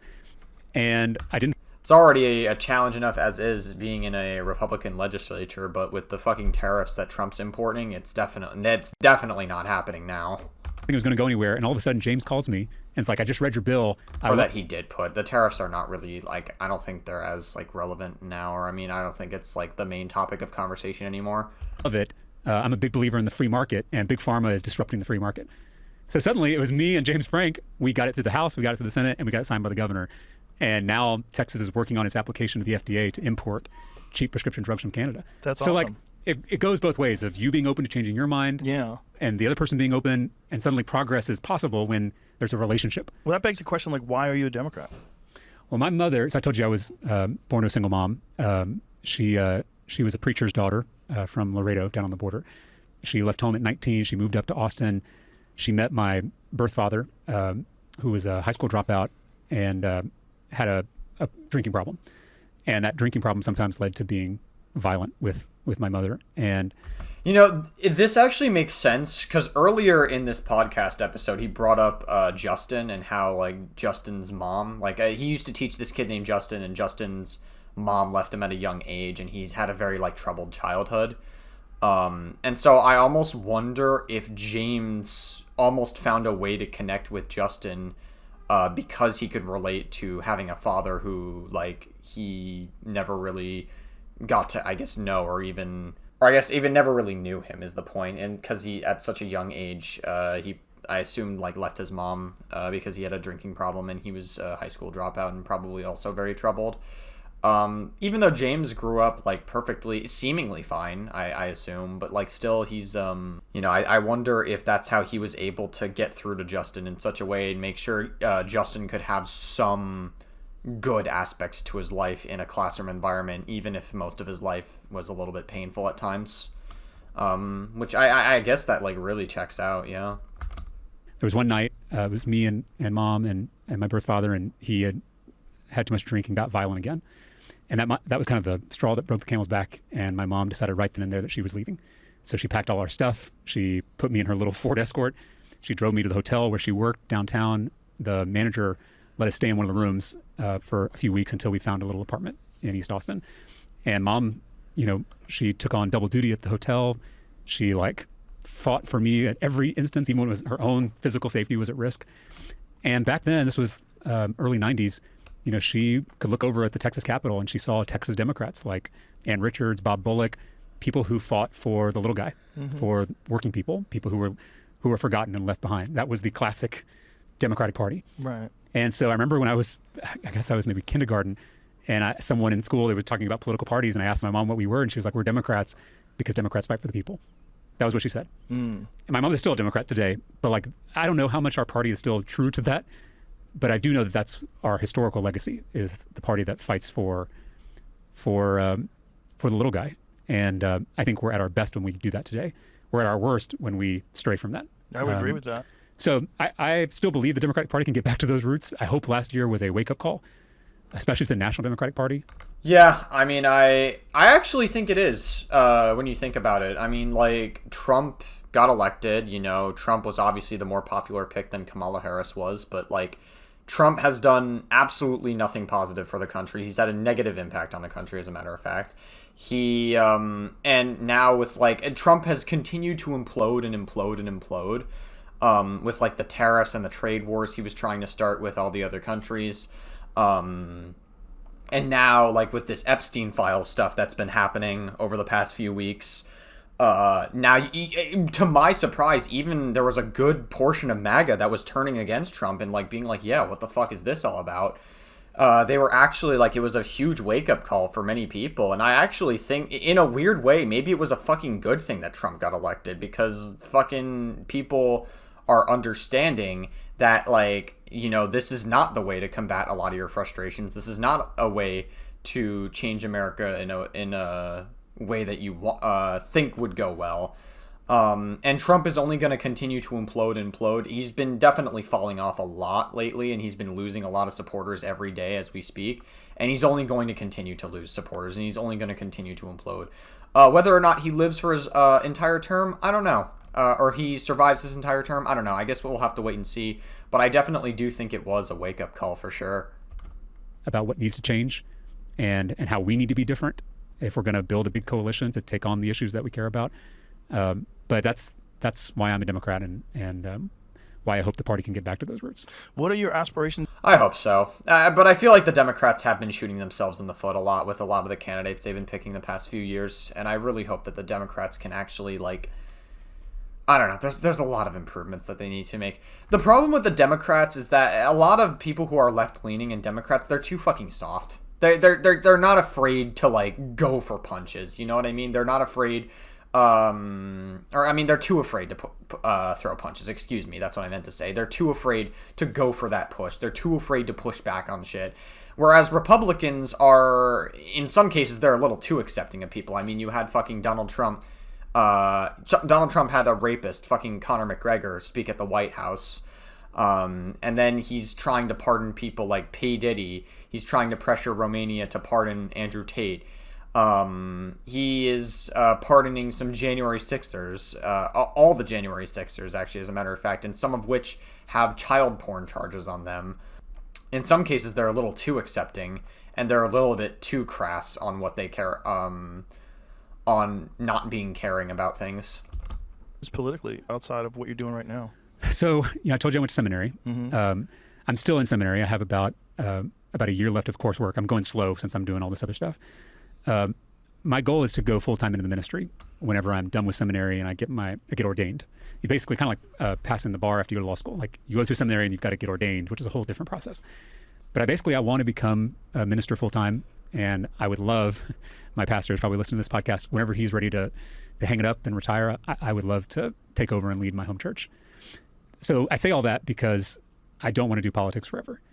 I like the work that I'm doing. I do think I'm making an impact. A lot of the bills that I've passed are actually helping people, helping students like the ones I taught. But it is a bruising business to be in. It's interesting because you're the type of person I want to go into politics. Dude, yeah, I know. It's like, basically what James Talarico is saying here is that he doesn't want to do this forever, essentially. He doesn't see himself doing politics forever. It's a very bruising business to be in, and it's very...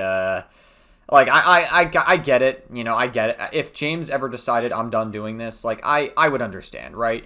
That being said, he's the kind of person I would want to see in politics. He's the kind of person I would want to see run for president, he's the kind of person I would want to see, like, rise in the ranks in politics. I think we need more people like him rising in the ranks into politics. We genuinely do. I would definitely be for it.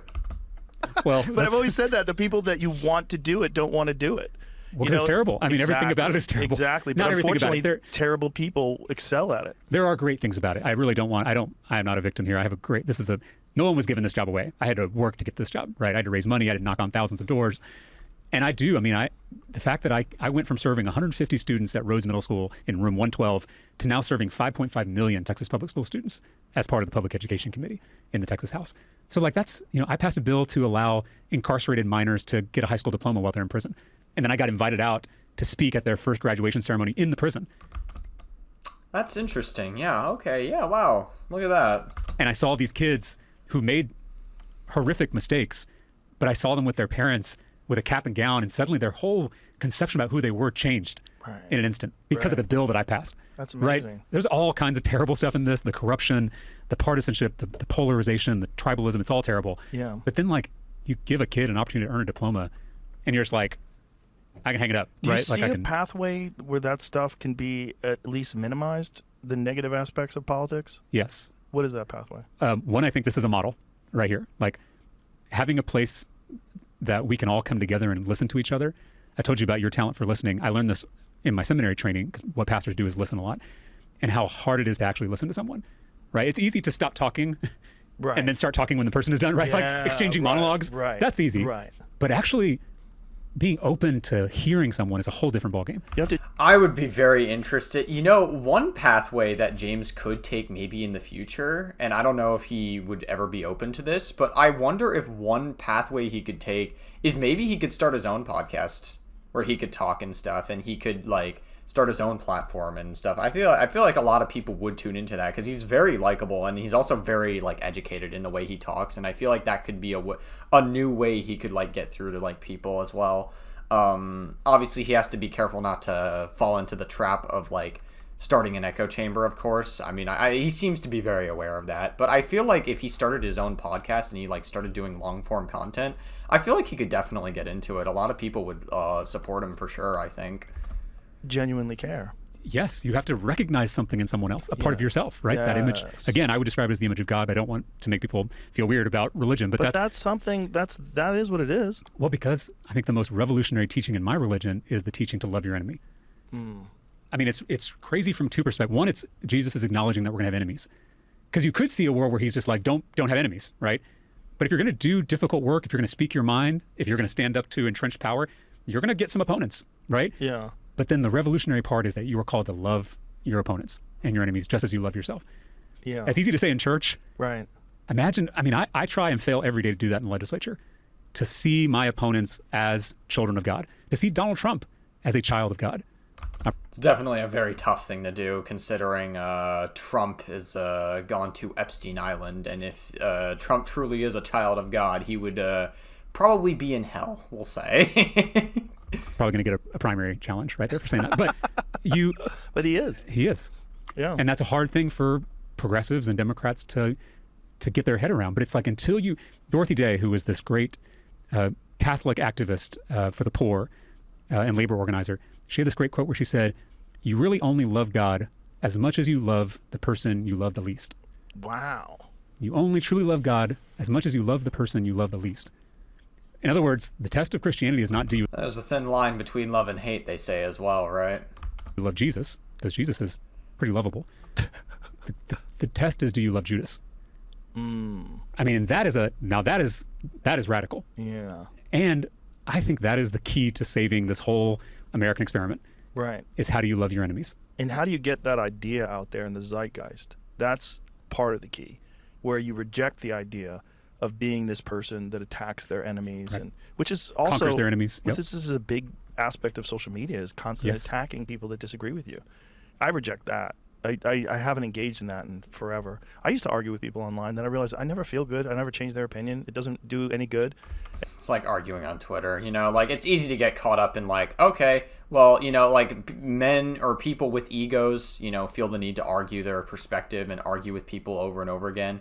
Yeah, I mean, it definitely happens. You know, it's very easy to get caught up in that.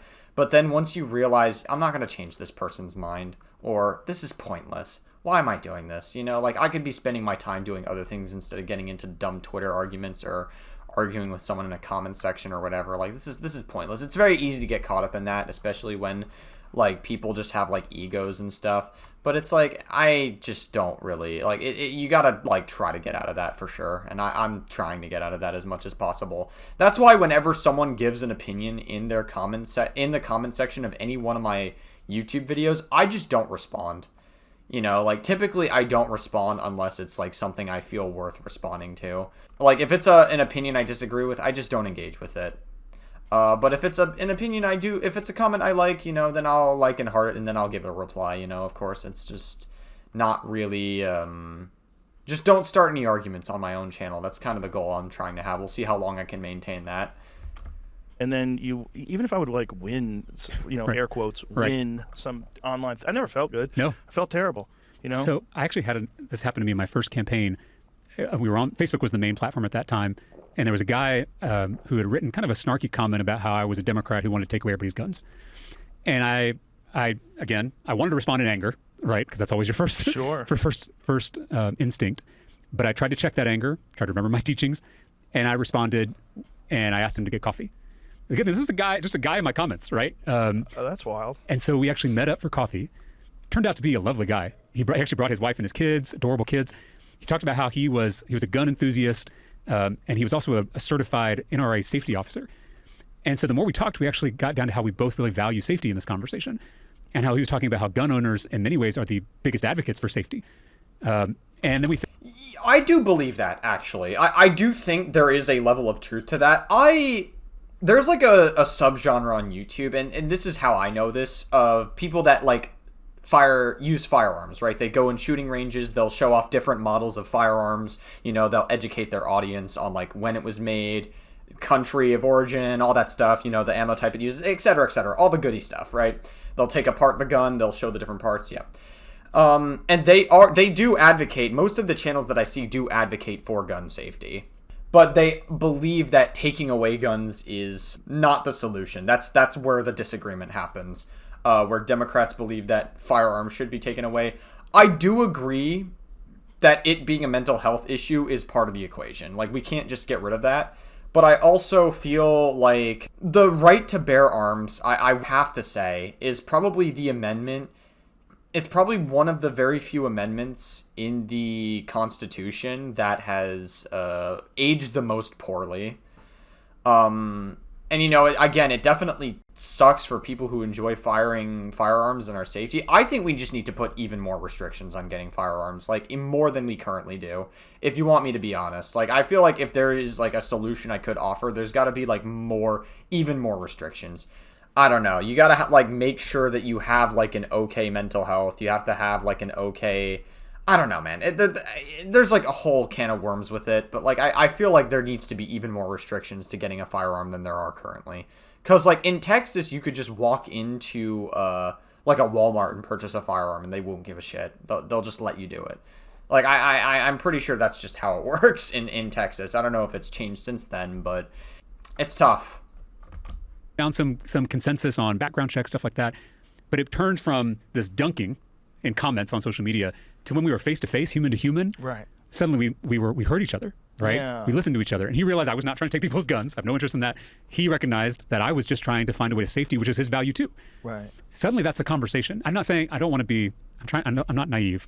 This stuff often doesn't end well, right? You don't often get to an agreement, but I have seen over and over again that when you extend an open hand instead of a closed fist, it's a game changer. Yes. People mirror that behavior. And person to person, which is the only Yes. way human beings are really supposed to talk. Amen. And that's one of the beautiful things. That's also one of the reasons why it's been so easy for me to disengage with social media, because I engage with social conversation, like real social, right? Yeah. So it's like, social. Yeah, I'm trying not to be as terminally online. You gotta have stuff to do in the real world, man. You can't get sucked into terminally online worlds. It's you gotta, like, once you're out of it, it's like it really is eye-opening for sure. You gotta not be so terminally online for sure, because how people talk when they're terminally online and in the online spaces versus how people talk in the real world, the difference is night and day. Like, you'd be surprised. Like, how people talk about social issues in a lot of online spaces is not like how it is in the real world.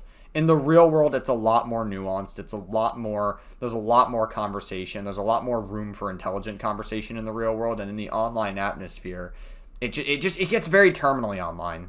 And so it's very it's funny that they're actually bringing up this topic in this podcast. Social media to me is not attractive. I get plenty of interaction with human beings, even human beings with completely different perspectives than I do. I'm very fortunate. I know that's not available to a lot of people. I get it, but I think people get something out of these conversations because of that. And they're hungry for it. Yes. People are hungry for connection. And social media is almost like empty calories, right? It feels like you're eating, like you're getting connection, but actually just ends you more hungry. You're hungry at the end of the day. Yeah, there's a guy who I've had on the podcast. Is it Alan Levinovitz? Is that his name? Yes. He describes it as the same way consuming processed foods is bad for you. Yes. Processed information is bad for you. Oh, it's so good. It's Feels really like the same food. thing. Feels like Right. information. Feels like interaction, but it's not. It's overly processed and it's gross. Well, and this is this certainly exists on both sides of the aisle, but I think in recent years this cancel culture on my side of the aisle has just become kind of the default spirituality on the left. Yes. And it is so toxic because nothing is more antithetical in my faith than canceling another human being. Right. Yeah, it's it's so funny. Oh my god, it feels like they're actually speaking to me. And like, listen, I was part of this problem too at one point. I can't pretend like I didn't contribute to it, because I absolutely fucking did. 100%. When I had my Twitch platform, I thought I was doing a good thing by calling out bad behavior. And don't get me wrong, I do think there were times where it was justified. There were some legitimate sex pests in the community as I was in. And there were some legitimately like predatory people for sure. So I did feel like there were times where it was justified, but then there was a lot of times where I would get into arguments with people, where I would publicly call out people, and I feel like I maybe didn't get the full story, and maybe it was a lot of it was disproportionate, and I do feel bad about those cases. I'm not going to name names, but I do feel bad about some of the people who received some of my criticism, and it was disproportionate. There's a few people I can think of that come to mind.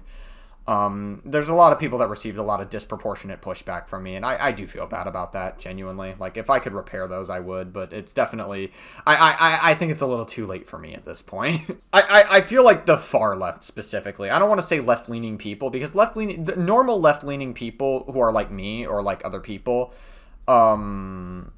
don't really believe that canceling people is like, unless you're like Andrew Tate or something, canceling people is just not really the solution. Online, like, the idea of just fucking canceling someone completely, it's so radical. It's like it's such a radical thing to do to someone, and it's like the echo chambers that people fuel. It's getting to a point where canceling people is more of a tool that people abuse rather than actually doing it to people who legitimately deserve it. And a lot of people do it in such a way that's very disproportionate. And so once I got a taste of my own medicine on my own Twitch platform, once I got a fucking taste of my own medicine, I kind of understood a lot of the disproportionate pushback that I was giving. I had a mirror held up to me finally. And I feel like in some ways it's kind of poetic. In some ways it's very poetic, because I received a lot of the disproportionate pushback that I was giving out to people. And so I finally realized what I had gotten myself into. I think it's specifically the online narrative about a lot of... it really warps the online narrative about a lot of social topics that happen. Like, again, the online fucking narrative about sexual assault, grooming, and pedophilia, for example. Like, literally, we're canceling 19-year-olds for talking to fucking 17-year-olds. It's absolutely fucked. Like, we've gone way too far when it comes to fucking what's considered being, like, progressive. That's the whole point of the progressive ideology, is that they're supposed to be about... these are the people I have the problem doing this the most. And, again, conservatives engage in cancel culture as well. I'm not saying they don't. But the fucking far left, people who are progressive, are supposed to be about fucking criminal justice reform and alternatives to incarceration and all these other things, even when it comes to murder. But then when it comes to someone on the internet who doesn't act perfectly, or a fucking 19-year-old who talks to a 17-year-old, suddenly they need to have their platform taken away. They need to be fucking excommunicated. They need to be exiled, and anyone who associates with that person is the fucking devil. It's fucked, dude. It's a really fucked system in the way it works. And it really is, like, very eye-opening once you see it for what it is. Right. If we are all endowed with the sacred image, if we are all holy, then we are all of infinite worth. Right. And we are all entitled to unconditional love. Like, that is, as a progressive, as a Democrat, like, that is central to how I understand the world. That's why I fight for universal health care and against big money. It's because I believe each person is sacred. So then in a conversation where someone happens to not agree with you on a policy, even an important policy, the fact that you would write them off as irredeemable, as trash. Yeah. I just can't imagine anything more diametrically opposed to my values, my faith, but also to, I would think, the values of the Democratic Party. And also, it's very antithetical to people who are progressive, who in these fucking online spaces, who claim to be progressive, but will often engage in this culture as well. It's very antithetical to your own values. Again, but in the online atmosphere, most people don't even give a fuck about their own values. A lot of people will pretend to advocate for it or want more of or pretend they want more of their values, but really, they do it for brownie points on the internet. They do it because they, it's a good virtue signal, and people pretend like it's not. They're like, oh my god, but I do care or whatever. And it's like, these people who pretend to care the most often probably, like, just, they don't. Most people who advocate for issues online probably don't care about them at all. Like, just to be clear. I mean, the way you win in a democracy is you persuade people. You win the argument. Yes. But to say, you are now a bad person. Mm-hmm. You're a villain. I mean, it's making everyone two-dimensional. It's also a byproduct of social media. Yes. Because there's this frustration that you're not face-to-face with that person. I don't like the way they're talking. I don't like their perspective. Let's get rid of them forever. Yep. Cast them out of the kingdom. Yep. And, Mark Andreessen had this very interesting way of describing what's going on with people, that it's akin to cult-like rituals. Is that, you demand complete, total compliance. Yep. When that person does not comply, you cast them out of, you get them out. Oh my god. It literally, like, I feel like they are speaking to me. I compared a lot of these online spaces and echo chambers to cults, because even if they may not be like a legitimate cult, you might as well be in a cult if you're in these spaces. Even if you're not actually in one, you might as well be in one, because a lot of their groupthink, a lot of casting them out and all this stuff, that is very cult-like behavior. So I really feel like they are speaking to me here in this podcast specifically. It's very... I really relate to this part specifically. It really sticks home for me. Of the social group, you eliminate them, which is what cults do. Yeah. When someone doesn't agree, Challenges they're kicked out, and then you no longer engage with that person, and you treat that person like a pariah, and that also reinforces this idea that everybody has to be compliant, otherwise you will face the same fate as those people do. In the absence of any sort of religion. That's what I mean when people... That's exactly what I was talking about when I said most of these content creators in the old spaces that I was in are very audience captured. Because if they don't slightly align with their beliefs, if they slightly disagree with them, they are fucking cast out. I'm not even kidding. They are casted away completely. They don't fucking... they lose their platform. Their platform is very reliant on these fucking people. This is exactly what I'm talking about right here. This is exactly what I'm talking about. It's very cult-like behavior. People form their own religion. Politics becomes a religion. 100%. Ideologies become religions. They find for whatever reason, we have a default setting in our mind in the way we interact with reality that is very religious, whether we like it or not. I mean, that is inherent in our species. I mean, Yes. we are a moral, believing species. I mean, Yes. that's what separates us from all the other animals, is that we can think abstractly, think about the future and the past, Yes. tell stories, and then ask questions about what this all means. Why are we all here on this floating rock out in the middle of a vast, infinite universe? Like, And the least connected, most lost people I know are atheists, and that is really weird to me. It's really weird. These people that reject religion for whatever reason, they seem less connected. Yeah, back in several months ago, I met a woman at a bar who was like an ex-Mormon, and she was like telling me about how she used to be a Mormon and that she like rejected it because in a lot of ways it kind of felt like a cult. And so like she moved away from her hometown and she like moved like to closer to my area, and it was a very interesting conversation I had with her. I thought it was like very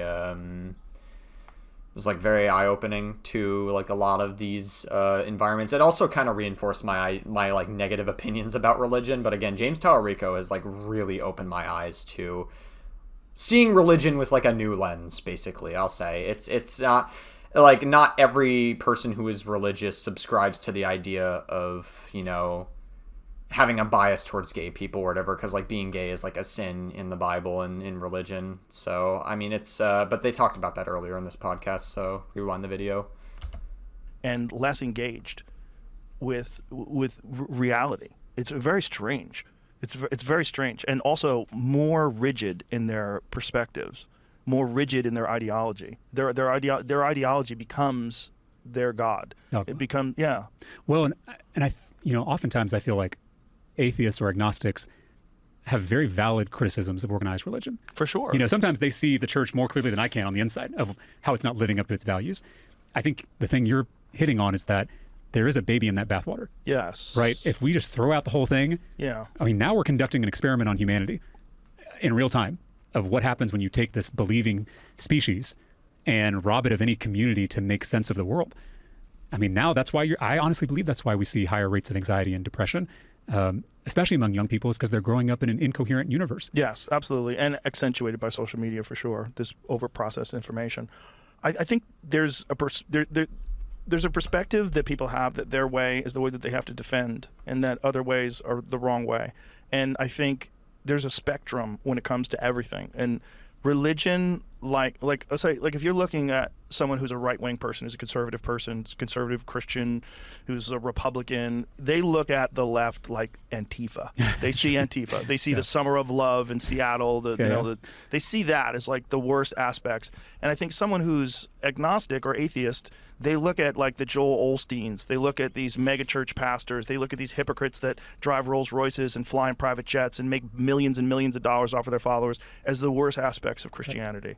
Because that is the worst aspects of Christianity in a lot of ways. It's the bastardization of the teachings, the taking the taking advantage of people that want to believe and using it for their own purpose. I mean, James mentioned it earlier in this podcast that a lot of the trust that these pastors and like these people have in like the churches have abused the trust heavily and abused power. Like it really opens the door for a lot of power dynamics to be abused, like in religion. So. Personal gain, and so they think of those people as hypocrites, and they think of all these people as like the worst aspects of society because they're looking at the worst aspects of this one group that's comprised of 1 billion people, which is kind of crazy, but that's what we do.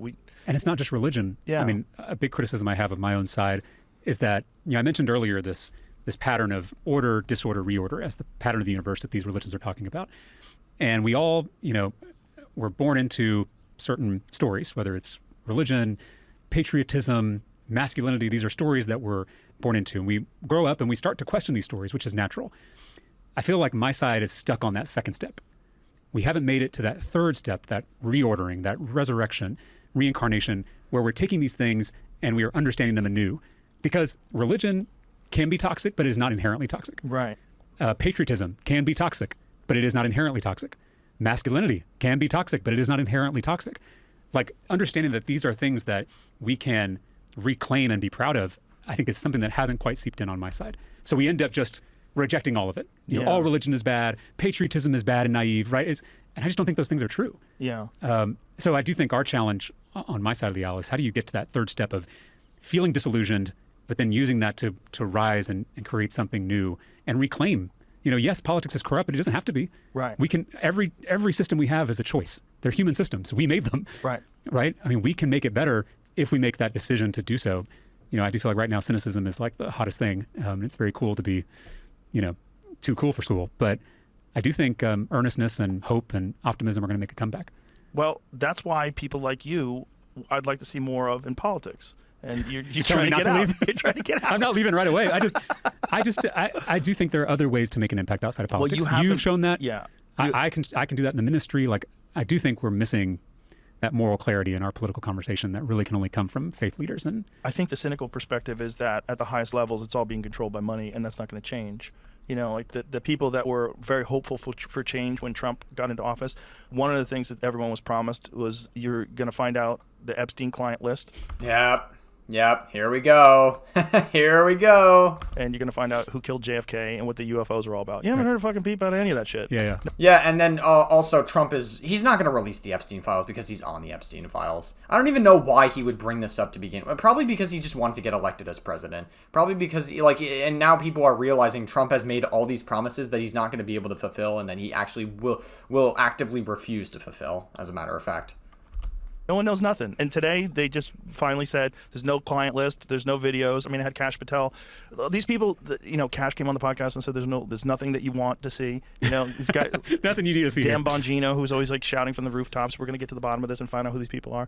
Everyone's saying no, Epstein killed himself. No, nothing to see here. And it's like, okay, well, that's why people are cynical. People are cynical because you had all this hope for change. And then you realize, the same people that are pulling the strings are still pulling the strings. Well, and it doesn't help when there are videos of the president, hanging around with and everybody else, including Nobel Prize winning scientists. Yes, yeah. It's not just limited. Yeah, I mean, that whatever that compromise organization was, whatever that thing was that they were running, whatever this game was, that I'm sure they're running another version of it right now, where they provide experiences to people that have a very difficult time,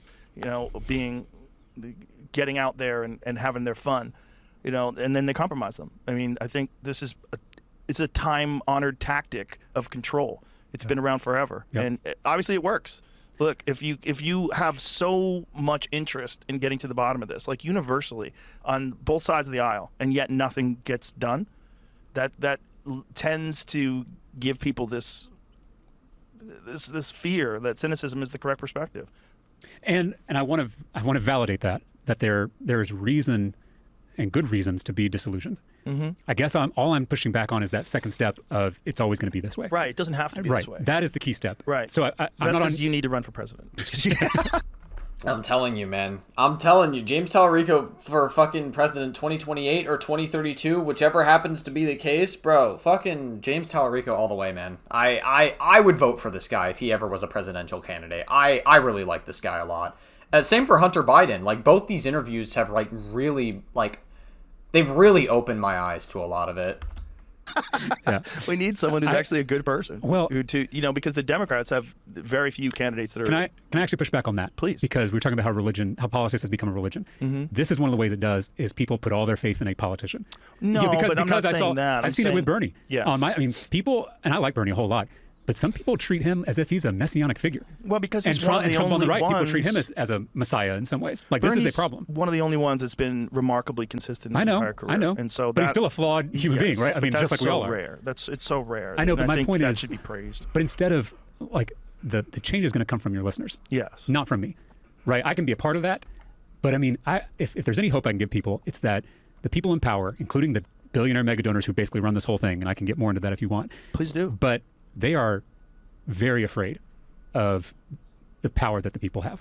That I know for sure. How so? Because they spend so much time. Let's talk about the two billionaires that I think basically control state government here in Texas. And I don't know if you or even your listeners necessarily know about them. It's two billionaires from West Texas. Their names are Tim Dunn and Ferris Wilks. Dunn and Wilks. They made their money in oil and Sound like a gas. country music band. I was just going to say, some people get them confused with Brooks and Dunn. Wilks and Dunn is the bad one. Brooks and Dunn, good one. But they made their money in oil and gas, but they are also Christian nationalist pastors. Oh. Which, billionaire pastor, you would think that's an oxymoron. But on Sunday mornings, these two billionaires, they preach at these far-right churches, and they've got very extreme views. They don't think anybody who's not a Christian should serve in elected office. Whoa. In fact, you can look this up. Don't take my word for it. Do your own research. But they told the former Republican Speaker of the Texas House, a guy named Joe Strauss from San Antonio, that he didn't have a right to be Speaker because he's Jewish, and that's a Republican. Because he's Jewish. Oh boy. It's very interesting how people have just become so comfortable with just being masked off ever since Trump became president. And this could have happened before Trump was president. Like, I don't know if I caught that part. But, like, it's very interesting how a lot of people, like, just in general, have gotten so comfortable just being masked off ever since Trump became president. It's not a coincidence that when he became president, even a little bit before he became president, and then when the Israel-Palestine conflict started to be on, like, the rise or whatever, or became more of the forefront of a lot of issues today, is that, like, a ton of fucking anti-Semitism has just been on the rise, just in general. Like, we've been seeing a rise in anti-Semitism. So they are dominionists, they're Christian nationalists, this is the world that they have. But they basically, every single Republican state senator in Texas has taken their money. Every single one. A majority of the Republicans in the state house have taken their money. And for some of those lawmakers, a majority of their total campaign contributions come from just these two guys. Like, they increasingly run this whole government here in Texas. And you ask where the Ten Commandments bill comes from. You ask where that school counselor chaplain bill comes from, the voucher bill, the abortion ban. A lot of this is driven by these two billionaires. That's wild. And they That's actually, in a weird way, it almost makes a lot of sense when you think about it. A lot of people who are Christian tend to be, like, I guess, align themselves more with right-leaning politics. And that's not to say that there aren't left-leaning Christians. I mean, James Talarico is obviously one of them. But there are definitely more left-leaning Christians. But, like, Christians, I feel like, align themselves more with right-leaning politics because a lot of the values that are explored in Christianity just so happen to align. There's a lot of overlap. And so what happens is, like, being pro-life is definitely one of them, like, caring about another life. And, like, one of the teachings in Christianity is to, like, care about other life and, like, others around you, even people that are outside of Christianity as a whole. And so that's probably... that has to play, like, some level of it, and as to why they're, like, putting in the abortion ban. They give to politicians, but it's actually much bigger than that because they have this sprawling network of think tanks, advocacy organizations, media outlets, the Daily Wire, right, funded by them. Oh my god! Wait, really? The Daily Wire is funded by that? Holy shit.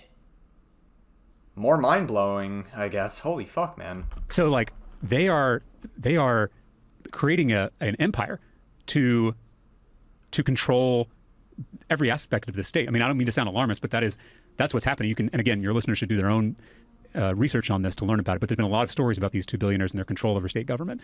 And I say this because... But a big part of the Daily Wire is Ben Shapiro, and Ben Shapiro's very Jewish. Well, and these two billionaires hosted a meeting with Nick Fuentes. Oh boy, Nick Fuentes. Oh no. Oh man. There's your first red flag. If they're hosting a meeting with Nick Fuentes, who is unironically a white supremacist, I'm pretty sure Nick Fuentes hates Jewish people as well, but we definitely know he's unironically a white supremacist. And I know a lot of people are going to go like, oh, but he's joking, he's all this stuff, he's not actually saying it. People use jokes to communicate how they actually feel about something, right? And like, I just don't even know if Nick Fuentes has plausible deniability on being a white supremacist. Like, he definitely is, just to be clear. Who is a Holocaust denier. And that too, yeah, I forgot about that. Got a lot of pushback. Denier? Nick Fuentes? He's a denier, Yes. or does he debate the numbers? Well, What? Denier? Nick Fuentes? He's a denier, Yes. or does he debate the numbers? Debate the numbers. What do you mean by that, Joe Rogan? I don't know. You might start to lose me a little bit here. I don't know, bud. Well, Is that to be what- fair, I don't listen to a lot of Nick Fuentes, which is on me. But Who funds it? Duo serves. Yep. Dan and Ferris Wilkes. Daily Wire was launched in 2015. Billionaire Yeah, I mean that checks out. There it is. Yeah. Petroleum Industry Brothers. and again, I think the important part about these two guys, it's maybe more important than the oil and gas stuff, is that they have this extreme religious worldview, and they have the money to be able to actually implement that worldview on 30 million people in the state of Texas. And now they're trying to go national by trying to win a U.S. Senate seat. So, I mean, if your listeners haven't heard of Tim Dunn and Ferris Wilkes, they need to. One, because not only do they make policy increasingly for 30 million Texans, but now they're trying to go national. And a lot of their views and a lot of their politics are going to become nationalized. Yeah, I interrupted you when No, you were it's talking okay. about Nick Fuentes. So Well, what so were my you trying point, to say? my point was that Dunn and Wilkes, and I probably become the most outspoken critic of these guys, because I do think people need to know their names, right? You open up your social media feed, you listen to the news, and you hear about Greg Abbott and Dan Patrick, or even James Talarico, but you don't actually hear about the two guys who run the whole thing. So, but my point is that they spend so much of their energy and their money and their time trying to create wedges between people. So let's just take schools, for instance. The centerpiece of their agenda was the school voucher bill, which you probably heard about, which is basically taking money that would go to neighborhood public schools and sending that money to religious private schools. Interesting. Okay. That's obviously, yeah. I mean, I guess from their perspective, I'd see why they would do that. It's still very fucked up, for sure. But, like, I guess from their perspective, I can see why they would want to do something like that. Yeah. Those who are around Dunn and Wilkes say that their ultimate vision is to replace public schooling with religious schooling for everyone. That's what they're trying to get entire to. state. Yes. And that's how we get to the 10 Commandments on, like, every wall in, like, the public schools. I guess that it sort of kind of ties back to that. Which it really is beautiful, because this podcast is about to go full circle. We only have 13 minutes left of it. Probably a little bit more if I give more reactions to it, which I try to. So very likely. And so, but they know that Texans love their public schools, right? Like, I mean, public education is enshrined in our state's constitution. Friday night lights in a lot of these small towns. The school is not just an academic institution; it is the community hub that brings people together. So, if Dunn and Wilkes want to get rid of public education, which I think they do, and I think the journalism bears this out, they've got to drive a wedge between people in their public school community, and so they deliberately fund a lot of the book stuff, a lot of the cultural stuff, the craziness at school boards. A lot of that is kind of funded and organized through the Dunn and Wilkes empire. Of course, people should go to a school board if they have an authentic problem with the school district, which that happens a lot. But when you actually look into when you follow the money about who's getting the people to show up, who is distributing the information, who is riling people up about some of this stuff and undermining trust in public education, it's often Dunn and Wilkes, and it isn't in pursuit of this policy goal, which is to defund and close neighborhood schools. And we've already seen schools close all over the state of Texas because they're being systematically underfunded. So I use this as an example. There are valid critiques of public schools, don't get me wrong, and I've made those critiques myself.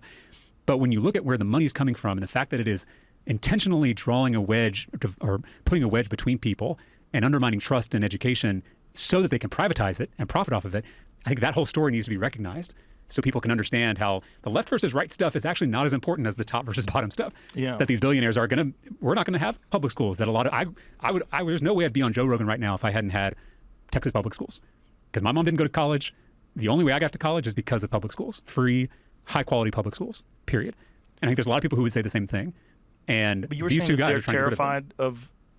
Yes, because what they're worried about is, and I'll take the voucher fight in particular, we almost beat this voucher bill because it was a coalition of Democrats in urban and suburban areas and then rural small town Republicans coming together because we all benefit from public schools, right? We set aside our party differences, even some of our ideological differences, and we said, we all need well-funded public schools that can actually give our kids the opportunities they deserve. Yeah, I mean, growing up when I was in public schools, a lot of the public schools or I guess not really a lot. I only went to a public school once and I fucking hated it. I did not like public school at all. The public school environments are just not very good. And I feel like that's more of like a 90s, early 2000s thing, maybe even a 2010 and 2010s thing as well. But with better funding in these like education systems and public schools, I feel like it could have like room for improvement in many areas. But like a lot of public school environments are just very nasty. I don't know. It's not great. I remember I went there and I didn't like it at all. So that coalition was not only a threat to Greg Abbott or Dan Patrick, it was a threat to Dunn and Wilkes, because if we recognize that we have far more in common than the stuff that divides us, then that's a threat to their power. It's a threat to their wealth. That unity, that loving your enemy is not just morally good. It's not just idealistic.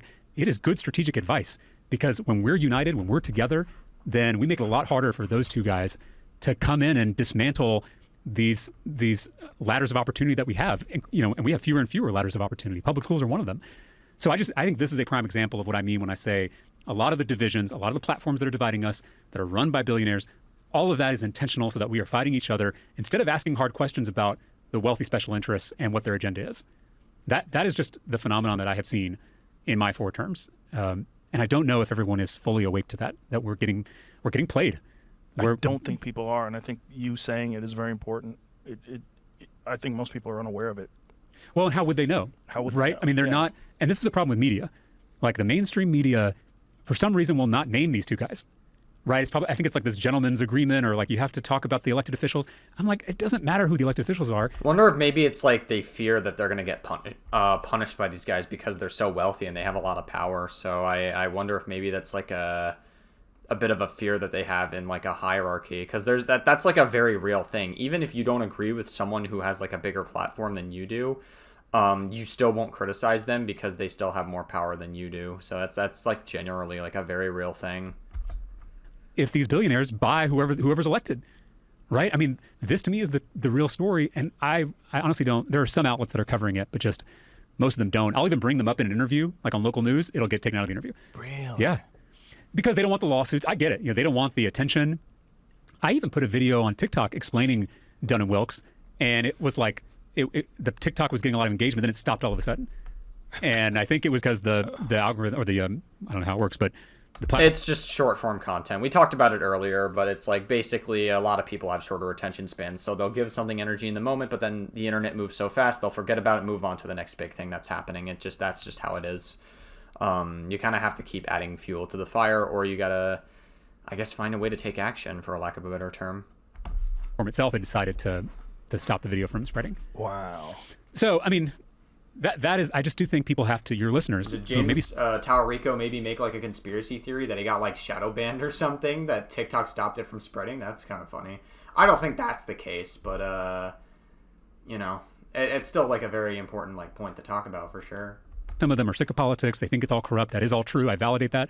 But until you educate yourself, until you do dig a little deeper, until you recognize the way this system is operating, you're not going to have the tools and the knowledge you need to upend that system, which it can absolutely be upended. We almost beat their voucher bill because we had that coalition of across the aisle and scattering the tribal dynamics of our politics. So ultimately we didn't win, kind of came down to a photo finish, but it did to me provide a template for what happens if we actually loved our enemies, if we rebuilt these relationships. Like, who could we take on if we did it together? Democrats and Republicans, conservatives and progressives. Like, I don't know. Sometimes I sound a little Pollyanna. No, but, no, I think know. you're onto something. I think what you're saying is absolutely true, though. That it's not us versus them. It's the top versus the bottom.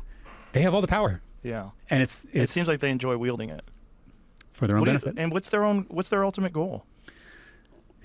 I think if I'm taking the journalism that's been done on Dunn and Wilkes, I think their ultimate goal is a theocracy. And again, this is very personal, given how important my faith is to me. But I'm a Christian, and I think there is no more dangerous form of government than theocracy. Because the only thing worse than a tyrant is a tyrant who thinks they're on a mission from God. We have. Yeah, I mean, lots of moments in history have proven that in Europe. Theocracies are very, very dangerous. The whole divine right thing is very that even I would argue that's those kind of power dynamics are even more abusable than the ones in normal churches. So yeah. Had any good examples of that in the past? No. There's not one that you go, well, that one worked out. Right. And no, not at all. Yeah, there's no good examples of that in history whatsoever that have worked out. But again, this is people trying to use my religion to control people. Yeah. That's the name of the game, and we're seeing that here. I mean, I'm an 8th generation Texan. My family's been here since it was Mexico. I love this state, but I've just seen people like Dunn and Wilkes just take us in this far right culture war direction at the expense of actual problems we need to solve. One of the bills that didn't pass last legislative session was a bill that would have provided funding for flood mitigation and emergency systems to get the word out when there's a flood. And we literally just... Yeah, and Texas is more susceptible to natural disasters than a lot of the other states in America. More so on the West Coast, I would say, and in Texas. But, Texas is very susceptible to a lot of natural disasters. It's all the consequence of not passing that bill. Why would they not want that passed? That seems like... You want to... Okay, we're talking... Yeah. We're honestly here? Okay. That bill was passed by Representative Ken King, a Republican, someone I often have disagreements with, but he's a good man. He's from far north Panhandle, where they saw historic wildfires last year. So he put this bill that would have addressed wildfires, also flooding, and would have, I think, saved some of the lives in the Hill Country over the weekend during those catastrophic floods. That bill passed the state house, the lower chamber that I'm in, on a bipartisan basis. Overwhelmingly, Democrats and Republicans said, this is good policy, let's pass it. Dan Patrick, the lieutenant governor, who controls the state Senate, which is the upper chamber, he held that bill hostage so that he could get his THC ban through. Fucking chain of command. God damn it, dude. Man, that's so frustrating. That's got to be a very frustrating position for James Talarico specifically. That's so oh my god. That angered me, and that wasn't even oh man. That wasn't even the one I passed, and I feel probably the anger that James must have felt there. Jesus Christ. And again, I know this may be confusing people outside of Texas. We legalized hemp a few years ago. It's a booming industry. It's a product that's providing people a lot of relief. Dan Patrick decided to put this bill forward that would ban all THC products in the state of Texas, basically close hundreds of businesses across the state, lay off thousands of people. Why do you think you do that? Let's go back, follow the money. Okay. What industry do you think was most invested in taking this new product off the market? Pharmaceutical drugs? No. Alcohol? Big alcohol. Oh. Big beer. And I guess I love beer. This is not a critique of them. My point is they use their influence to take a competitor out of the market. Yeah, I mean, that makes sense. Don't get me wrong. I'm a huge beer lover as well. I'm a huge alcohol lover as well. But yeah, that definitely blows for sure. By the way, a competitor that is, research suggests, is safer and less addictive than alcohol. Yeah, it's scientifically proven. If alcohol is legal, then weed is never going to be bad, just on a factual basis, yeah. Again, I'm not disparaging alcohol, but it has a lot of negative side effects and a lot of negative... Yep. And is very addictive. And I have members of my family who struggle with addiction and struggle with alcoholism. THC can be, under the right circumstances, an alternative. I mean, there are seniors who use it for chronic pain. There are veterans who use it for PTSD.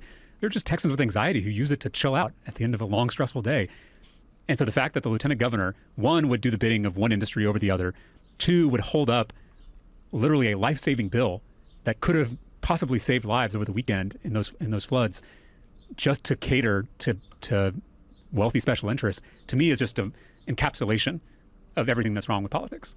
Yeah, I agree. Yep, that's very. Dude, this is such a good fucking podcast episode. This was so very well this was very not educative. That's not the right word. It's it's the education that this podcast has this episode is very important, I think. Right. I mean, yeah, I would agree with that. So that's the kind of, when I told you my second term I started to feel discouraged, that's the stuff. Because you just walk, I mean, politicians are still people. Like I walk out of that chamber just feeling totally and utterly defeated, right? Like I feel like I'm pushing against the ocean sometimes. Yeah. And people are going to suffer with this THC ban if it goes into place, needlessly. It's foolish. It's Insane. really foolish, and it's not the direction the country's going. The country's going towards legalization, which it should, and then also taxing. Yeah. It would be a tremendous tax benefit Yeah. to everybody, a tremendous revenue benefit to the state. And regulation, I'm open. I actually voted for a regulation bill, right? We shouldn't have smoke shops right next to schools. Right. The packaging shouldn't look like kids' candy. I'm all for that. Pesticides, Right. herbicides, toxic All chemicals that that are is- being used right. on them, and yeah. But to do a total draconian ban, again, there's the thing with abortion. And it's right? just Like, for the alcohol industry. That's fascinating. again, all I do is follow the money. I don't. Yes. Again, I don't want to cast aspersions. It's not like the lieutenant governor said, I'm just doing this for the alcohol industry. Of course. I'm reading the tea leaves, and especially when a policy doesn't make sense. Right. That's when I ask questions. Right. When you're just like, because they'll be like, well, too many kids are getting these products. Well, okay, let's pass a reform bill where we keep it out of the hands of kids. What? By the We way, can- kids have been getting weed since the beginning of time. I mean, Shut that's up. also true. It's stupid. Well, I mean, this is the whole It's thing not about killing them. This is the whole thing. I want to say this. I never thought when I got elected to the state legislature I would talk so much about sex. There are so many weird bills about pornography. There was a bill about Really? dildos, which I can't believe I even said that on this podcast. Oh my god. Oh my god. Okay, yeah, I'm all ears. But What's the bill about dildos? I think it's a bill regulating where dildos can be in like a store. What? That's so fucking what? That's insane. Oh my god, oh man, it really is about control. Oh my god, it really is about that. Anyway, like I've heard a lot of things from my constituents: healthcare, crime, education. I've literally never had a constituent reach out about dildos, but my colleagues feel the need to pass bills about this stuff. So I end up being in a weird position where I'm having to talk That's insane to me. That blows my mind, actually, to be honest. about some of these issues, I guess it's Texas, so I shouldn't be too surprised, but holy fuck, man. like this issue of pornography, which has been used to do book banning. And it's an interesting discussion that we should get into. But the idea that teenagers are going to the school library for their pornography, again, just Are they actually? Me personally, I just fucking I use the iPhone and iPad. If I ever do the deed, I just fucking I do that and then I clear my history and then I fucking move on with my day. Like mainly at night actually. I never go. I could never go to the library and fucking just to rub one off. That's crazy. That's insane. kind of, Yeah. It's common sense that I feel like sometimes we're just completely lacking Yeah, you could say that. in places like the Capitol. Listen, I mean, men are disgusting fucking pigs, dude. Men are fucking. They're terrible, horny gooners. They are very sexual creatures. It's insane. Well, listen, James, I really appreciate you coming on here because you're providing a perspective that I think is very difficult to acquire. I don't think most people have any idea how the system actually works. And the fact that you're willing to do this and to speak so frankly and so well about this and really explain it to us in a way that's digestible, I really appreciate it. I appreciate it. This is a special platform you've created here, and it really is an opportunity, I think, to love our enemies again. So I just couldn't be prouder to be invited on. My pleasure. So let's do it again sometime. I'd love to. Don't quit, okay? Yes, Stay sir. in there. Thank you. Thank you. Thank you very much. All right. Bye, everybody. That was a really good podcast episode. I don't watch Joe Rogan very often, but this was a very, very awesome conversational piece, and I enjoyed every second of reacting to this. I know there were times where I may have been too silent, but that's because I didn't really have much to add. There may be some parts they talked about that I wasn't like super educated on, that I definitely got more educated on. I definitely learned some stuff from this podcast for sure. But on the parts that I wasn't as educated on, I didn't really feel the need to speak on, because why am I going to talk on something that I don't know anything about, right? Why would I do something like that? But yeah, very good episode. And James Talarico has a lot of potential. Very considerable potential, and like Joe Rogan said, please don't quit, James Talarico. Please don't fucking quit. We need people like you in office, for sure.